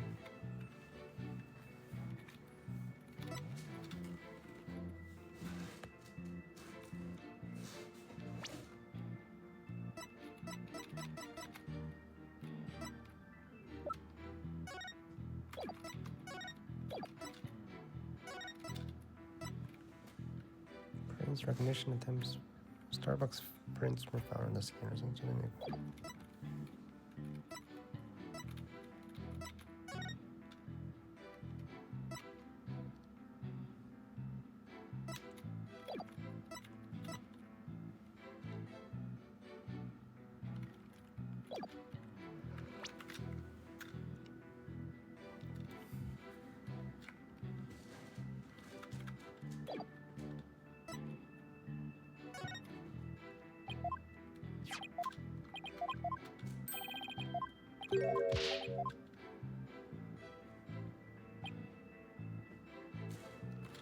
Of the right hand. Hold up. Then she was using the utility knife as well, right? I find it odd. What do you mean? Was it the gun? The right hand? Okay.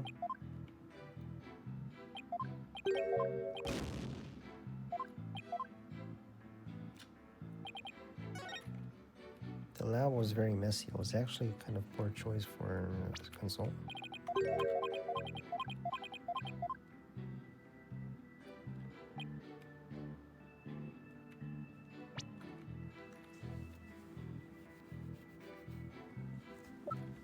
So it's not the lighter.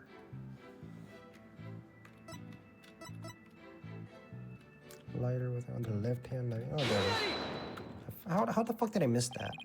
You say the prints were from the right hand. Is that correct? That's right. But doesn't add up. What doesn't add up?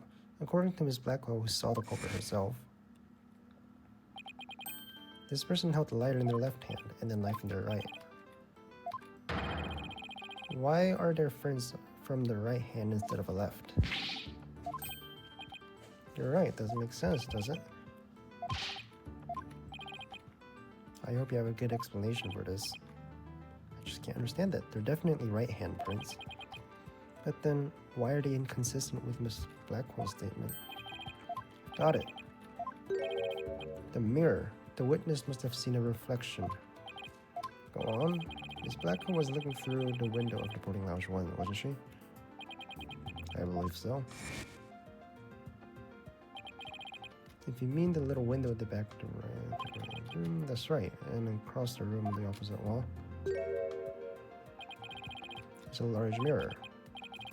I do remember seeing it. So are you saying... Yes.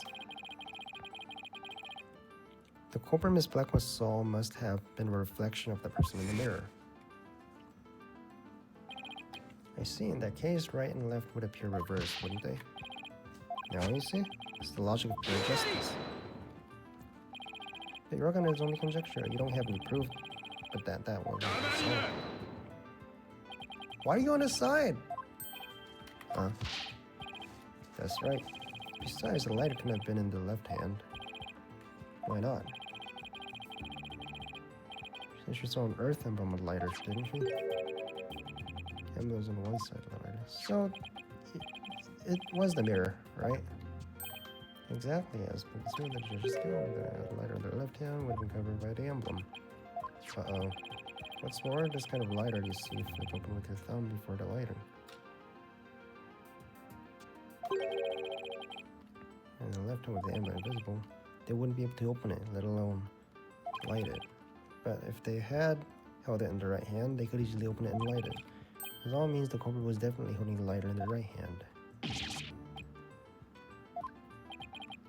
It appears you've planted a flower that bears no fruit. Stuff, he's managed to discredit almost everything I've proven up to this point. In justice we trust. Now do you see? I'm not this phantom you've been talking about. I mean, are you sure there really is a spy? I bet they're just figment of your imagination. Oh, House, it's so sad. So very sad, but I'm afraid Miss Sykes is a culprit. Mata! Detective Fulbright, I believe you said that the emblem is only on one side of the lighter. Are you sure about that? Of course I am. Why don't you take a look for yourself and see?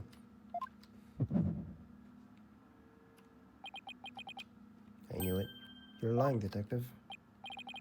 Pardon me? You mean... Yes, my bracelet reacted to his statement. He's definitely hiding something big. And I think... if we use my talent, we might be able to figure it out. Not cheating, Prosecutor Blackwell. Very well, whether I like it or not. Can't we just... We have Prosecutor Blackwell to look and blessing, apparently. Okay, you're up. Can't we expect a lighter? We can't. Here goes. Could you repeat that last statement just one more time? Alright, fine.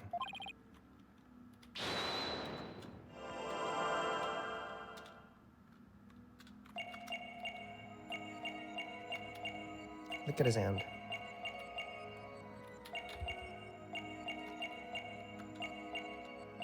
It is only on the side that you can see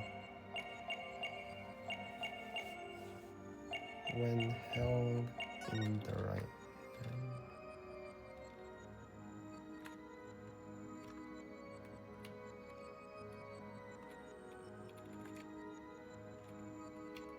I thought you said the Phantom had no emotions.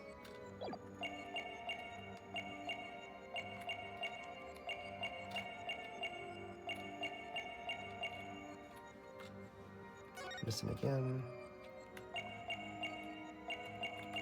Hold up. What's his thumb doing? The Earth emblem. Is there a moon emblem on the other side? Detective Fulbright, you might not be aware of yourself, but when you say the phrase the Earth emblem, your left thumb moves. The fact that it appears that you're running it along the edge is your holster. Mr. Royer, I don't have the foggiest notion of what you're talking about. The lighter, let's examine it. Oh, why? You're not making any sense. Can't we just examine the lighter? Be still and do as you're told, Fulbright. You have nothing to hide. You shouldn't mind them having a look-see, should you? Not you, too.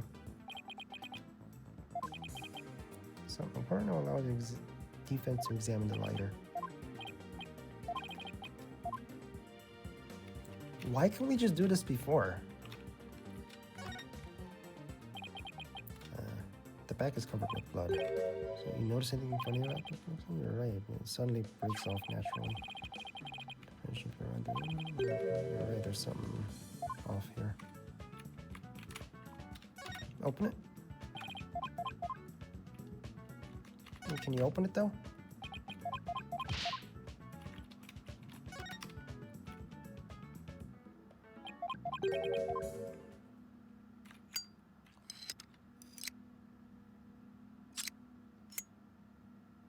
Oh shit.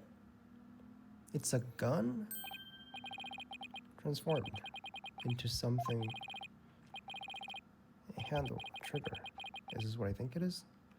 Wait, look on the other side. It seems what you have here is a gun. Like, why couldn't we examine this before? That would have been helpful. A gun, so that's it. Your Honor, please recall this morning's trial. A bullet hit the option thing is extremely small, maybe a 10 point. Little impact on probably bullets from the caliber. This gun was what fired at the scene. Flabbergasted, the lighter was a gun. So when the detective would touch his holster, that's right. Whenever he mentioned the fire Earth emblem, he must have subconsciously thought about the secret behind the lighter. He knew it was a gun from the very beginning. Whenever he mentioned the Earth emblem, a lighter that transforms into a gun seems like a spy gadget to me. It's not the kind of a thing any ordinary person can get their hands on. In fact, I say strictly in the domain of elite spies. Detective Fulbright, you will explain yourself. There's nothing for me to explain. I didn't know the light could transform. I mean, it was found in the Space Museum, and then I brought it straight in. Didn't even time to check it out. Whenever we mentioned the Earth emblem, you touched the holster. Because you knew it was a gun. Accuse me all you want, but where is your proof? Do you have any evidence that I knew the lighter was a gun? Not exactly. And whose prints are on it? Miss Sykes' prints. Proves that the culprit was who fired the gun. It would appear that the detective is right. Are you guys trying to prove your client innocent or what? Although it pains me to do this, now that we are here, and now that we are where we are, I have to make the following assertions coming from the prosecution side. The person who fired the gun at the Ayrton Cosmos in the lounge after the incident, and the person Ms. Blackwell saw holding that lighter, and the person who murdered Mr. Karen, and the person who bombed the Space Center, are all the defendant Athena Sykes. The prints on the lighter are decisive proof. Now you see, a man on the side of justice can possibly be the culprit. And I think this is about sums up Ms. Sykes' part in the whole affair. Evidence certainly does seem to point to the defendant. Oh, do you have anything to say, Prosecutor Blackwell? Evidence is everything in court. Therefore, Fulbright's claim, stand firm. But, calm down, Paul. He's saying that because he has to as the prosecutor. So our job is to pursue criminals in the name of justice. You shouldn't cast suspicion on people based on something so as dubious as a habit. In fact, you have a bad habit of showing up in court with an awful case of bedhead.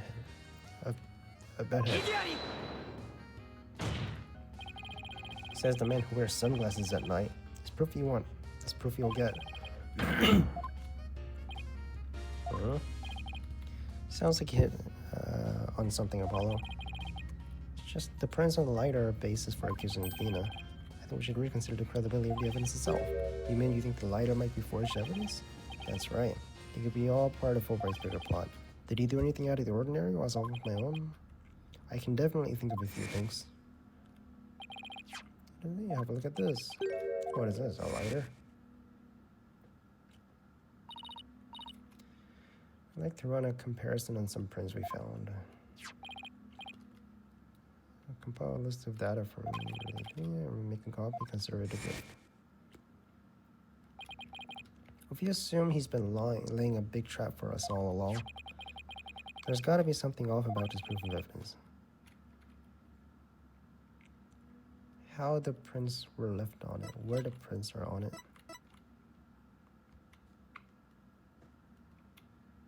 The owner of the prints? Where the prints?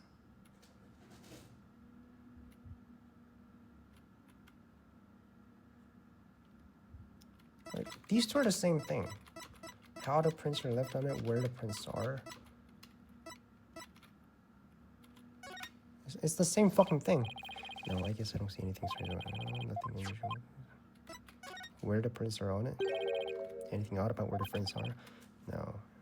I guess if it was fired as a gun, that's where the prints would be, but there's gotta be something odd about it. What's wrong? The owner of the prints. Are these really Athena's fingerprints? They definitely matched her print data. But what happened to the data itself?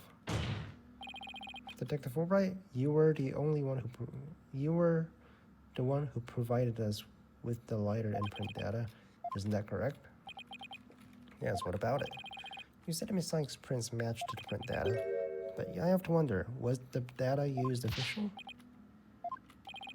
I guess there's only one way to find out. Let's re-examine the prints.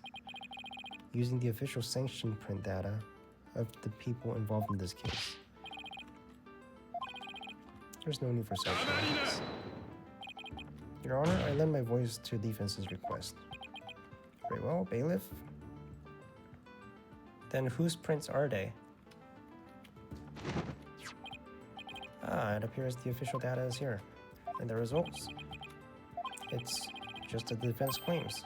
This proves that the prints on the lighter do not belong to the defendant. There we go. Case solved. It's not her. Where belong to the victim, Mr. Clay Terran.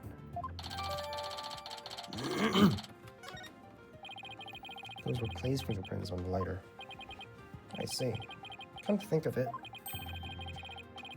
wasn't it you, Fulbright, who collected prints? I personally removed his glove during the investigation. We had to get his fingerprints to confirm his identity. When you took the deceased fingerprints, you could have easily planted his prints. But there's no blood on his fingers, though. After which you wipe the blood off his hand. Okay, fair.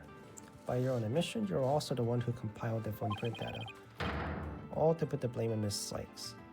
So, like, you didn't test me? You didn't think of this before?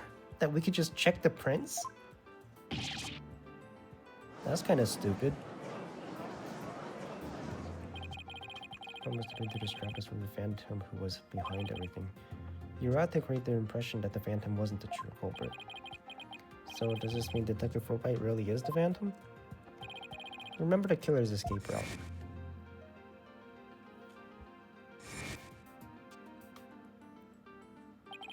No ordinary person would have been fearless enough to attempt it.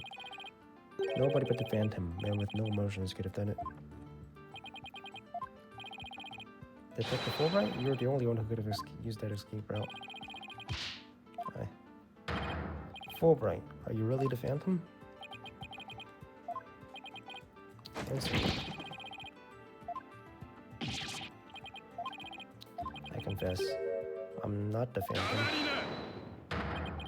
It's all over. Now be a man and admit it already. But I'm not a spy. I'm an undercover investigator. I've actually been after the Phantom myself. What? Undercover investigator. That sounds less than wholesome to me. Undercover investigator. So he is a spy, basically, who hid his identity in secret investigation in order to cover information. And that's what you really are, Fulbright. That's right, I was working to track down the Phantom, but sadly, even though I was supposed to catch the spy ended up catching me. He took my family hostage and forced me to cooperate with them. You're telling us this now? But if what you say is true, then who was the mysterious person Miss Blackwell and Mr. Starbucks saw? It was the Phantom, I'll tell you. All I did was help him by having that emergency ladder lowered for him. I want to believe him, but... The fabricated ladder? That was also one of the Phantom's demands. Being the detective in charge of the case, it was easy for me to fabricate evidence. Pinning the crime on theme aside was just another one of Phantom's orders. And you expect me to buy that? Fulbright. What was the Phantom's ultimate objective? I was told it was to sabotage the rocket launch. Someone who didn't want to the launch to happen must have given the order. Actually, I have to apologize to you too. The Phantom told me told me to get close to you. He ordered me to get back the psych profile you have on him. So he sent a buzzard of his own to tell me this past year, did he? I haven't been a champion of justice. I've just been a pawn of evil. A pawn of the Phantom who stole the moon rock and killed Dr. Psych 7 years ago. Enough, Fulbright. Just tell us who the Phantom's true identity. I don't know. He was very careful to hide it. It's top secret information for all kinds of corporations and countries. So there's a number of organizations that want him dead. If people believed I was the Phantom, I could be killed on the spot. Why, I bet even now, there are assassins lurking nearby. This case is about the Phantom after all. With the ceiling blown off, I suppose you're vulnerable to a sniper shot in this courtroom. Just 2 seconds ago, Fulbright was treating Athena like a criminal. Does you really think he was going to get away with it? Yeah, right. So, the fact that Apollo's ring worked on him tells you that he does have emotions, right? Everything does seem to make sense. This could be bad, Mr. Wright, if you can't find a flaw in his logic. He's right. After he come all this way, you can't let Fulbright wiggle free now. But your ring worked on him, right? Your bracelet worked on him, which means he does have emotions. Like he feels guilt. See how foolish it was to think I was the Phantom. Oh. His emotions change. You're an intelligent man, Prosecutor Blackwell. You believe me, right? I believe you. I don't think you're the Phantom. What? How can you say that, Professor? It's obvious he's the Phantom. He's gaslighting him. Evidence is everything, right, Dono? And you must admit, there's no clear evidence that Fulbright is the Phantom. Yes, as I recall, the only solid proof we've seen up to this point is the fact that Detective Fulbright fabricated evidence. But... okay, then who else would it be?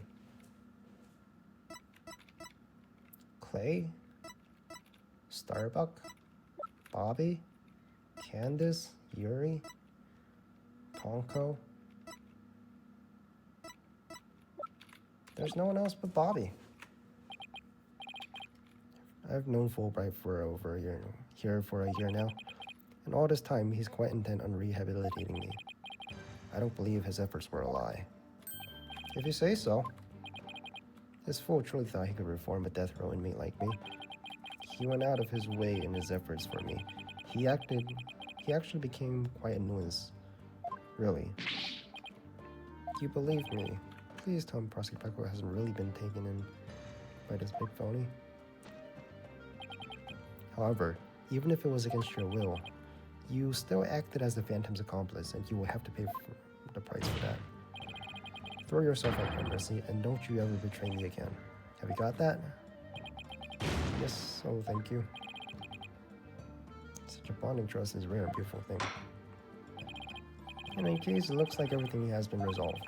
I can now hand down the not guilty verdict with confidence. Is he really not the Phantom? Mr. Wright, we can't let the trial end here. If we do, the Phantom, the man who killed Clay, will get away. I know, but What do? I don't have any proof, is it? Now I feel, excuse me? My next investigation awaits. And with that, I'm off. Hold it.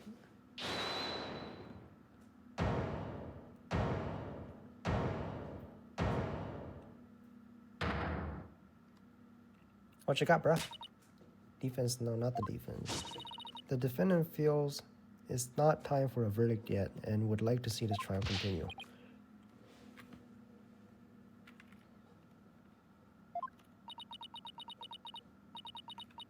This just doesn't feel right standing here. Apollo, think you could scooch over? Scooch over, bruh. Got 3 people here. We don't get into conduct court.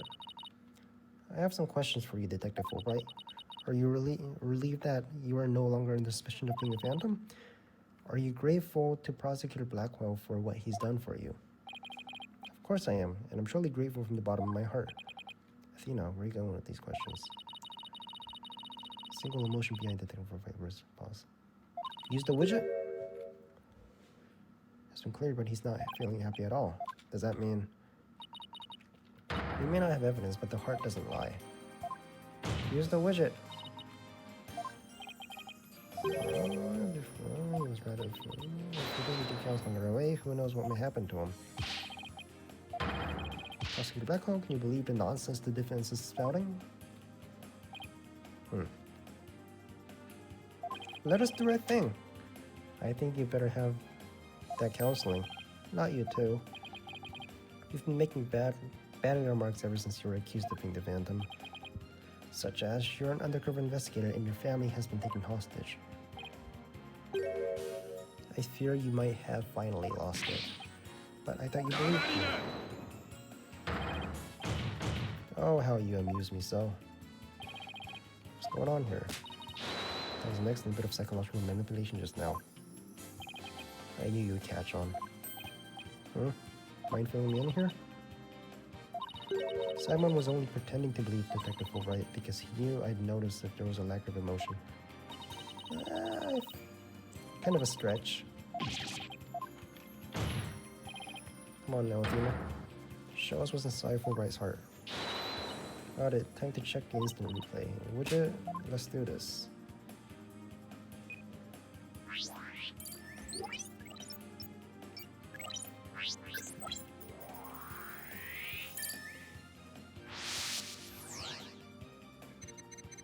Thank you for believing me, Prosecutor Blackwell.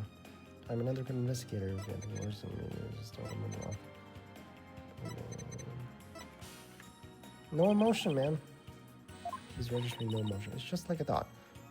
And right in line with the Phantom Psych profile. Detective Fulbright, the lack of emotion proves you're the Phantom.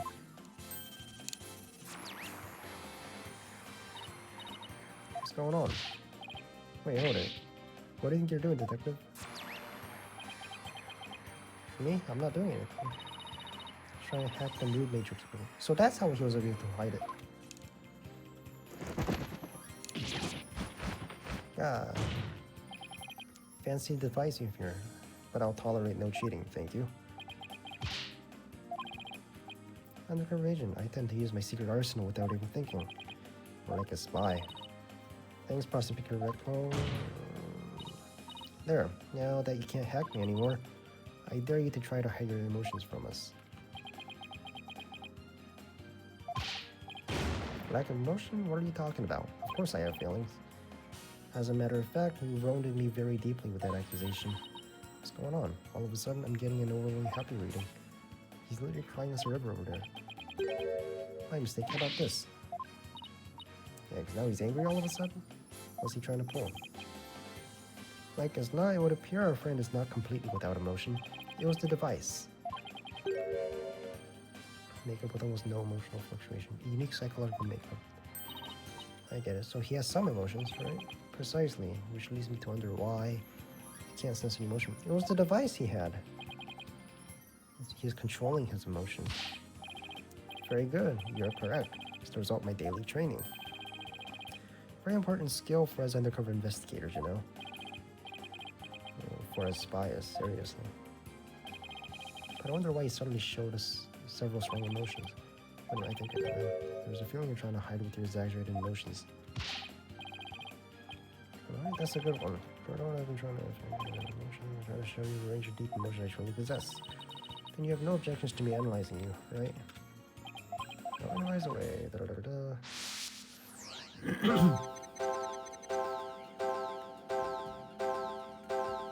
What the fuck is this?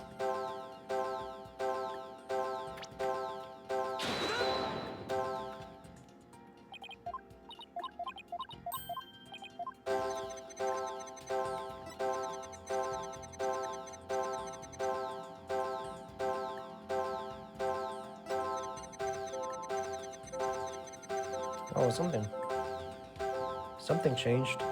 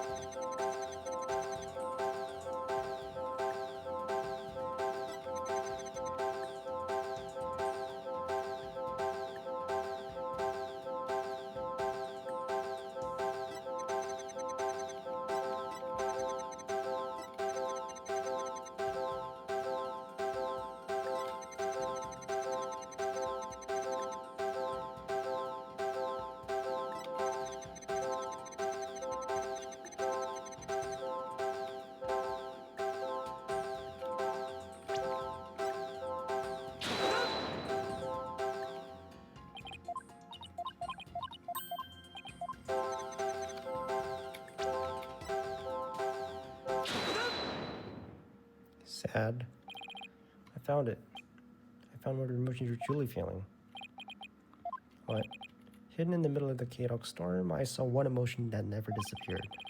When he talked about the moon rock, he felt a fear that wouldn't fade. Fear, huh? A fear that a man with hardly any emotions feel. A response to that moon rock. I presume you feel fear concerning the moon rock because you failed to steal it. You failed to steal it? You lost it? These are all the same. These are... Same fucking answer. You lost it? You failed to steal it? The moon rock indeed disappeared. Your identity. You lost it? Let's rush ready. I can't stand it. I'm not sure.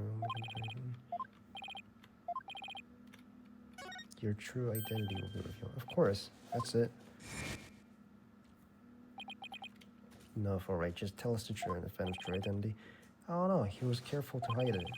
It's top secret information for all kinds of corporations. There are assassins lurking nearby. This case is about the Phantom after all. Detective 4x, I think I know why you feel afraid. You're afraid that the moon rock will somehow reveal your identity.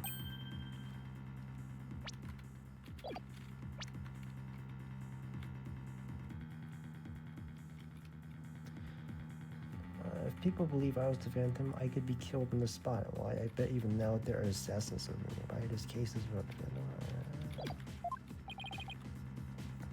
He would be killed immediately. Certainly enough to make even the Phantom feel afraid.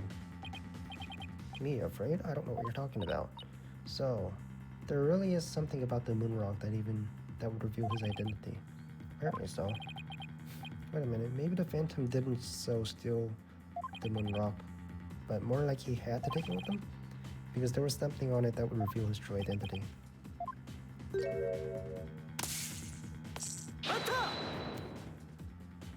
Bring him back, man. He's back. Me? I'm not going anywhere. Is it just me, or was he gonna use that weird watch thing to try to get away? How many more of those toys does he have? Where can I get myself some? Detective, what about you answer honestly to this order now? Why do you feel fear in connection with the moon rock? And just a sweet trust, not emotions, Mr. Lawyer. Evidence is everything. I'm the Phantom. Because I'm afraid, don't make me laugh. was that just now? But all human beings have hearts and experience emotions, something analyzing case from people, especially to find the truth.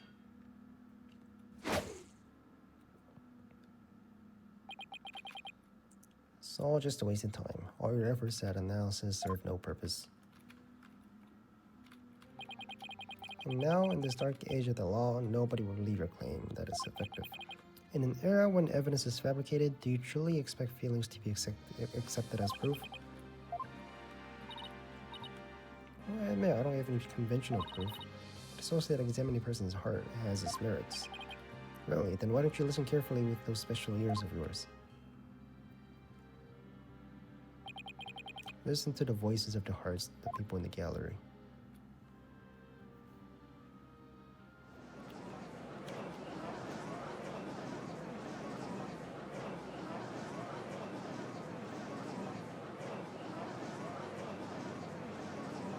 I don't know. What are they saying? All I hear is distrust. People are on my side because all they say is the strength of the girl using the little machine. Just gotta think that on herself. The analytical psychology has breathed new life into the courtroom. It's freed the hearts of many witnesses and have been key to getting to the truth. What nonsense. Your Honor, defense's claim is a false one. I don't feel any fear when it comes to the moon rock. I see. Very well, I'll give you opinion of the square. It's trial. I don't feel that a person's emotions are quite as compelling as the actual evidence is. Your Honor. Hee hee ho ho. Ha ha ha. There, see? Nobody believes you and you're trumped up charges. However, I do believe Miss Sykes' analysis can contribute to making truth clear. I have seen her do this firsthand several times already. Surely you jest. So does this mean you will accept my findings in this trial, Your Honor? I believe it. I think there's merit in examining why the witness feels fear regarding to the moon rock. It's the court's opinion on this matter. Then that's a win for me. No, win for analytical psychology. For your fear. I'll show you precisely why those abstract things can't be considered evidence.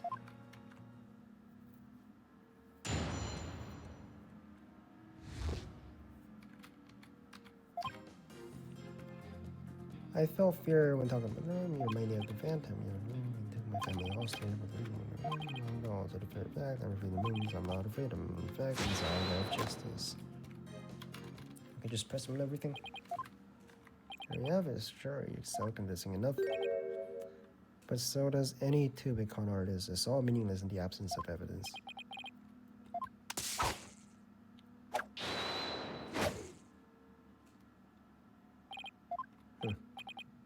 The phantom is like the mist. No flesh, no bones.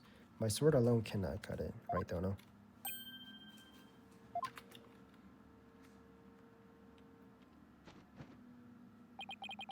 With your deductive reasoning and the body of evidence before us, let us send this miserable phantom fellow to the other world together. Will do. You and I have duty to bring the phantom down and restore the people's faith in the courts. Indeed, by covering for Athena, I allowed the phantom to escape. And as prosecutor, I gave birth to the people's mistrust with my murder conviction.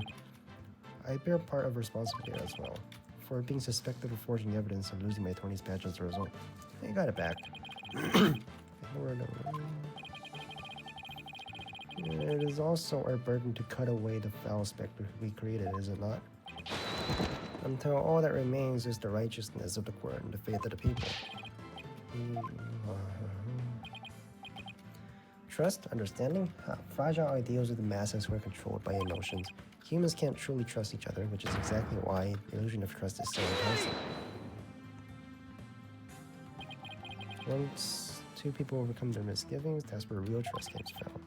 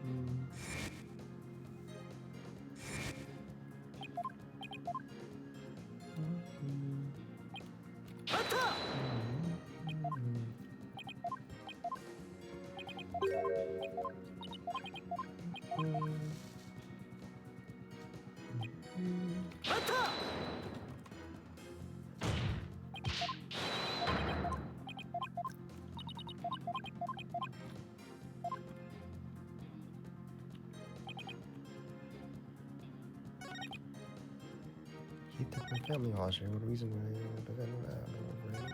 No. What reason would the Phantom have to be afraid of the moon rock? None at all. They show this thing? That the Phantom is the bomber? Okay, that's just bullshit.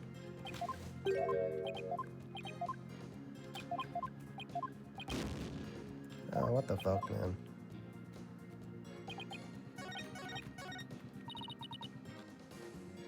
Feels fear and regret about the Robin has little with being afraid that his truth and you're right.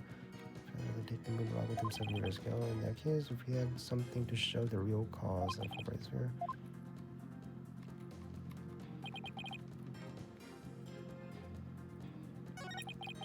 Yes, I'm very afraid of him because he took my family hostage. What reason would the Phantom have to be afraid? The fact that I'm...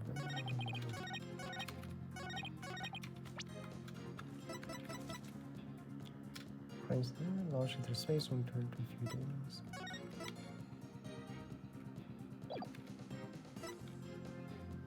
Stone was cut from real moon rock that was being used for research.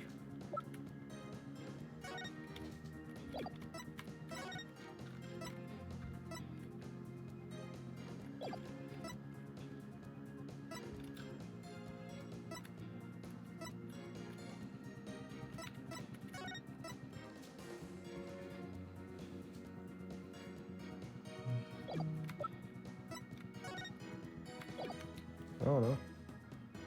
What reason would the Phantom have to be afraid of the moon rock?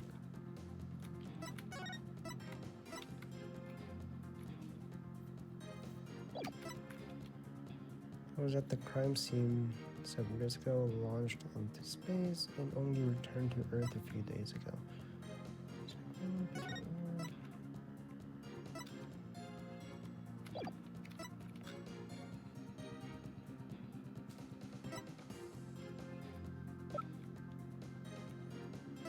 Stabbing, security photo, launchpad 1 door locked.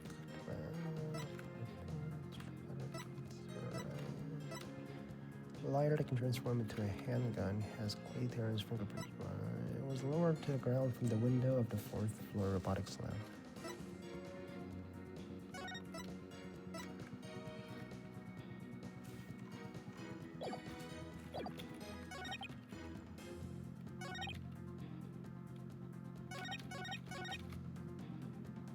The very fact that I'm afraid of the moon rock means I'm not him.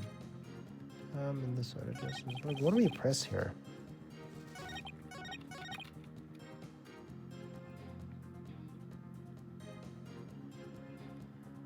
Oh, go on.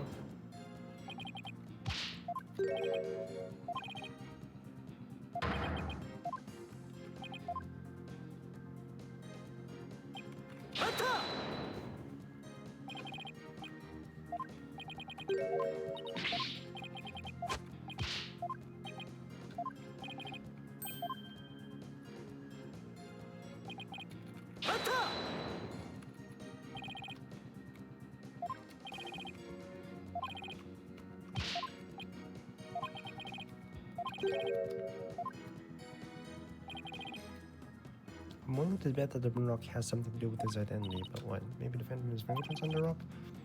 Before being wiped. Maybe he went to rock, drooled on it, and left his DNA. True, but maybe the DNA part isn't too far off. Something unexpected happened to him during the incident 7 years ago.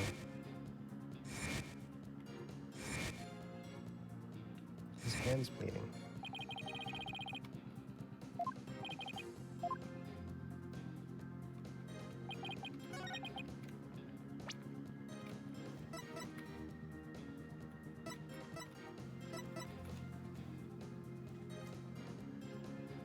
Stone was cut from real mineral.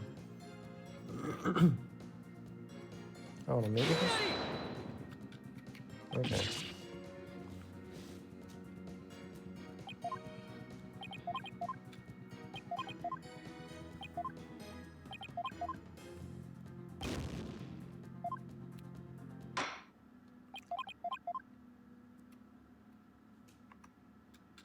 Yeah, just retry, man.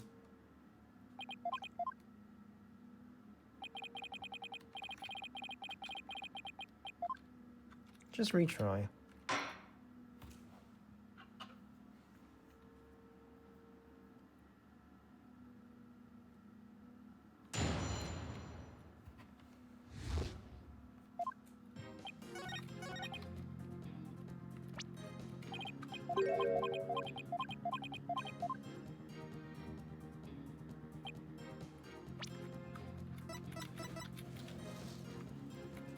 It was at the scene crane some years ago, launched to space. Photo of the people involved with the launch. And jacket worn by Dr. Sykes.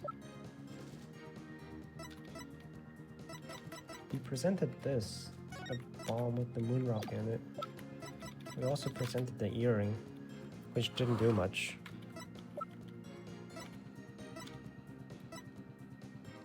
Lighter with an earth emblem on the right, knife on the right. The perp held a lighter with in their left hand, knife in their right hand.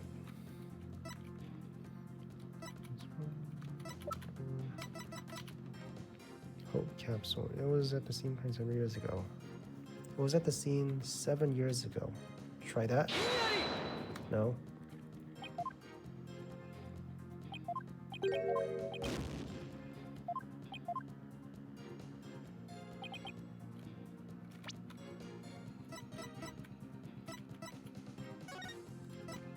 Then it's gotta be this, right? No?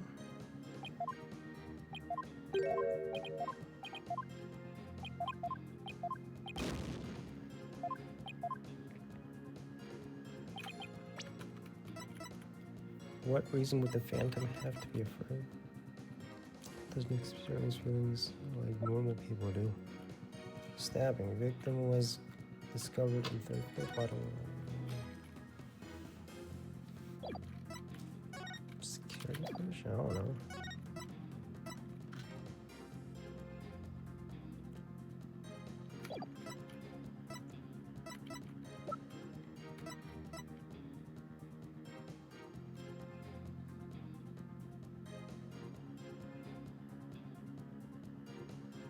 Present this? I don't fucking know.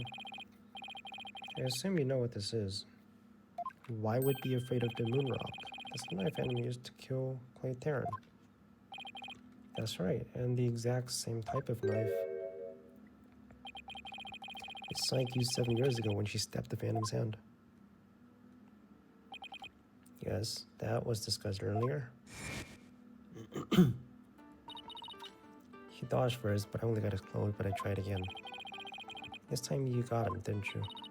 I did. I remember clearly the knife went into the back of his hand. Ms. Sykes then stated that she remembers the culprit bleeding. It's my theory that the culprit blood got on the moon rock, and he was afraid if the blood was analyzed, his true identity would be revealed. That explains why the Phantom had to remove the moon rock from the crime scene. You mean if we ran the analysis now, we'd know who the Phantom is? I suppose so. So how was I supposed to know that his blood got on the moon rock? The question is missing. Maybe so, but I'm certain I can explain what happened to it in great detail. You can? Of course. Not. You don't actually expect me to speak, do you? You can't fool me. This Coordinates is a bully-free zone. The infamous sort of big-wheeling bluff. Its edge is without compare. Come on now, ready it with me and show us just how finely it cuts. This is an outrage. I mean, this is an outrage. Go on, right, Dono. Let's start with something that's been bothering me for a while. The culprit supposedly removed the moon rock from the lab, but in this video of him is nowhere to be seen. You're right. But here's something to consider. What if the Phantom hid the moon rock somewhere at the scene of the crime? Good thinking, boss. Security was super tight at the Space Center back then. All that in spite of Space Center having very strict security in those days.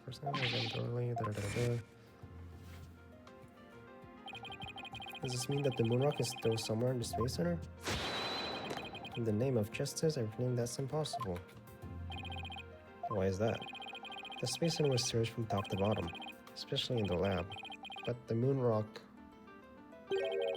was never found. Ah, how could I forget that? Well, he's the one who did the research, right? Vanish into the... There's no way it would just disappear. Logic and evidence tells us otherwise. Phantom didn't have the moon rock on him when he left the lab. He had a piece of police search didn't turn anything, and it never turned up in 7 years. The Phantom maybe made the rock disappear without physically removing it himself, but how?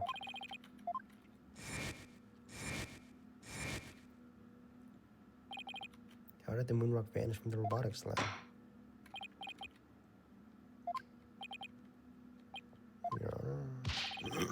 Did you fly it up into space? Is that what came back? How did the Phantom make the moon rock disappear? Hope capsule? It was launched into space. That's what everyone's been assuming, bro. Yeah, it flew it up into space.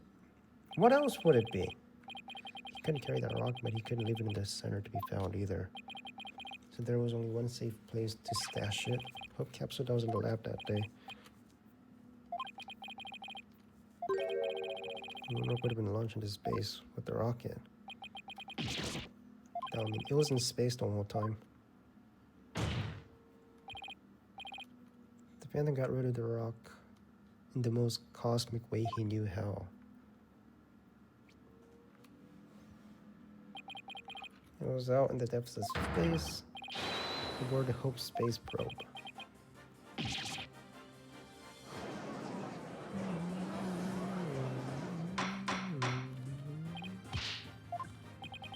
I understand now. The Phantom's original scheme was to sabotage the Hat One anyway. The villain, he used the primary objective to conveniently kill two birds with one stone. That's right, he planned for the moon rock to be turned into cosmic dust in space, destroying the one piece of evidence that could reveal his true identity. Mr. Starbuck and the others foiled the Phantom's plot. Hope Space will set off safely and the mission returns 7 years later, with the capsule in tow.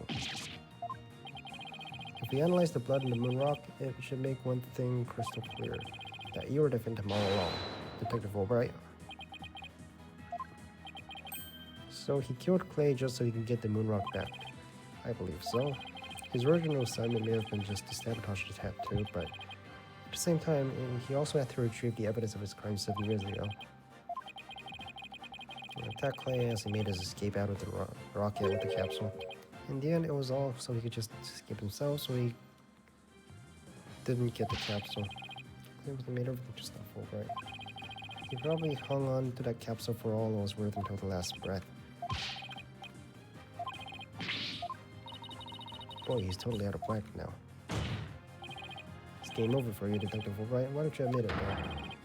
There's nothing to admit. I'm Bobby Albright. Undercover investigator, I'll tell you. I'm not the Phantom. The blood in the rock is another one of his schemes. A trap. I'm not sure what to think. I suppose if the Phantom is a spy worth of salt, trap is not out of the question. So he's a spy that fucked up, and he tried to hide his fuck up, and now he's been caught.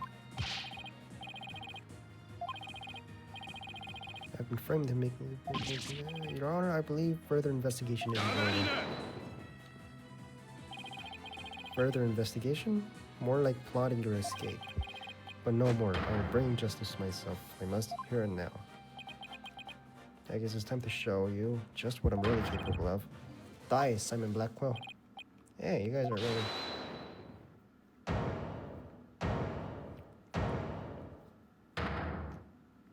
Hey, what'd you find? It looks like you made it just in time. Hello. I have good news for you, Mr. Wright. I've uncovered some very crucial facts. Did you find something about the Phantom's true identity? You might say that. I started by looking into the first people to see them 7 years ago. All 3, an employee, 2 officers, were registered in the robot's recognition systems. But none of them looked the least bit like Detective Fulbright. That's not good. But there's more. I've yet to share my most important finding. Better brace yourselves.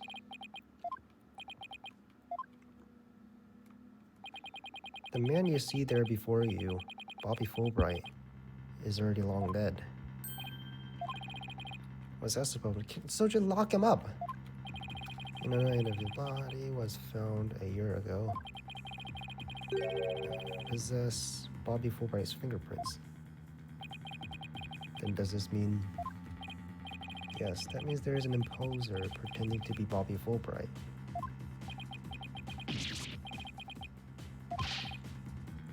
Who in the world is he? Enough of your trickery. You will not reveal yourself. Then he gotta go to jail anyways. Right? His identity theft.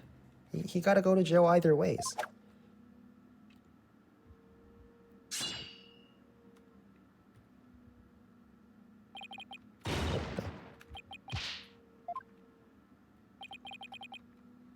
Look what you did to my mask. Mask? What's the meaning of this? You got me? I guess I have to show you who I really am now.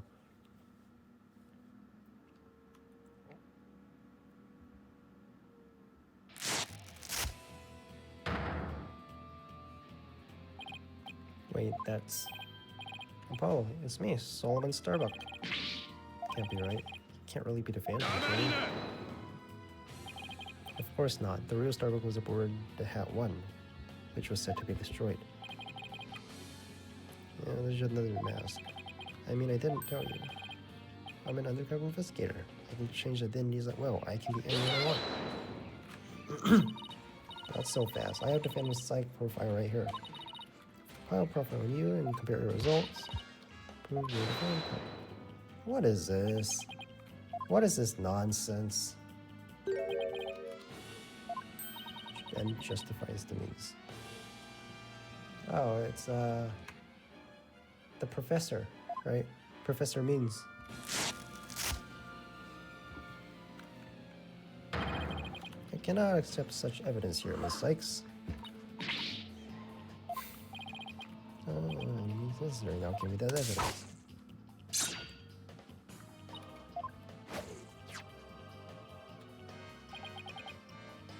Time to kick it out the trash permanently. How could you?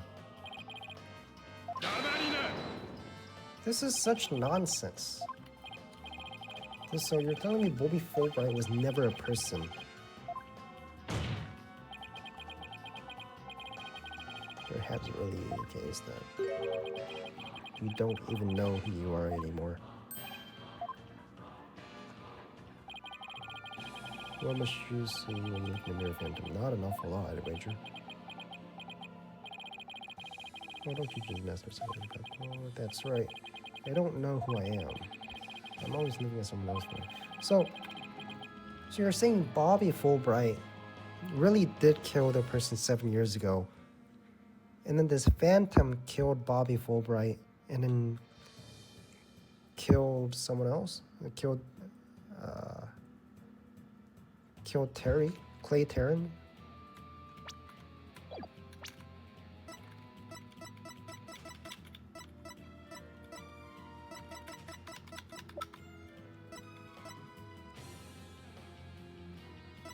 So the person that killed Medi Sykes was Bobby Fulbright.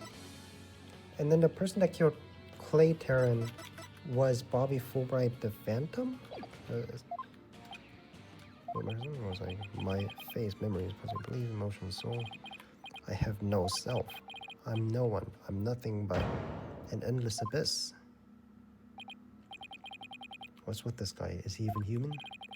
Now we resume with your lesson, Professor, right? Oh, I believe you made an argument earlier. If you were to analyze the blood in the moon rock, you prove I am the Phantom. I believe there was blood in the moon rock in the capsule. Now that we know you aren't even Bobby Fulbright, your claims of Phantom traps won't work anymore.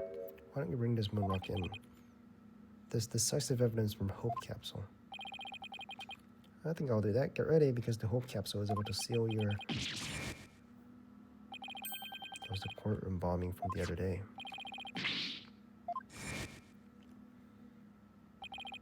Looks like you finally caught on. Full marks for the defense. Wait. Is there even blood on here? Is there blood on this thing? I don't know. Not sure. Might as well try, right? That's the reason this courtroom was blown up. It's all for the Phantom to destroy that one piece of evidence. Can't believe it. Have we really reached a dead end after coming all this way? Has the only evidence we have on this guy really been destroyed? How dare you continue to call me Phantom?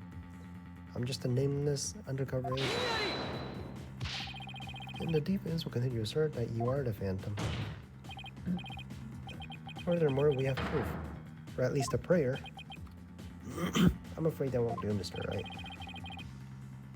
Put some weight behind your swing, right, Donna? I know I'm trying.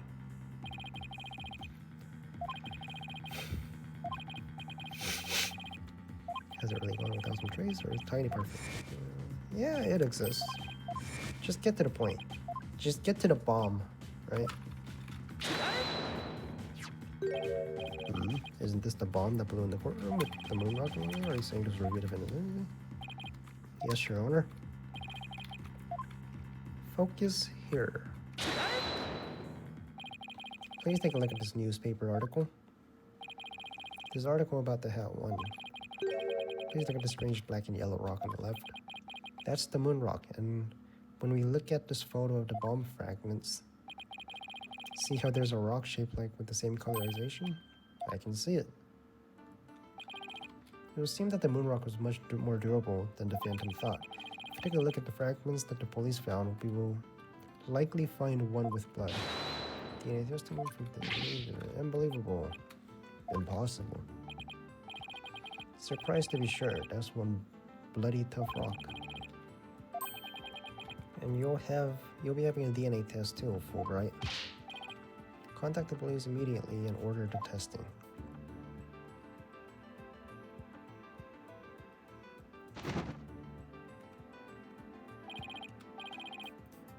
What did the test results show? There was a rock fragment that had blood on it that appeared to be several years old. How do you know it's several years old? It's a fucking rock. The DNA testing revealed? Well, I'm sure you know full well what it revealed. They confirmed the witness's blood, didn't they? There's no use trying to walk your way out of it anymore. Admit it, you are the Phantom. Huh? Mr. Wright, did you just raise an objection? No, I didn't say a word. That was my objection, Apollo.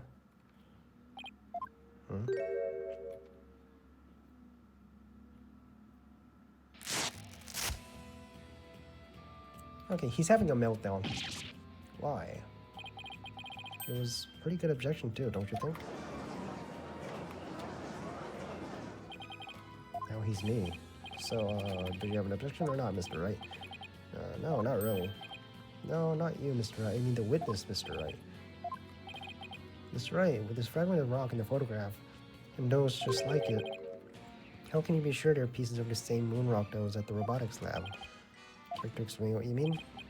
Well, there is a rock in the courtroom by blood on it. How do you know they're not just rocks? You can't prove they're D-moon rock, right? Don't be absurd. Compared to the fragment of the rock in the newspaper article, anyone can see that they're the same. They have the exact same colorization. Maybe some rock with the same coloration happened to be in the courtroom. Highly unlikely that a rock with such unique appearance just happened to be there. Can't deny that possibility. Your blood was found in the fragments. Apollo, there's nothing suspicious about my blood being on a piece of rock. Why not? I know it sounds like an excuse, but several years ago I tripped and fell in this very courtroom and was hurt pretty badly. Maybe that's how my blood found its way onto the piece of rock, even this right handed. And yet, I suppose it's not completely out of the question. I see you're starting to sweat, Mr. Wright. You're the last person I want to hear that from. Why don't we get those fragments analyzed? Ask an expert to verify those from the moonrock and robotics or sorry, but I'm afraid that just isn't impossible. In order to prove that the fragments are from what you say they are from, you need a sample of the moonrock from several years ago to compare it with it. That moonrock doesn't exist anymore, and there's no sample data left either. Actually, there is. That's what the earring is for.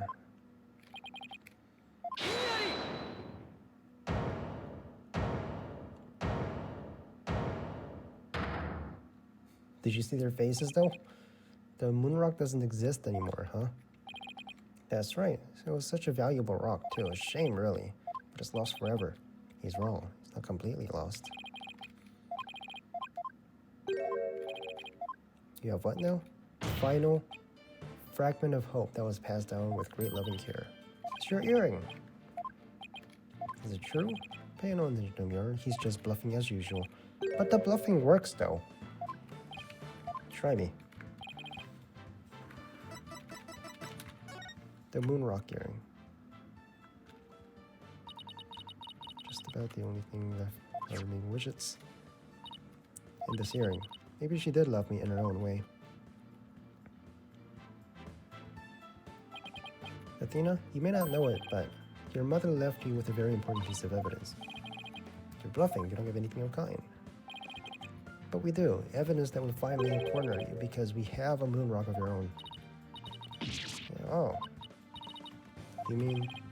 Exactly. A gift Dr. Sykes left her daughter, an item Athena has cherished with Warren all these years. Distant as Dr. Sykes may have seemed to her daughter, the fragment of her love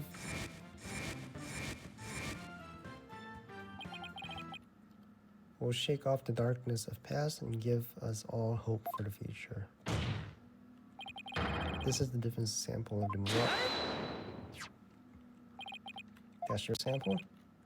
This earring that Miss Sykes always wears was made from the original moonrock.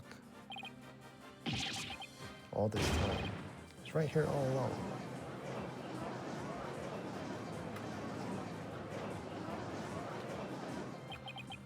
Oh. Yeah, me. Composition of the bomb fragments in the earring were found to match. It will prove beyond a shadow of a doubt the origin of the fragment in this photo. This means that the identity you tried so hard to hide will finally be revealed. The identity I tried to hide, I don't even have identity to hide. I may not have Athena's ears, but now even I can hear the fear in your voice. Fear? I don't feel fear. I left all my emotions behind years ago. Every human feels fear. You simply can't face the emotions inside of you. And I suppose you do? I didn't have anybody to support me at first either. Couldn't face the fear inside me, couldn't get over the trauma of my past. Say, I don't feel fear. You're a coward for running away from yourself. When I had my doubts about Miss Sykes, I felt like I would collapse under the weight. But I wanted to trust her. And I knew I could trust Mr. Wright to uncover the truth. That's why I was able to face my suspicions without hesitation. Okay, so Bobby Fulbright didn't kill anybody, right? He's just some random dude who happened to die like a year ago. And it's this phantom that killed Athena's mom. And then 7 years later, he killed Clay Terran. Okay. So this Bobby Fulbright just never existed. Just some random ass dude. The people emotion is just a fact of life, and so people can be weak at times. They trust one another, they can gain their own strength. Without trust in others, how can you ever hope to face your fears?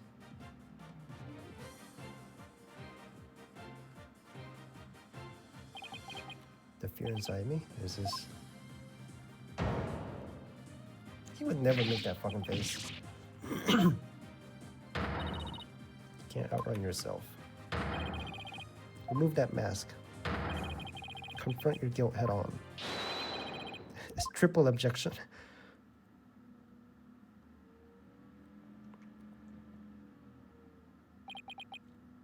My own true face. No, please don't. I know you're here.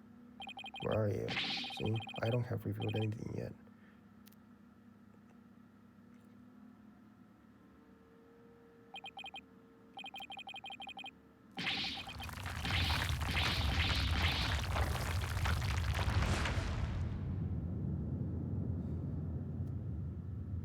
Tetanate? I forgot his name. Is this my face? Professor Means.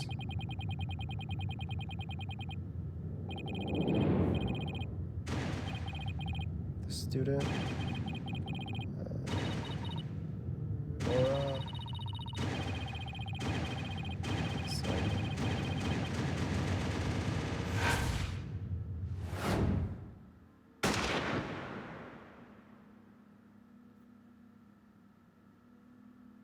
Can we see his face though?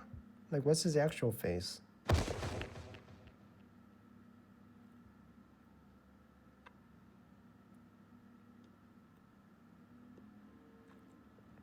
Can we still see his face?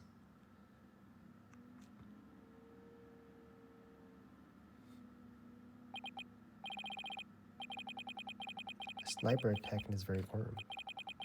Chills me to my bones. So he just died? But the police are gonna track down the sniper as we speak. So we got another murder. Blackwell? How is Detective Fulbright, I mean his imposter, doing? He's a lucky fellow. Bullet didn't hit any of his vital organs. He appears to be in no danger of dying. Well, that was fortunate for all of us. Can we get more info on this guy?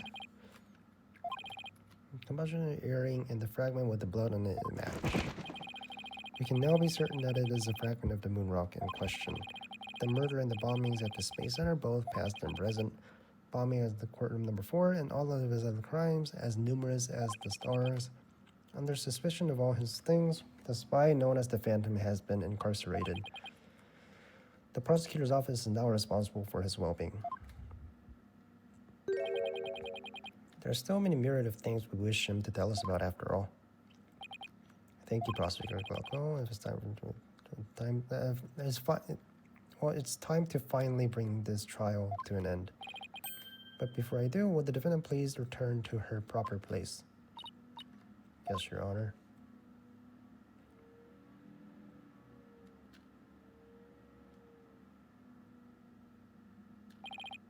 Now then, this court finds the defendant, Athena Sykes, not guilty.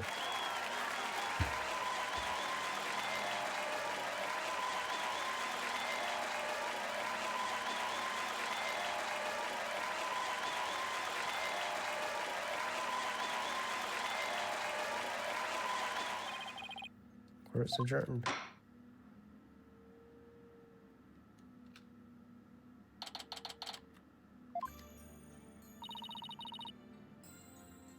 Congrats, Mr. Nick. Thanks, Pearl. And thanks for being there for Athena. It's the least I could do. But Athena was great, wasn't she? She was as strong as the whole trial. Daddy, glad to see you. Hey, she's back. I'm fine, Daddy. Doing my magic tricks for other hostages to keep her spirits up. That's her Trucy. I'm really glad to see her safe. Right? I fear I owe you yet another debt of gratitude. Edgeworth. We never would have caught him if it weren't for all of you. Who's the guy that shot him? Come on, Edgeworth. What are you talking about? You're the one who's been tracking the Phantom all this time. Oh, you're the one who gave Blackwell permission to serve as prosecutor, right? Yeah, well, we knew the Phantom was somewhere nearby. The police and I were trying to find him, but then we never did manage to find him until this trial. We never would have won this trial without you. It was your help as chief prosecutor that was the key to its successful conclusion. Besides, it was you that saw to it that I got my attorney's badge back, wasn't it? He just gave it to me. He became the chief prosecutor and he's like, yeah, you have it back. It's yours now. So you figured it out, did you? Yeah, getting my license back just went a little too smoothly, you know? Should have been much harder after the evidence forging scandal. It wasn't even me, though. Someone gave it to me. I owe you a few favors. Edgeworth, think we can finally bring the dark age of the law to an end? Even the darkest night is turned to dawn eventually, or the sun will rise again. Besides, now that the prosecutor Blackwell has been cleared of all charges, a great deal of the mistrust towards the court system should have been swept away. You know, you could have said that with a bigger smile, Edgeworth. It won't kill you. Instead, the furrows that brow of yours just keep getting deeper and deeper. So I should smile more, huh? I think I'll think about it. I saw you smile, by the way.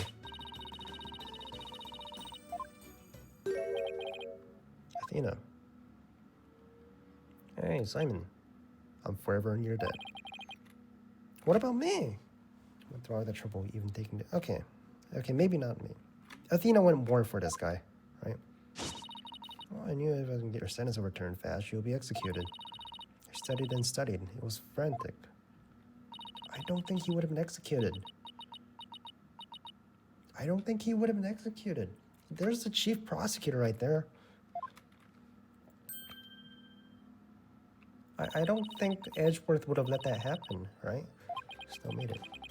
Also, he murdered one person, supposedly, and he gets a death sentence for that? I don't think that makes sense. I survived my skin of teeth thanks to you. Shame on you, Simon, for trying to throw your life away like that. By the way, you see those scars under his eyes? All of this shit, this dark... These are tear marks. He's been crying all day since he's been to prison. Something in the world more important than your own life. Like what? My honor-bound duty to protect with my life. My mentor's most beloved treasure. Huh? There's some loyalty. This guy really is a samurai through and through. Oh, it looks like we can breathe easy now. Apollo, Athena, thank you both. It took all of us to pull it off. You bet, boss. We're a team, huh? What a team we are, huh? So what is Athena gonna do next? It's like she became an attorney just to get to this case. Is she gonna continue lawyering? Most amazing turnabout I've ever seen. Oh, lucky guy. My office has the best, most capable lawyers around. And thanks, Mr. Wright. Gotta work extra hard to make up for all the worry I caused. Apollo Justice is fine and ready to go. Let's hear it. Well, nobody's gonna try harder than me. You better watch out, Apollo. Simon is free thanks to Mr. Wright. But there are many more people out there who need our help. You're right, and I will be needing you both to help them. We still have a long way to go. Get ready, you two. We won a major victory, but the war is far from over. There's still people out there suffering under false charges who need defending. We've got a lot of work ahead of us. If we ever hope to fully bring the Dark Age of the Law to a close, I know one thing we have to do. We have to celebrate with the bowl of piping hot noodles. Nah. Eldon noodles? Nah. I'll pass. As a boss, it's your duty to express gratitude to your people for their great work. I guess so. Allow me to join the festives. I greatly welcome a bowl of noodles. Hey, he's welcome. I have an idea, Daddy. Why don't you just invite everybody involved into the case? The more the merrier, right? Look how far you've come. What did you do? Pearl, what the fuck did you do? Do you deserve this? And the noodles?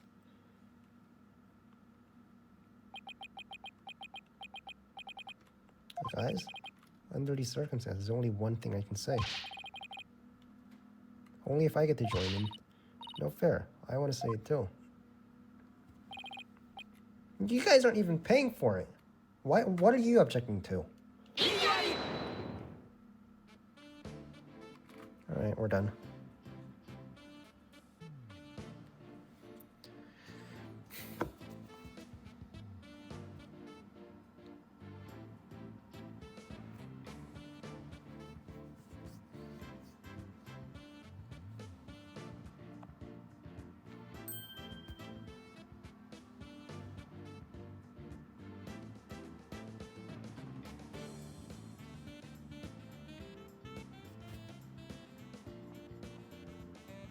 It was so wonderful in court. They studied as much as they wanted to. The judge something. Grandma says, eating a lot of peppers, the matter passion.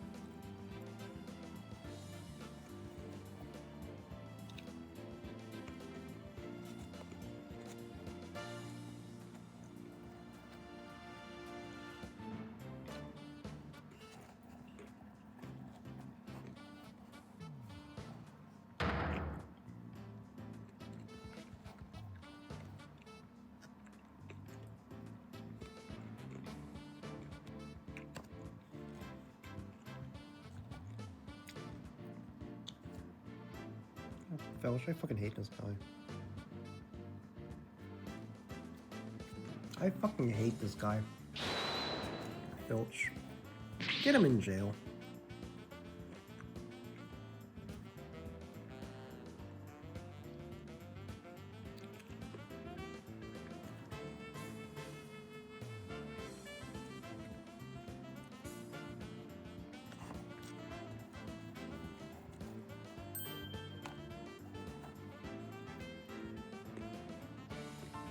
She's gonna prosecute her one day?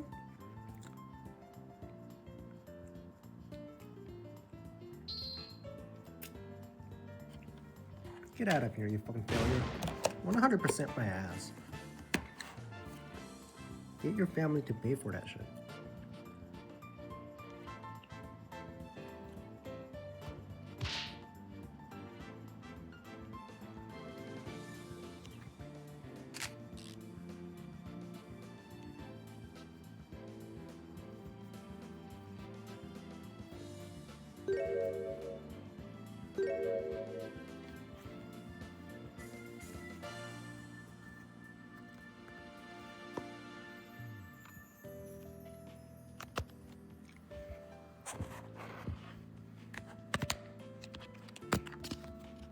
President of Student Council saying like no ice was ever heard.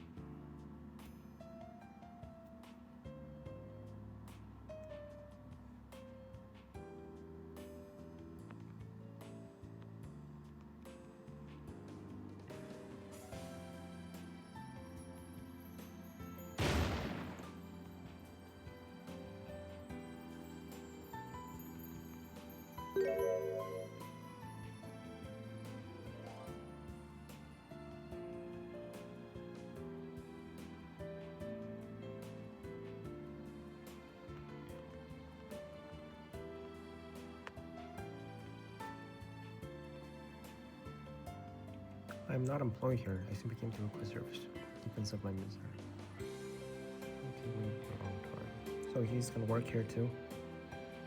What is he gonna do next? I shall meet in the court in the near future.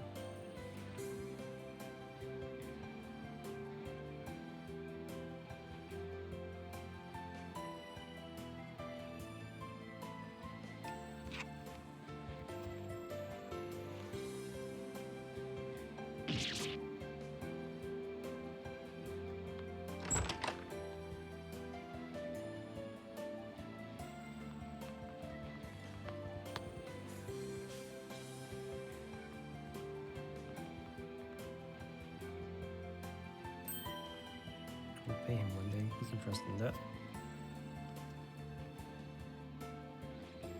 On front name's Tulsi Capper, Director of National Intelligence.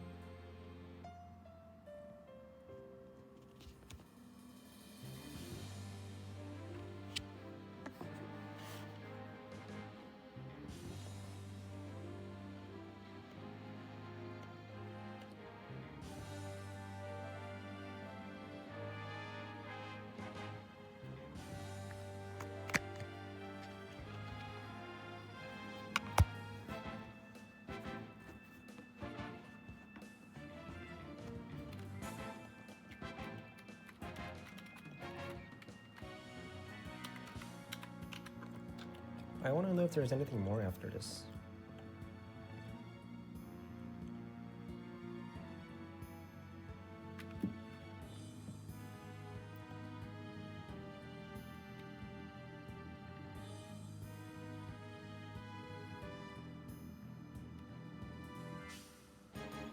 Oh, Studio Bones? Animation Work Bones? Studio Bones, bro? That's who animated the thing?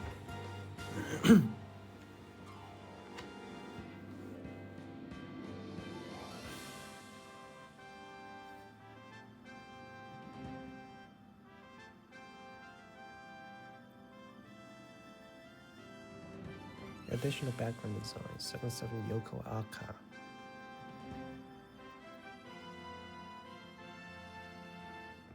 MT framework, development, dismissal.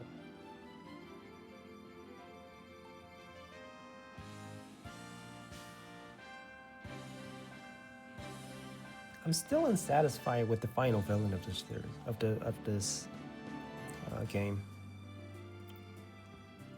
So the final villain is some nobody, right? Like, we don't get background on him, what he was doing. Who was the sniper that shot him? Like, it's not a satisfying end to the villain. And what is this whole spy network thing? I feel like there could be a sequel or a spin-off based on that.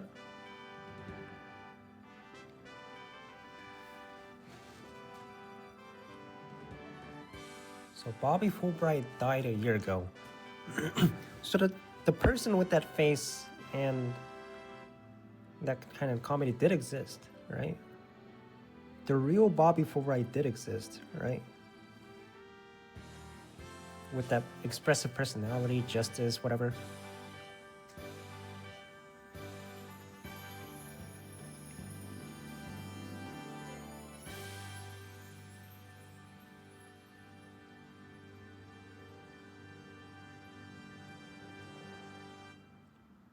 Alright, bro.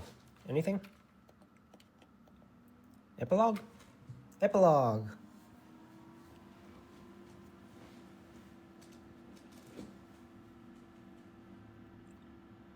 Starbuck? 大丈夫大丈夫大丈夫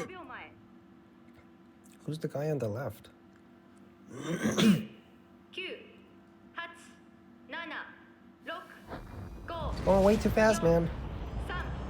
3、2、1、0。 Never mind. It does time up. Never mind. It was 10 seconds. It felt too fast, but it's actually on time.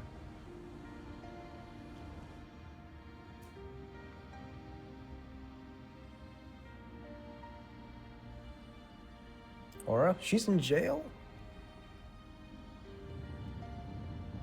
She's in jail? Aura?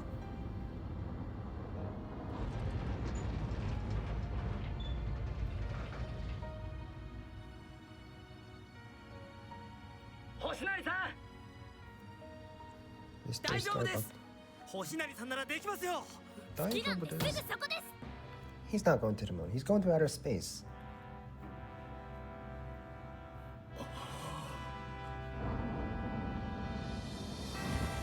He's not going to the moon, bro.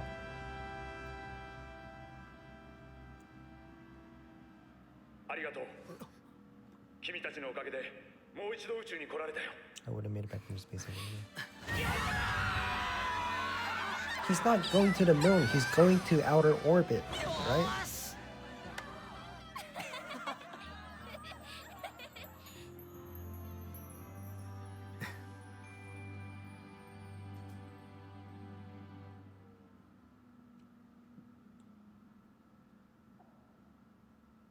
That's the end. 30 years, I've seen as much joy as heartache, honestly as deceit. But just as Mr. Starbuck was able to escape the harsh pull of his fears and despair, I believe that hope and friendship can lift us all the way towards a brighter tomorrow.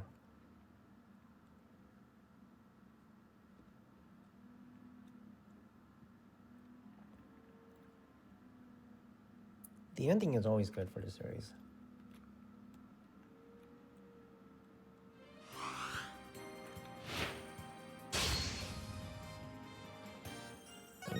No, there's more. There's a DLC. Right?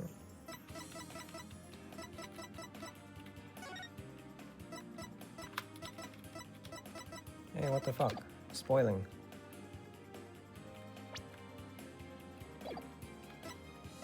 Alright, we're done.